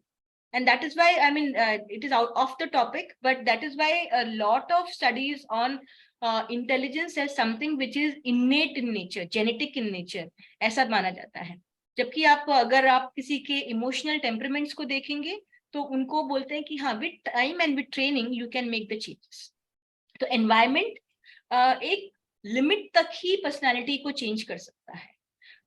वो इंटरेस्टिंग चीज ये है कि सॉफ्ट स्किल्स में जो जो चीजें फॉल करती हैं, communication, your attitude, your etiquettes, ये सारी चीजें सर सोशल ट्रेनिंग में आराम से बदल जाती हैं. तो इसलिए यहाँ पर किसी भी इंडिविजुअल में बदलाव करना बड़ा आसान है. लेकिन अगर आपको ये पता चलता है कि कोई इंडिविजुअल झूठ बोलता है, आपने उसको 4 बार देखा कि वो उसको झूठ बोलने की आदत है, और आप ये सोचे कि नहीं, ये इसको मैं बदल सकता हूँ, तो मैं तो अपने 20 साल के एक्सपीरियंस में यही बोलूंगी कि मैं पहले ही हाथ खड़ा कर दूंगी कि नहीं, ये चीज थोड़ी डिफिकल्ट है, क्योंकि ये उसकी थोड़ी सी एक इनेट फ्रेम में आती है. उसको हम री वर्किंग करवा सकते हैं, but it is not that easy. It is not that easy. And that is something which becomes very important. In fact जो पहला आपका इंटरव्यू होता है, जो स्क्रीनिंग होता है, किसको कहाँ पोस्टिंग देनी है, किसको कहाँ पे आपको पहली बार बैठाना है, वहां पे ये चीज जो आपने बोली ना, ये बहुत इंपॉर्टेंट क्वेश्चन बन सकता है, एज अ स्ट्रक्चर्ड क्वेश्चन. और उसके बेसिस पे आप एक मैपिंग सिस्टम डेवलप कर सकते हैं which can actually help you reduce lot of stress. कि आप बार बार उसको ट्रेन कर रहे हैं पर वो बंदा कुछ रिस्पॉन्स नहीं दे रहा है, उसका कुछ इम्पैक्ट नहीं आ रहा है. I hope I answered the question, sir. Okay, so because I don't have so much of time, I'll just take maybe few minutes again to explain how leadership and framework of personality actually they work. So इसमें बहुत सारी factors हैं. अभी in fact जो बात हुई उससे associated ही ये slide है. Whenever we say dynamic system में जो factors हैं, ये आपके वो factors हैं जो changeable factors हैं. और ये जो factors हैं, ये organization, work setting. And I think in the beginning we were discussing about this, the reward and punishment mechanism of an organization, that can actually play the big role when it comes to certain permanent changes, which can always lead to what will be an individual's unique personality framework. I am skipping some of the slides just to quickly see that this is a framework which I have developed actually scientifically, but we don't have time, we'll skip it.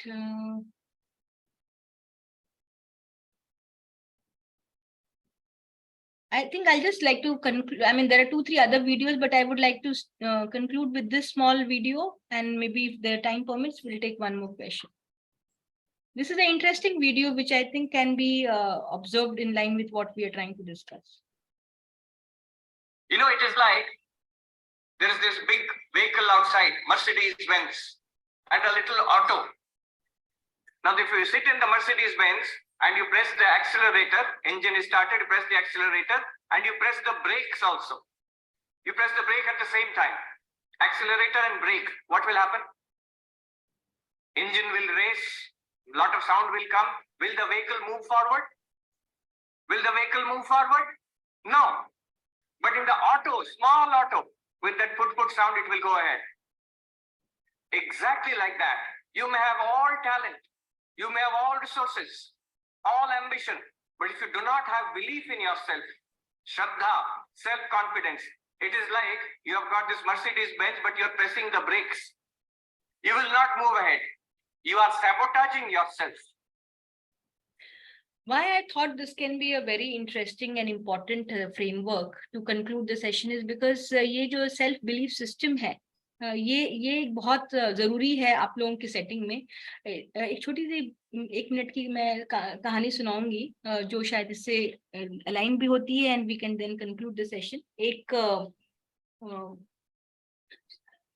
शेर होता है, lion. वो lion जो है वो बहुत week होता है, बहुत ज्यादा कमजोर हो चुका होता है और जंगल में वो घूम रहा होता है. With every day passing was thinking कि मैं अपनी लाइफ को कैसे बेटर करूं. और every day was a difficult day for that lion because there was issues of weather, the food was not available, but still the lion was coping. अभी आपके context में बड़ा इंटरेस्टिंग है, वो लायन वाज कोपिंग. अच्छा ठीक है, तो फिर एक दिन वो क्या चलते चलते वो लायन जो है एक बहुत बड़े विला मैंशन बंगलो के सामने आता है. And then he was just waiting outside that villa and he see an elephant coming in his big Mercedes. It's a hypothetical story. The elephant comes in a big Mercedes and he sees the lion and he says, "Oh my friend, what happened to you? You look so tired and weak." He says, "Yeah, from many days I have been trying to have something and I am not able to get and this in particular reference." So the framework that the elephant tells that lion, what do you need? He said, I am feeling very cold. I need some blanket and I need some food. So he said, ये तो बहुत छोटी सी चीज है, मैं अभी बस अपने घर में जाता हूँ, आपको ये बाहर भिजवा देता हूँ. तो ये जो लायन है वो उनके गेट पे वेट करते हैं. एंड एलिफेंट वो अपनी मर्सिडीज लेके अंदर चले जाते हैं, अपना भूल जाते हैं. अगले दिन सुबह जो है एलिफेंट अपने बालकनी में बैठते हैं और वो देखते हैं कि वो लायन जो है उनके गेट के सामने मरा पड़ा हुआ है, is dead. And he is dead with a story in his hand. He is holding his wrist very strong and he is holding that story. And he says that in that story it is written that from last 1 month I was not getting food. From last 1 month I was not getting shelter. From last 1 month I was not getting the warmth. But I did not, I did not lose that faith. Yesterday night I got a hope. And I was waiting for elephant to come and give me that food and blanket and that hope. When that was not given to me, I lose and I give up. वो elephant को बहुत बुरा लगता है because वो elephant बहुत busy होके वो अंदर अपने घर में चला गया था और उसने उसको रिटर्न में जो उसने प्रॉमिस किया था वो भूल गया था देना. मैं इसको बहुत सिंपल तरीके से स्टोरी को ये कनेक्ट करना चाह रही थी because I am very again I feel very moved with the kind of role each one of you actually is playing in the kind of setup and to motivate people where there are challenges and there are situations which are hopeless situations sometimes.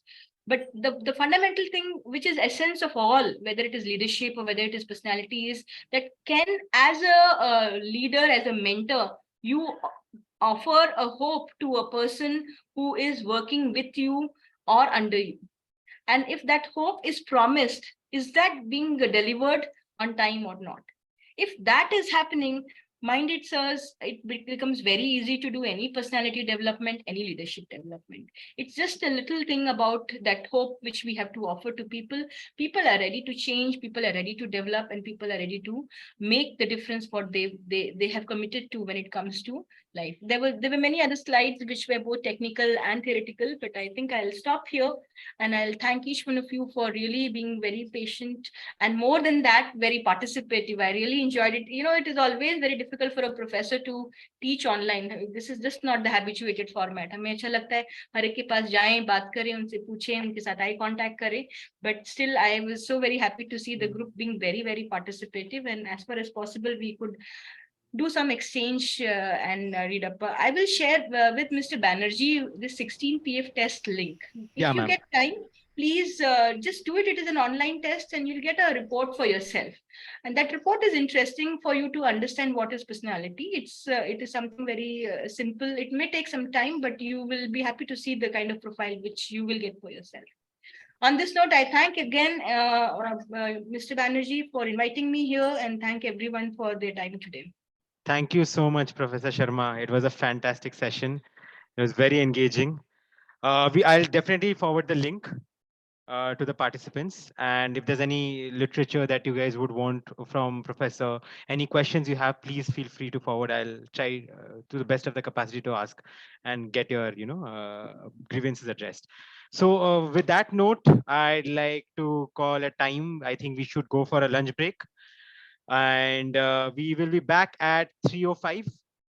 Yeah, we resume at 3:05. So everyone, please have a hearty meal, get some energy, and we'll be back for our next session. Thank you so much. Jai Hind. Maqsood, I think we can play the break slide.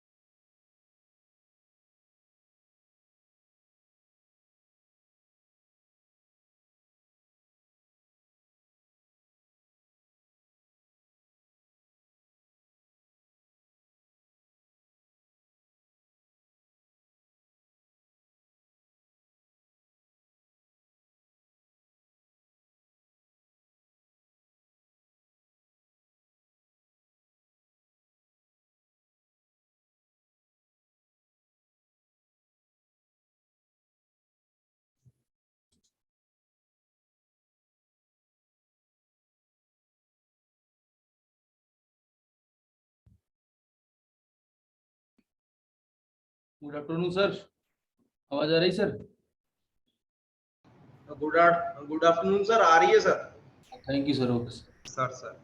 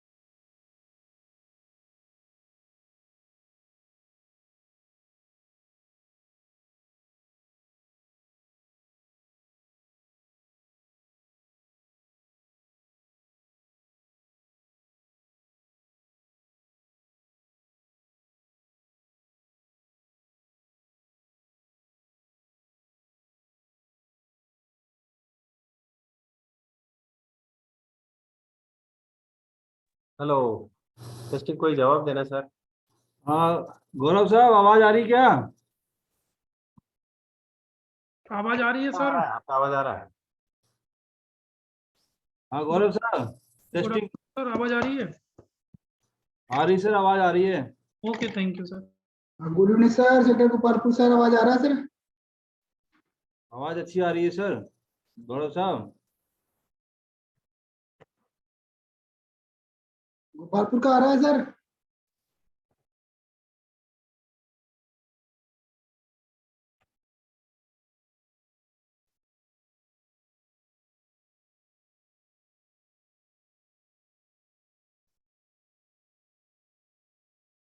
Hello, Gopalpur का आवाज आ रहा है sir, मिल रहा है? आवाज आ रही है sir. Okay, thank you sir.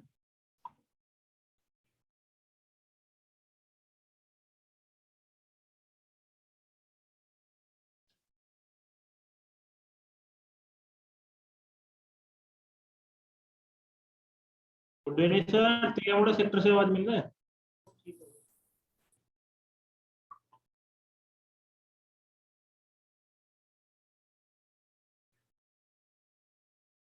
आवाज मिल रहा है सर, मिल रहा है।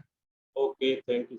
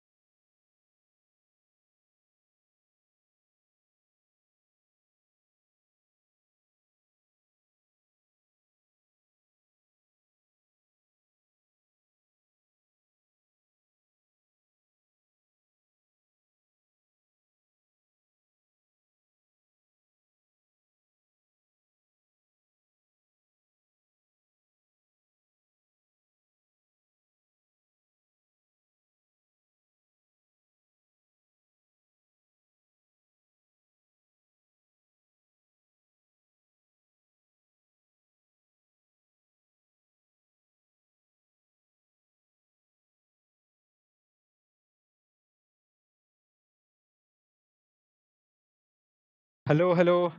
Hello, everyone. Hi. Hi, sirs. Welcome back. Hello, Dr. Ruan. Hi. How you doing? Hi, hi. Good to I'm see good. you. I'm good.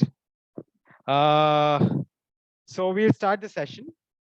Yeah. I'll officially introduce you. So our next session, our next talk is going to be, of course, by Dr. Ruan.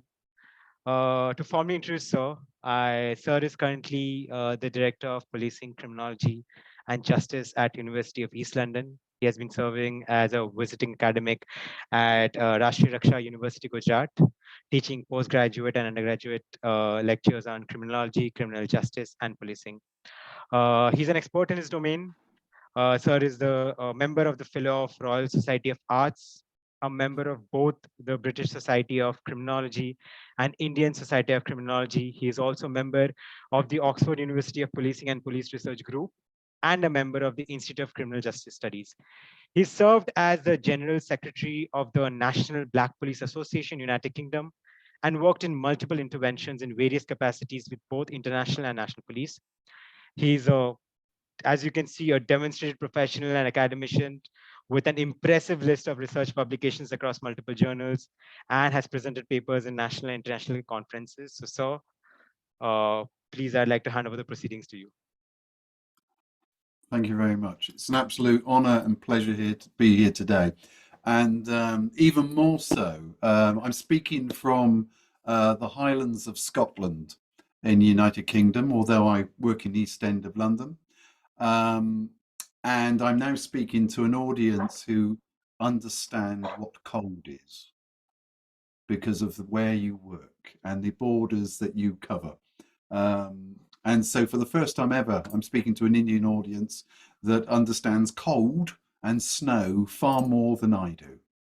And we get it pretty bad. So let me start the presentation.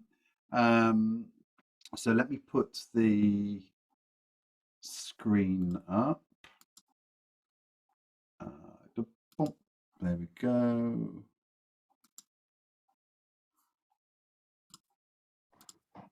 Okay. Okay. Can you tell me what you can see? Can you see just my big screen, Yeah, or are you seeing two screens? We can see a big screen, sir. Okay, lovely, great. I have been known to mess that one up. Now, I cannot see you any longer, which is a slight disadvantage. But please, please, please, at any point, feel free to, and I'll stop and come off and come back into screen every now and then. So I'm here today to look at collaborative leadership, cross-border cooperation. Let me just say who I am. As was said, I'm Ruan Eduardo Pereira. I'm the Director of Policing, Criminology, Justice, University of East London. I'm also the co-director of the Centre for Policing, Innovation, Enterprise and Learning. We call it the Peel Centre, obviously a take on Sir Robert Peel. This is an international centre for police research.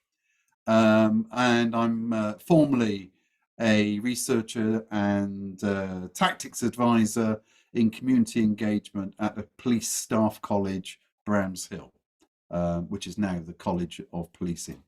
And just to give me a bit of credibility, I was a police officer for 25 years, and for 12 of those years, I was actually a close protection officer to members of Parliament, Prime Minister, that sort of thing, and also members of the royal family. And I was also a small arms instructor and a member of the specialist firearms units for hostage intervention, etc. So I do have an understanding about and counter-terrorism as well. So I do have an understanding about a very operational aspect of policing as well. I'm not simply simply from an academic background. So please, please feel free to ask me any questions all the way through. My areas of the areas I wish to cover, and my areas of knowledge are very much around what we call community cohesion. That basically is how do we reduce tensions in communities, etc. Community engagement. So how do we actually genuinely get communities and police services and other agencies working together in a collaborative manner, an equitable manner as well. Collaborative partnership development, both on a local, regional, national, international level.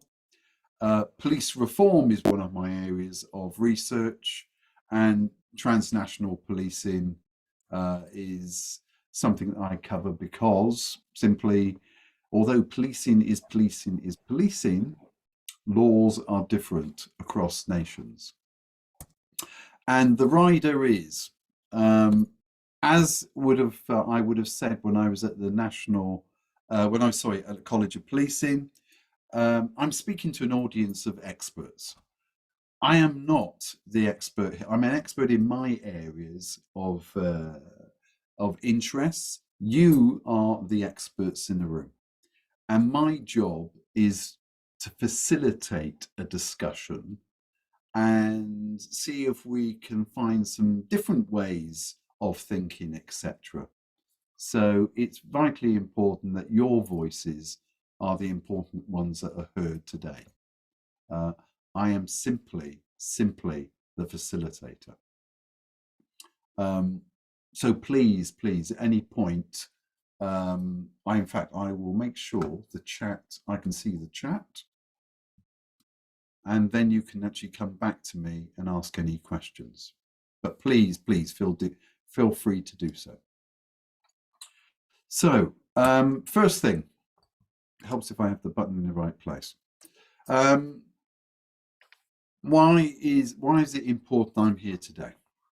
It's important because I'm going to leave that picture there just for a moment for you to all look at. We are looking today, you are very much interested and you're very much involved in the policing of borders and the policing of two of the largest borders, policing borders known. And in fact, you cover the largest area of any border security agency across the globe. And the United Nations itself has highlighted the importance of borders and what we need to be thinking about in the future. Because crime is increasingly transnational. And in the case of your experience, it's actually been far more, you've been far more aware of this far longer than many European countries, and certainly police agencies and border agencies. You have to remember, in the United Kingdom, we've only had a border security force probably for about 10 years now, and it doesn't deal with the complexity of crimes, incidents that you and your staff do. There's no comparison. But the United Nations has highlighted to say that the importance of transnational borders, because we're looking at such things as terrorism, organized crime, smuggling, people trafficking, money laundering, and borderless crimes, hence the picture there. And just for those who aren't quite certain what that strange looking is, that is actually, it's actually from India itself, that picture. And it is the new threat. And this is Bitcoin mining. Those are all computer servers. And often the only way police agencies or security agencies are discovering this particular crime, it's another form of laundering of money, is actually as a result of finding excessive power surges in an area. Because as you can imagine, this number of servers, computer servers, and those are traditional game servers, as perhaps some of your children may have. But when you add them all together, they're making an immensely powerful server. And so the amount of power that is using, that is often that causes the security services, the police, the security service, and others to think something is wrong. Now, interestingly, in the United Kingdom, this is increasingly started. And when the police initially go into a property, a building, they're actually assuming it's going to be as a result of drugs, the growing of predominantly marijuana that requires huge amounts of electricity for the heat in the United Kingdom because we're so cold. And actually, they're now discovering computer servers, etc. And for the officers going in there, they don't initially and necessarily understand what they're looking at. And they don't understand what potential crimes may be happening. So it's just another thought. And this is something that obviously with yourselves and the Border Security Force, you deal with a lot of physical crimes and prevention of a lot of physical crimes and the issues such as smuggling, people trafficking, money laundering, etc. But increasingly, these will also be crimes that you will be seeing if you haven't already. Okay. So India. When I did a bit of research looking into how I can talk to you about collaboration, I've worked with different policing agencies in India previously, in Sri Lanka and Pakistan, and a few in Bangladesh. But I've only met at different police conferences, criminal justice conferences in India. I have met members of the BSF, and we have had a discussion. But there's always been a sort of, I've always walked away with an air of mystery as to exactly your role within the policing family of India.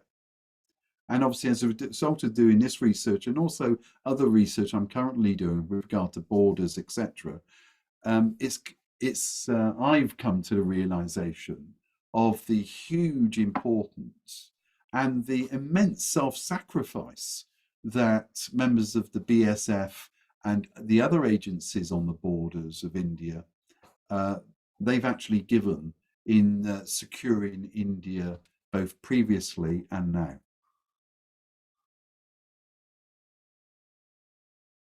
Right, and so obviously I'm interested in, and we're interested today in the two areas, both the northeast and northwest of India, and obviously predominantly people's knowledge of the BSF actually is a very, very limited one in the United Kingdom, and actually it's very much around the ceremonial aspect of the changing, not the changing of guard at all, the lowering of the flag ceremony on the western border with Pakistan. But that only gives a very, very limited image of the role you undertake. And obviously, as a policing agency, you're very much involved in, as I said earlier on, both the coldest parts of India, which include some of the coldest parts of the world, with the highest mountains, etc., to the deserts, to jungles, etc. In fact, if you actually spread, there you are, that's the areas you're covering, which obviously you know more than I do. And if you actually stretch the border you are covering from India, it would actually reach the westernmost part of Poland. And with that, you have 250,000 security staff, operational staff. But actually, over such a distance, that is an amazingly small number of people. And respect to you all for the reality that you do keep things very much in check. I apologize. Incorrect. Which is the incorrect map, sir? We'll cover it in a minute.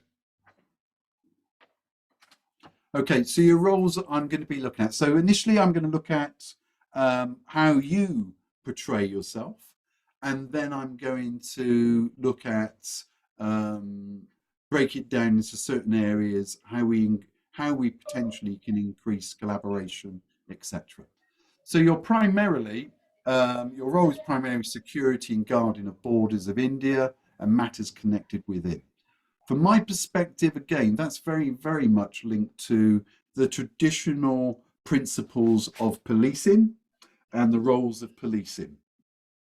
And I'd be very, very interested in hearing your perspective on this. In fact, when I was doing I was speaking with the professor, Professor John Coxhead of the Peel Centre. We had a long discussion about this presentation.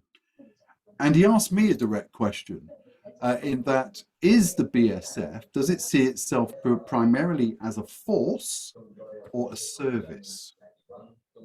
Or is it a service that has to use force? And that may be a play on words, but it is very much what we have discovered over years in the West. The terminology between force and service has a very, very big impact on the communities that we serve. And so I would appreciate your thoughts on that in a few moments. So you're the force of excellence, absolutely. Guarding the borders of India, highly professional. You are known to be highly professional and immensely efficient at doing what you do. Sorry.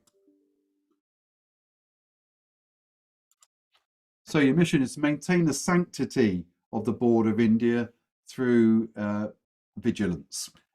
And you are very, very, I note from the research, although you have human resources, you do obviously have lots of technical resources, but potentially there are other areas where you could potentially grow.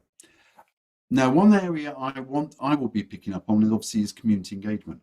And I know from my work in India that there is remarkable community engagement, pockets of community engagement across India, as there is in the UK, etc. But what we have found, and I have found in my research around the world actually with police services, is although there are pockets of amazing engagement with communities where communities genuinely do see the police agency as their guardians and they are working collaboratively, it is only in pockets. It's not across the entire service.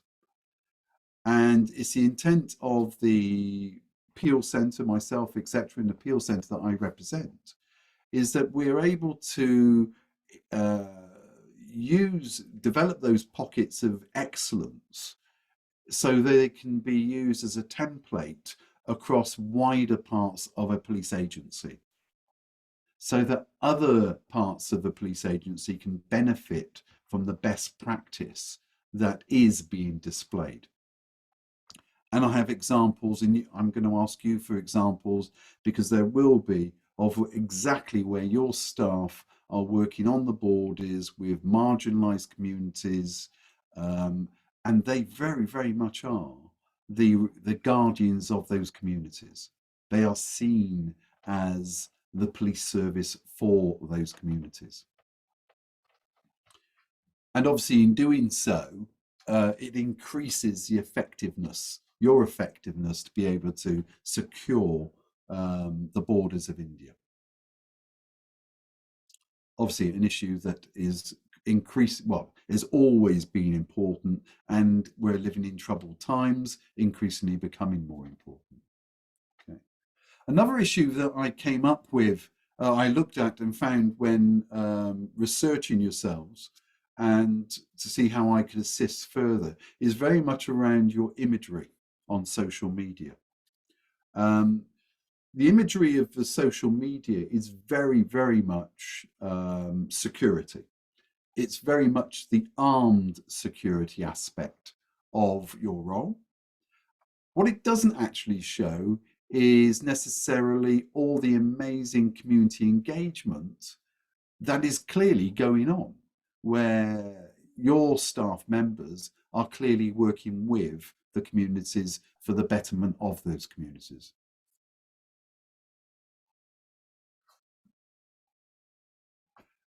Do you have any questions so far that you'd like to ask me? Sir, anything I've said you'd like to pick up on?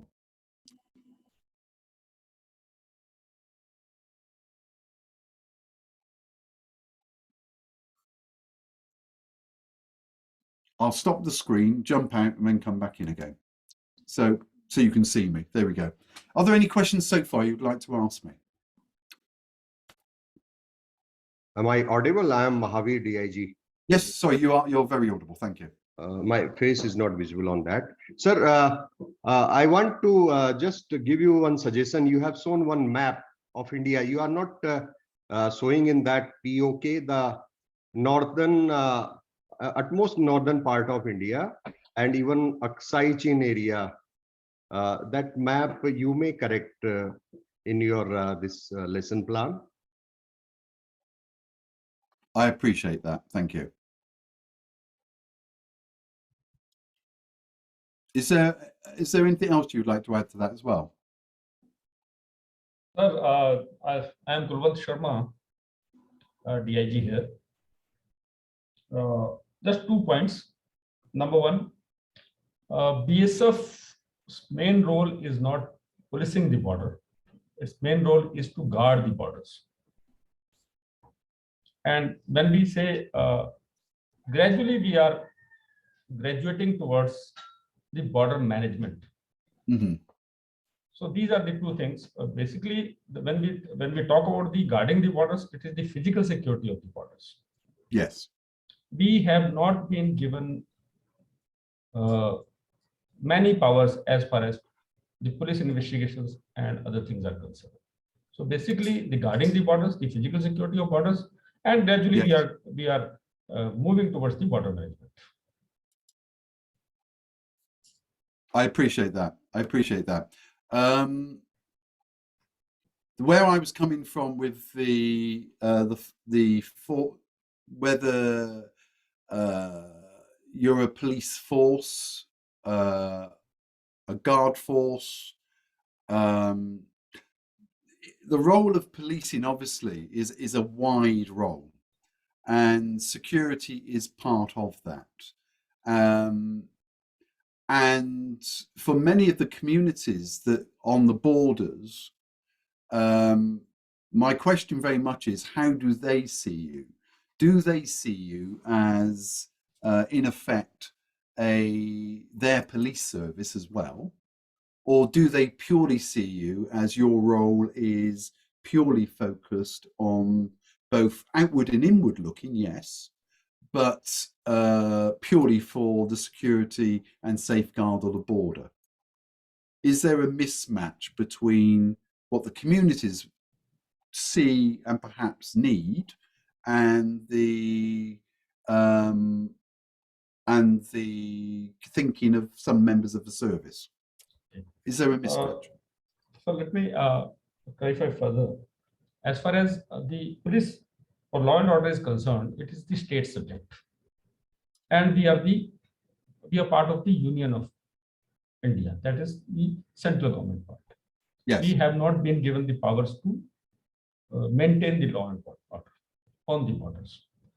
Even if we look at the community residing near the border, they see us as border guarding forces. Number one. Number two, any crime happening on the border, trans-border crime, we are only concerned about the trans-border crimes, not the crimes happening here. So when we are talking about the trans-border crimes, ultimately, we hand over the suspect or whomsoever we apprehend to the police to take the matter to the logical end and do the further investigation. Yes, yes. So our role is very, very limited to the physical security of the borders. I very much acknowledge that. In fact, I would suggest you have one of the most difficult roles within the wider police family. I would suggest you have that immensely difficult role because you have a number of, your primary role obviously is the security of the border. But in the absence of perhaps other police agencies, do your staff end up being seen or required to fulfill a quasi role and policing role? And from what you've said is yes, they do, because they will actually detain and hand over, but they will over to another police agency. But there are also occasions when but your staff also investigate as well, I believe. No, sir. No, sir, we don't investigate. There are police which is under the state, different states, bordering states. They investigate the matter. We do not investigate the matters. Sorry, I'm thinking primacy around issues relating directly to the border.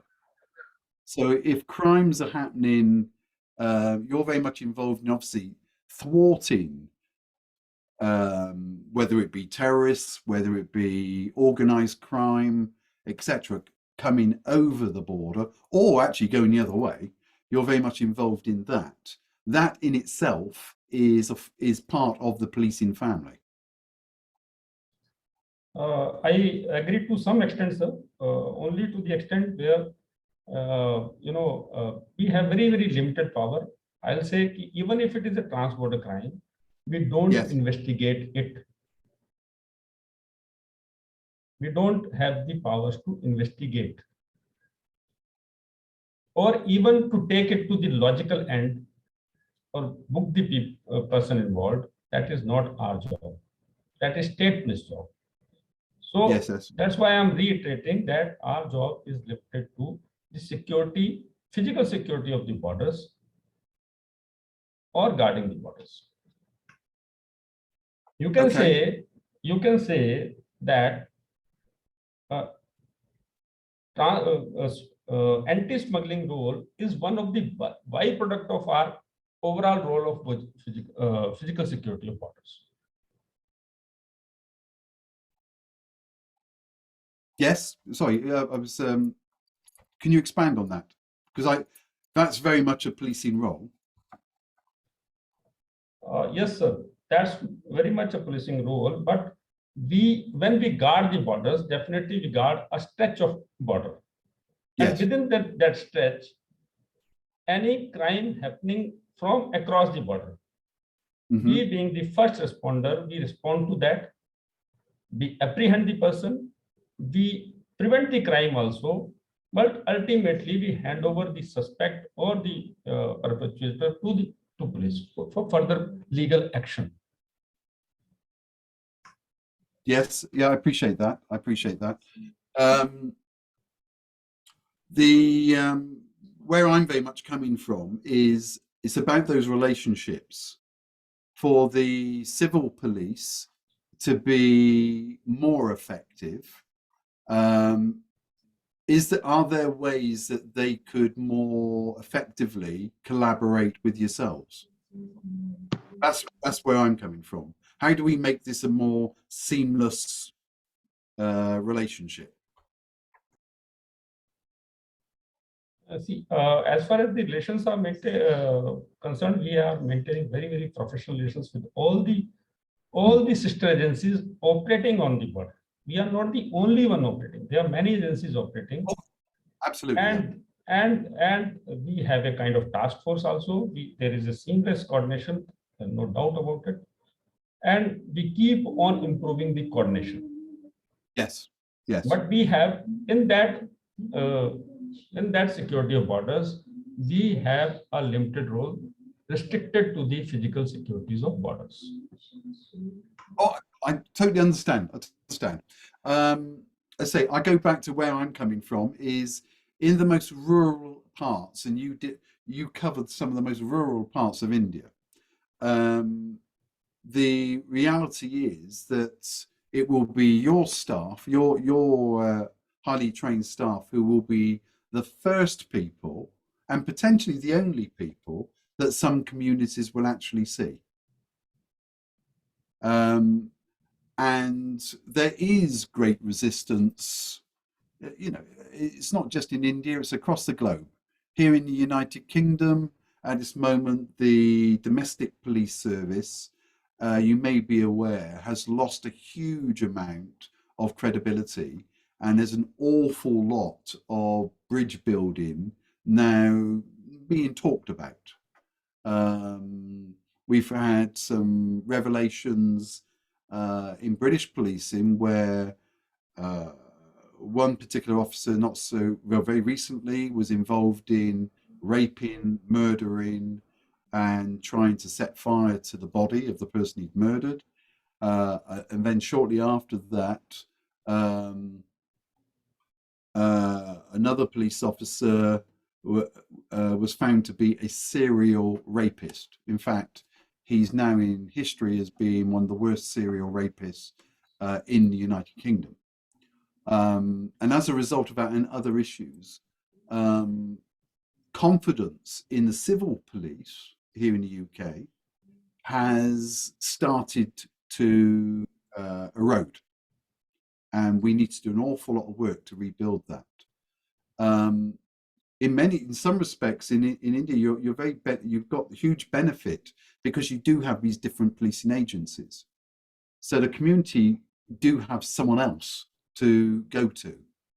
And there will be occasions, certainly on the borders, where the community members will very much be looking to your staff as their guardian, rather than someone who is many miles away and they're not going to see. So I'll carry on, but please feel free to pose more questions. With regard to the actual border itself, I'm very interested in, and I've asked this question when I've worked in Gujarat on a number of occasions, the relationship between the BSF and their equivalents, say, in Pakistan. And what is the working relationship between the two organizations? Is there? So we have a proper system of where we go for different kind of meetings. There are two kinds of meetings. One is the scheduled meeting, and second is the unscheduled meetings or informal meetings. Yes. So there is a complete system at what level, what should be the frequency of meetings that is decided at our ministry level, and we follow that.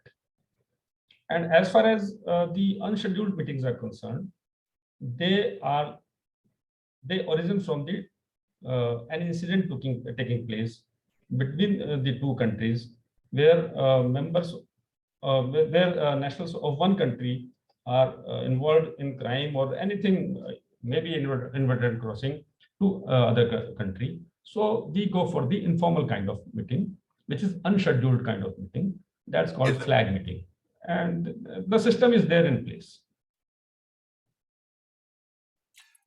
That's interesting, because the good practice that's highlighted by the United Nations highlights the benefit of, as you highlighted, you've got that strategic relationship between countries, and then you have very much a regional relationship, and then of course there's the relationship between people of yourselves and your equivalent peers in, say, Pakistan.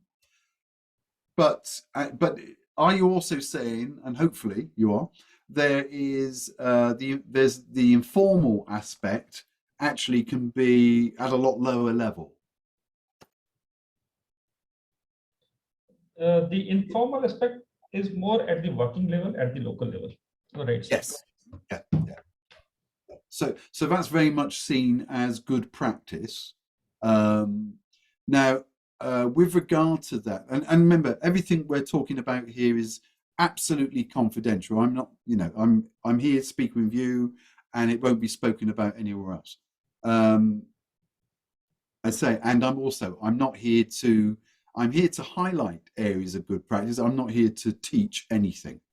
In fact, I'm receiving more information and knowledge than you are from me potentially. How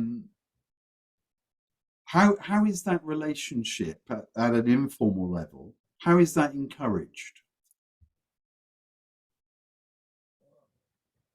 As I said, sir, there is a system in place, and whenever we call for the meeting, we call it flag meeting.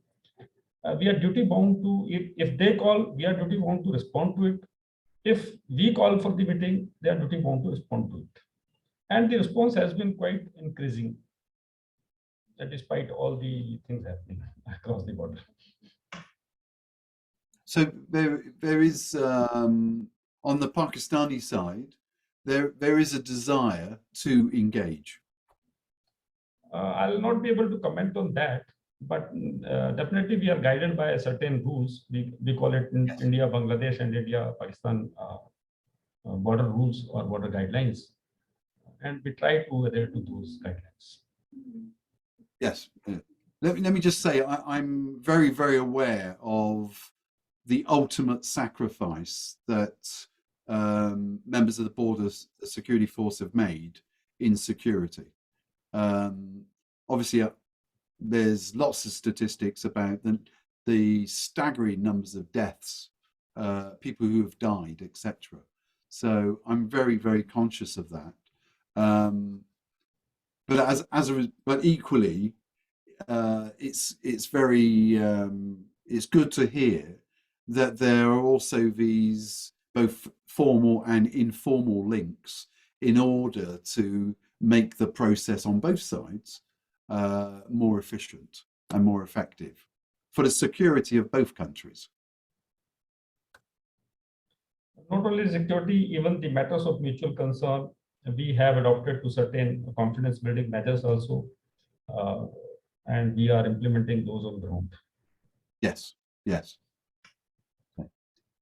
I'm going to move on to some of the work that, so thank you for that. I'm going to move on to some of the work that we're doing from the Peel Centre and ways that we help. We work with agencies, policing agencies, security agencies, actually around the world. We're, I say, we're an international agent centre, and increasingly we're being called upon to assist elsewhere. I'm currently doing some work with, for example, in Canada and Australia. Interestingly, I've had some discussions in Canada about cross-border issues as well, because obviously there's a immensely interesting aspect there in Canada where you've got, say, on gun crime alone. America, as you're aware, has a huge problem with regard to gun crime. You only have to go across the border, so into Canada, and the proportion of people owning firearms in some places is actually greater than that of the USA. But gun crime in Canada is exceptionally low, exceptionally low. So there you have literally a situation of borders where literally step across the line and there's a complete change in culture with regard to, say, firearms. And what the Canadian, both the Royal Canadian Mounted Police and the differing state police services are increasingly experiencing is, as the radicalization in the USA is happening, and people become even more fixated on gun ownership, they are finding that there are increased cross-border issues related to firearms.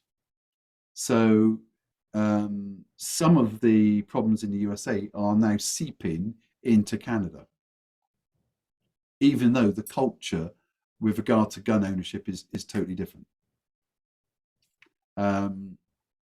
Do you have those sorts of aspects also on your borders where you not only have, because obviously you have in India, etc. Will there be parts of India, I'm assuming, and I'm making the assumption here, or northeast, where you also have nomadic peoples who don't actually recognize a border? Is that a reality? No, that's not the case here. I Okay. think borders are very well managed. They are well demarcated. Yeah, yeah. I'm aware there's a physical. You have basically a physical border security virtually the entire length of your borders anyway. Certainly on the northeast side. Is that correct? Yeah, it's correct. We have a well demarcated border. Yeah. And the entire border is now with Pakistan or with Bangladesh is fenced. Okay. Okay. I'm just going to go back to the PowerPoint just to do a bit of about what the Peel Centre, the centre I work for, is doing, and then also look at a few of the engagement issues that I want to highlight in today's session. But again, I will stop. I'll do a bit, stop, come back for a discussion, but feel free to ask questions at any point. I'm also watching the chat as well. So let me just share that bit now.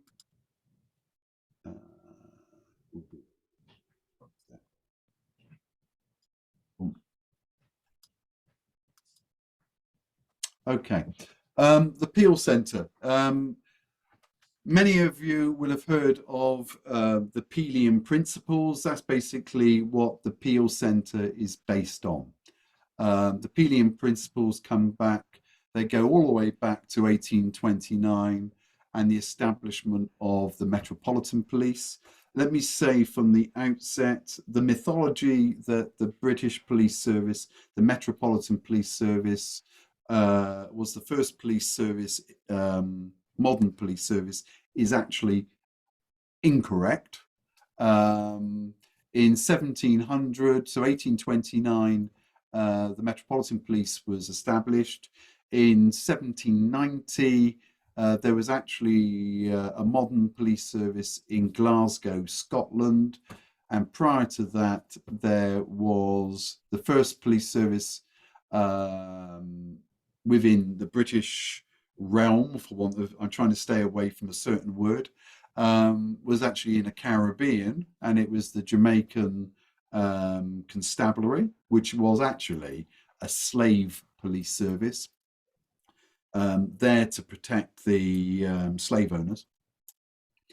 But actually, if you look at the roots of British policing, you can actually go back to India and how the East India Company exploited the situation in India at the time.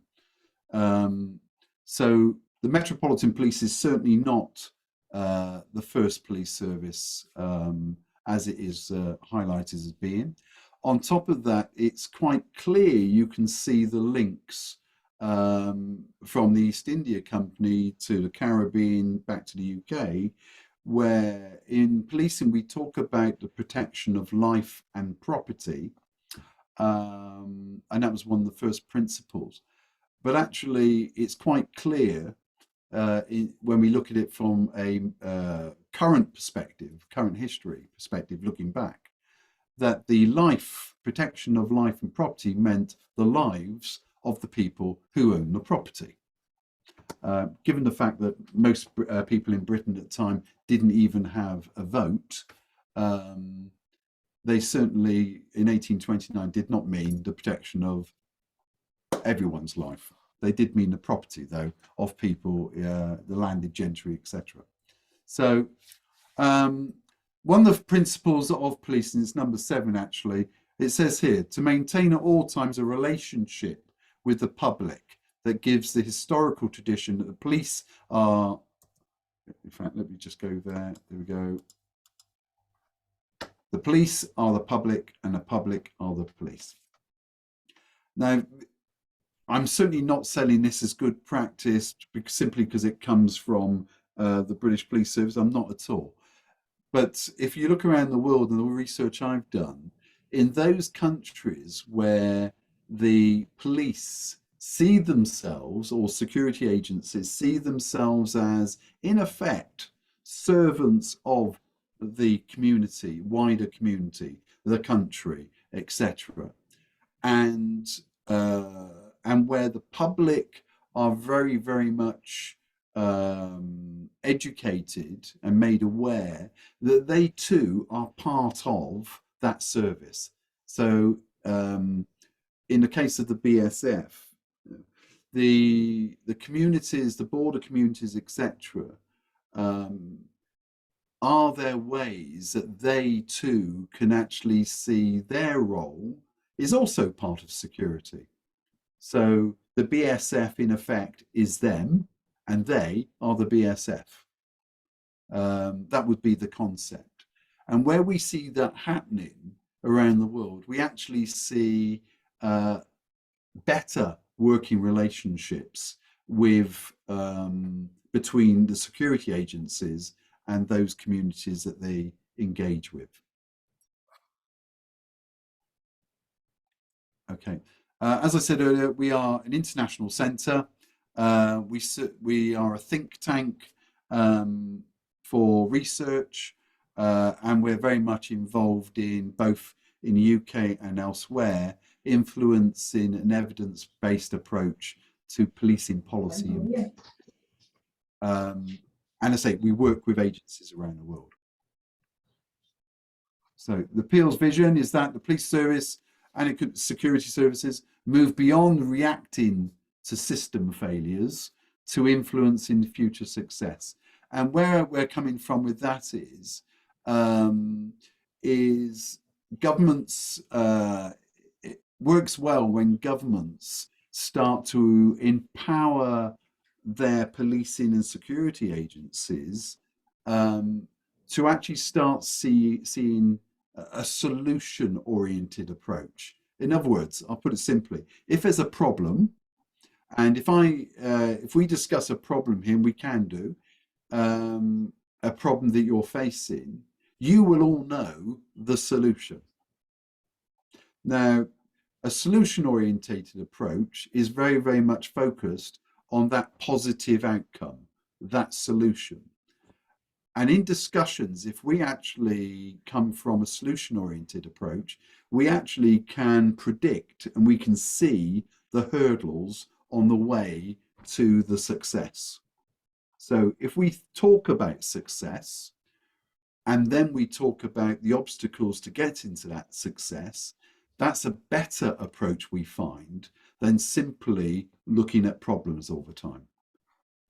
Because if we're just simply looking at problems, in effect, that's all we're doing. We're just repeating the problem. So we're focused on challenging limited transactional ambition, i.e., we don't want to be simply fixing, repeating problems. We actually want to be putting in place, through an evidence-based approach, policies, procedures, and practices. And we work with agencies to do that so that they are focused on success. One of the Peelian principles, very much, and it's one of the core ones, is that police services, security agencies should be judged by the absence of crime, deviance and crime, rather than their actions to stop that. So in other words, in a successful area, there would be no need. Now, there'll always be a need for border security, but if you're, by looking at certain specific problems and overcoming those problems, you cut down on many of the issues you have to deal with. An example being, where I live, I happen to have the privilege of living in the least crime-ridden area of the United Kingdom. I work in East London in the highest crime area of the UK. So I live in the least, I actually work in the highest. But up here where I live, the police and security agencies up here, they operate in the same manner as the police services and security services in London do, as if there's going to be a crime immediately. And as a result of that, that builds up a tension between themselves and the community. And so we're working currently on how do we overcome that? How do we get those police officers and security services in areas with less crime, being able to acknowledge that so that they can work more effectively with the community. And in doing so, the community then see themselves in partnership with those agencies. The same is also true in the centre of London, where I'm working, where my office is, highest crime area. We're working with communities in order that they become part of the security policing agents family. Bad practice in the United Kingdom has been as a result of terrorism, for example. Terrorism, so going back to 2005, we introduced an entire agenda, we call it Prevent, and that's around extremism. And what happened was the security and police agencies started to move away from their community engagement and start to only focus on security matters. And in doing so, they actually drove communities away. And the level of intelligence that was coming from those communities dropped completely. Now, where we've seen, both in the UK and elsewhere, where security and policing agencies are seen to be working in partnership with those communities, we actually see the level of intelligence start to rise again. So it's very much about challenging some of the ethoses that we face. So we come from a solution-oriented policing approach. As I said earlier on, builds upon problem solving by emphasizing proactive, collaborative, and community-based strategies in order to prevent crime. And I'm, so, in fact, I'll come off the, no, I won't, I'll just go to that one. And what I'm going to talk about next, but before I talk about, I'll stop. I am going to talk about enhancing links between agencies. I'm going to talk about the BSF, or the public BSF, and I'm going to look at enabling and empowering development of border community policing. Okay. Before I do that, I'm going to come back to yourselves if you have any questions about what I've just raised there.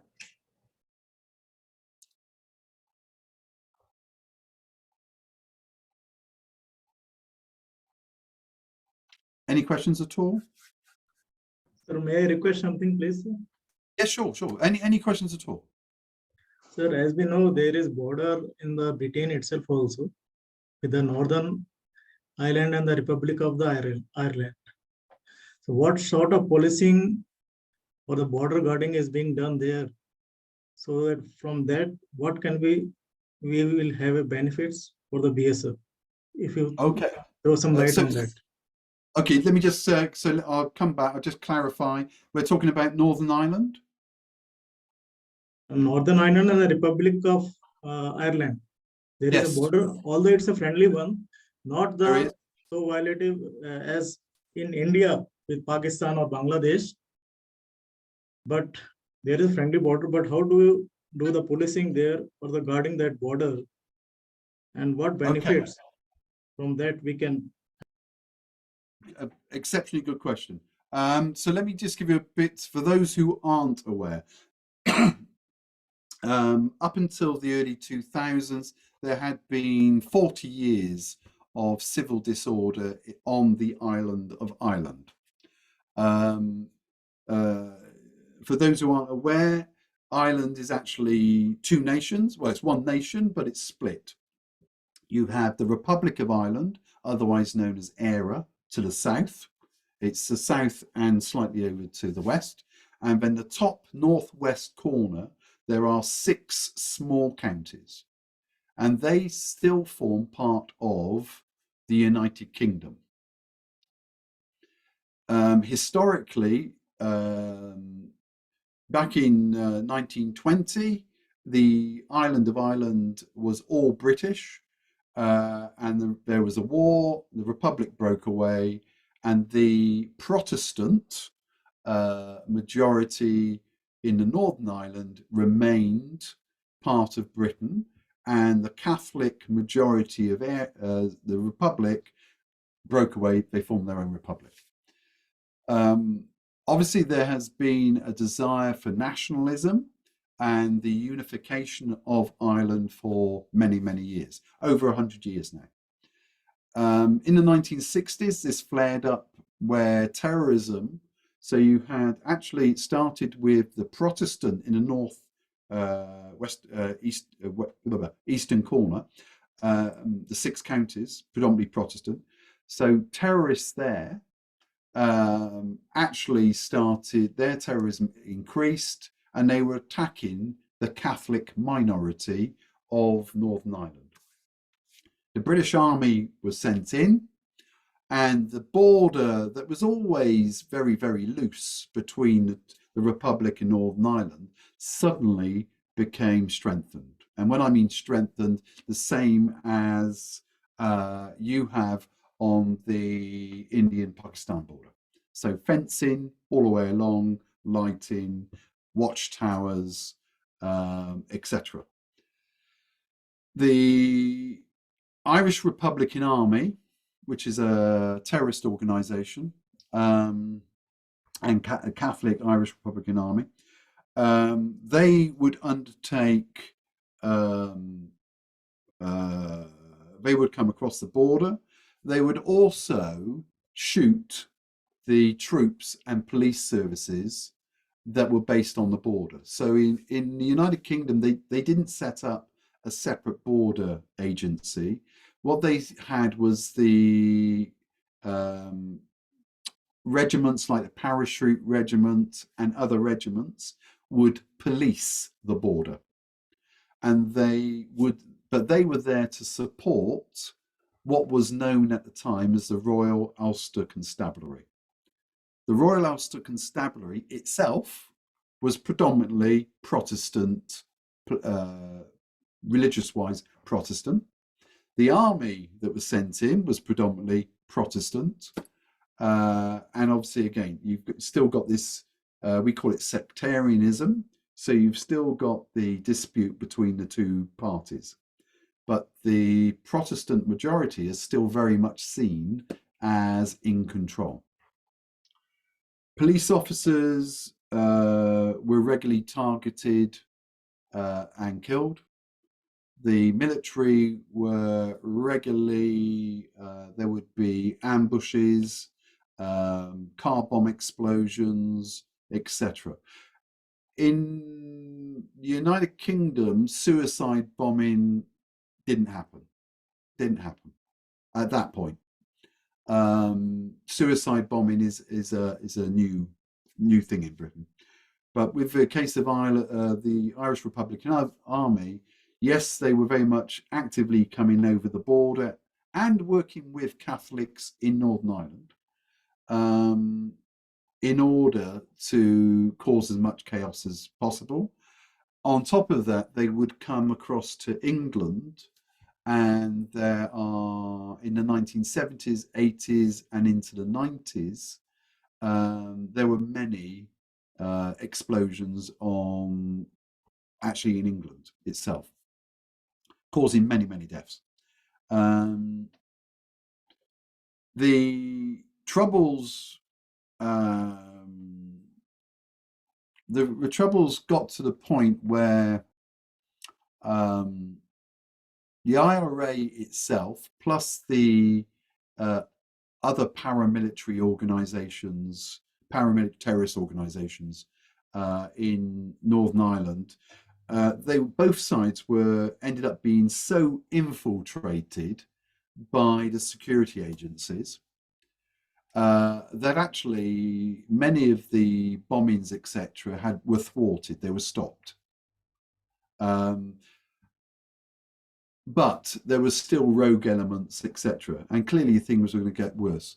Now, the British government actually, although the British government's line, its official line, is it will not give in to terrorists. It will not speak to terrorists. That's the official line. Behind the scenes, engagement is always necessary. So although the government is saying, no, we will not talk to them, it is vitally important that there are people talking to the